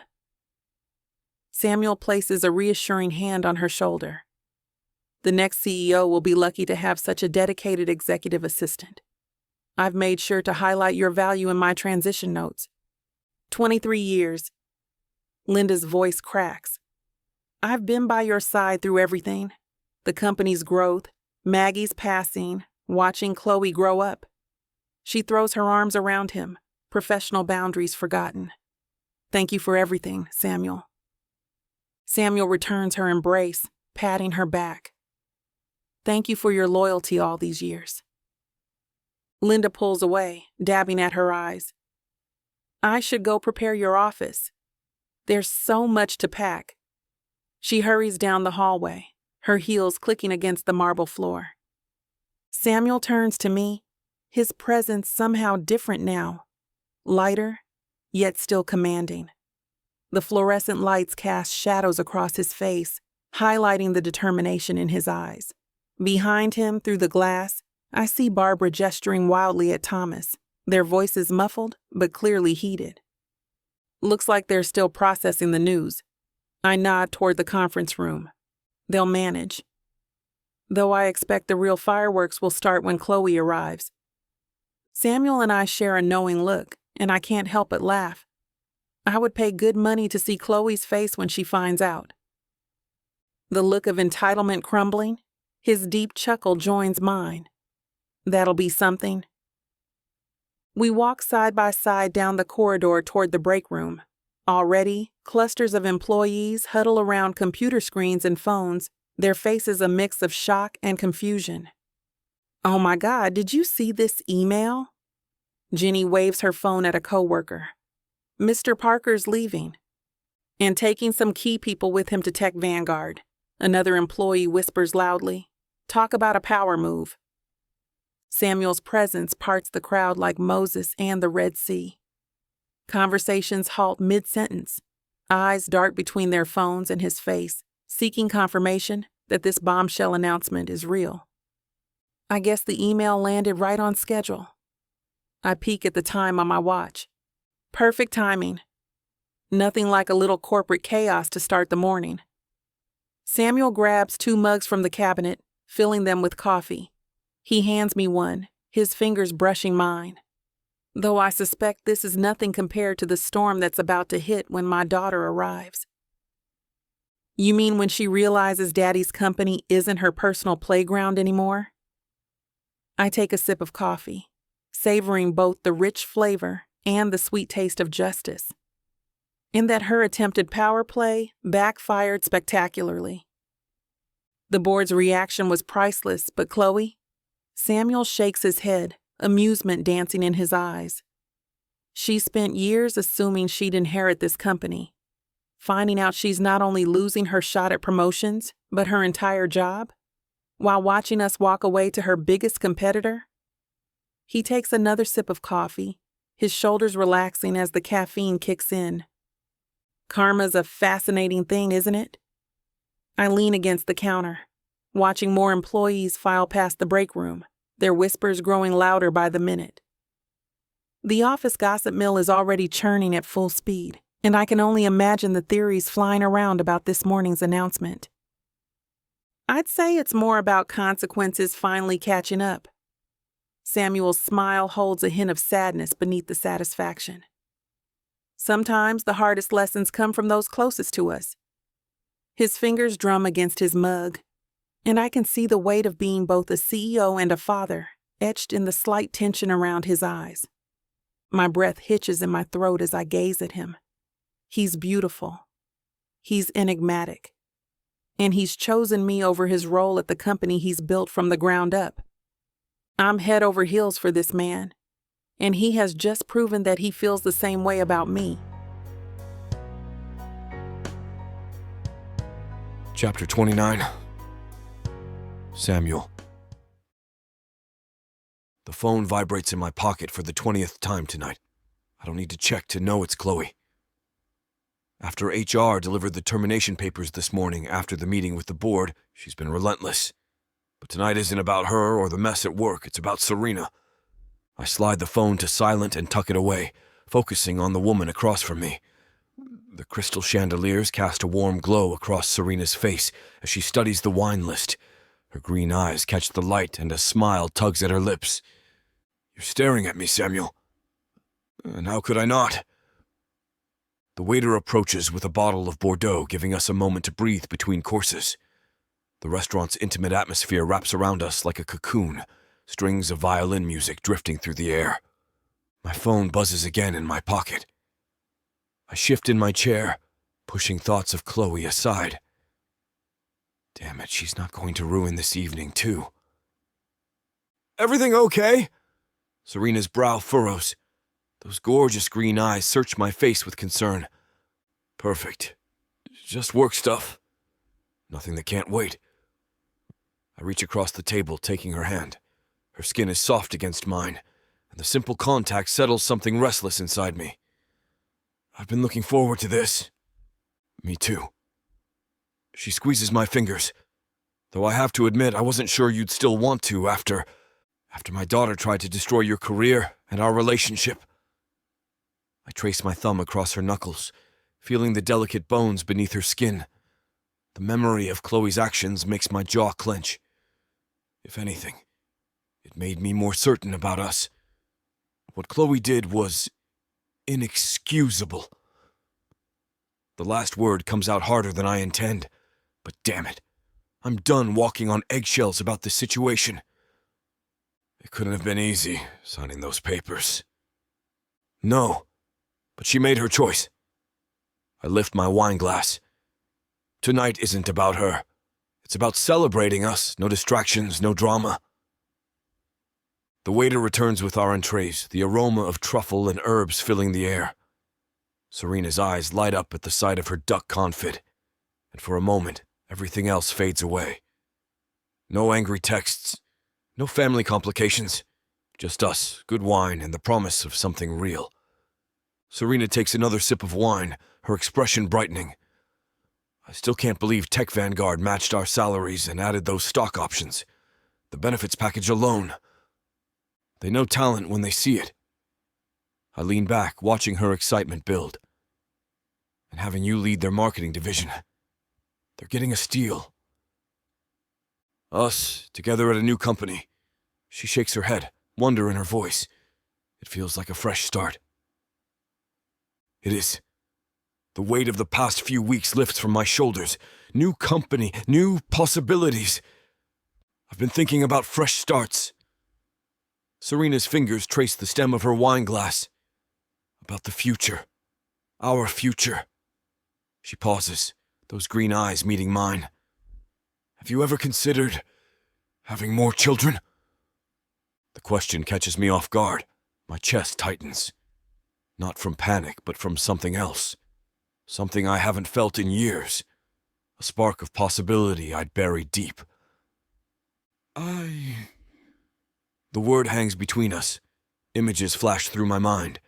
Tiny hands, first steps, bedtime stories. Things I'd packed away after Maggie died. Memories I'd locked in a vault, thinking they'd stay there forever. I haven't thought about it. Not since.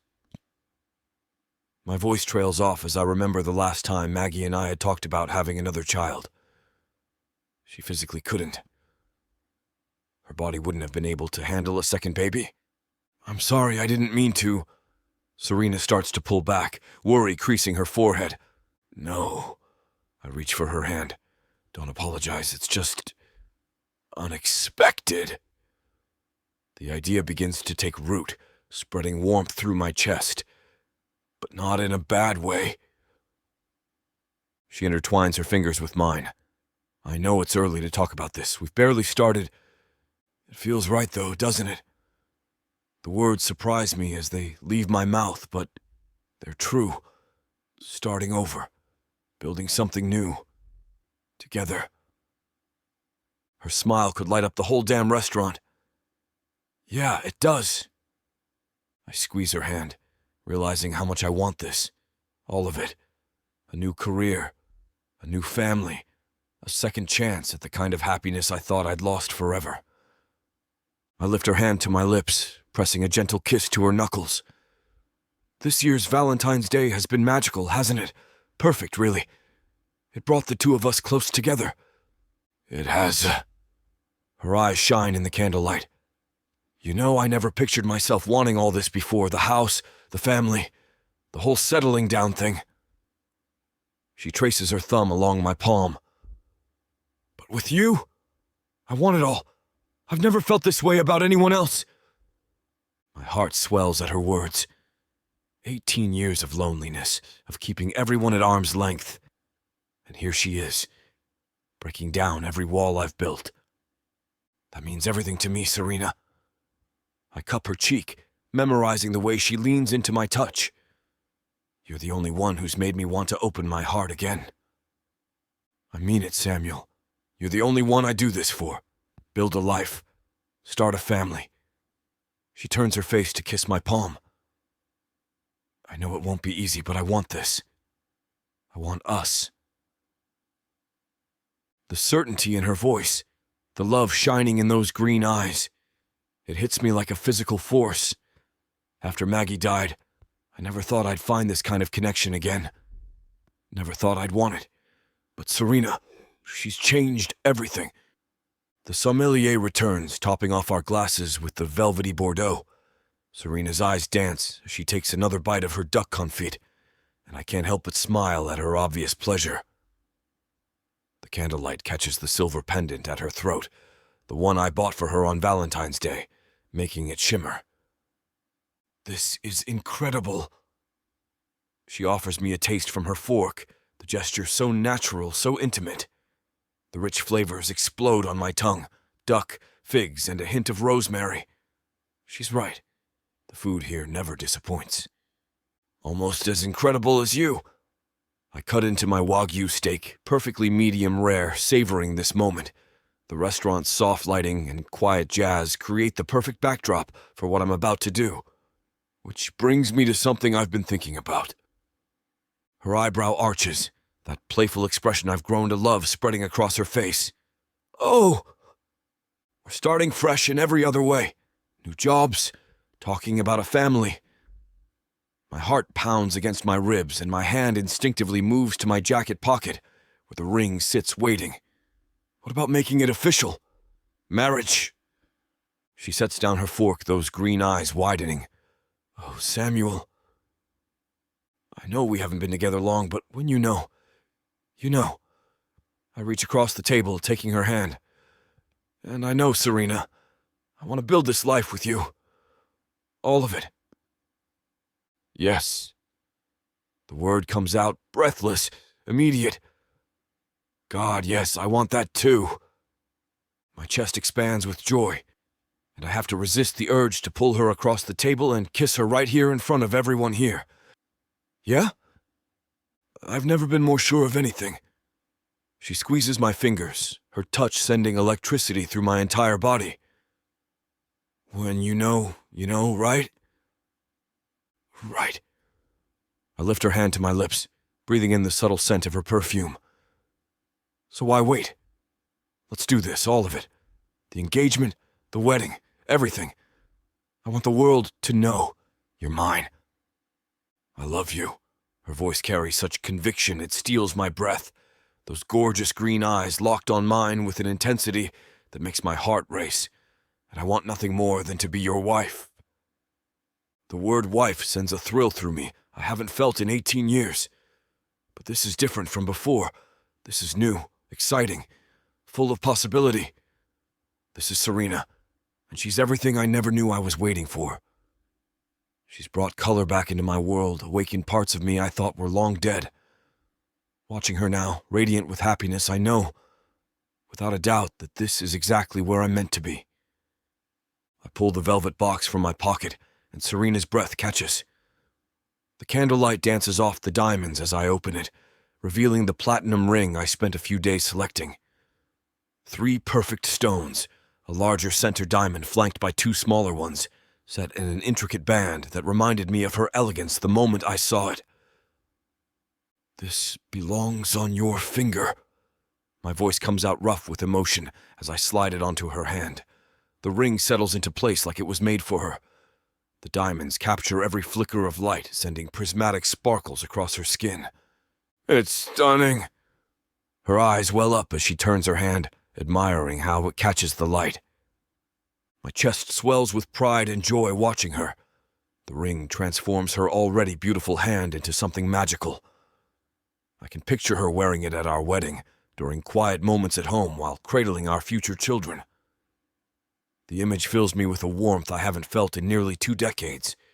The promise of a family, of building something extraordinary with this incredible woman. Perfect fit. I brush my thumb across her knuckles, memorizing how right it looks on her finger. The ring represents everything I want to give her.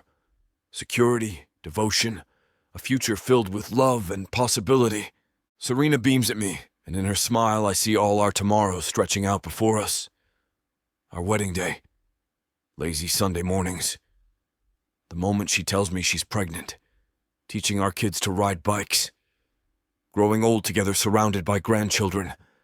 Every dream I'd locked away comes rushing back, more vivid and beautiful than ever because now they include her. "I love you," she whispers.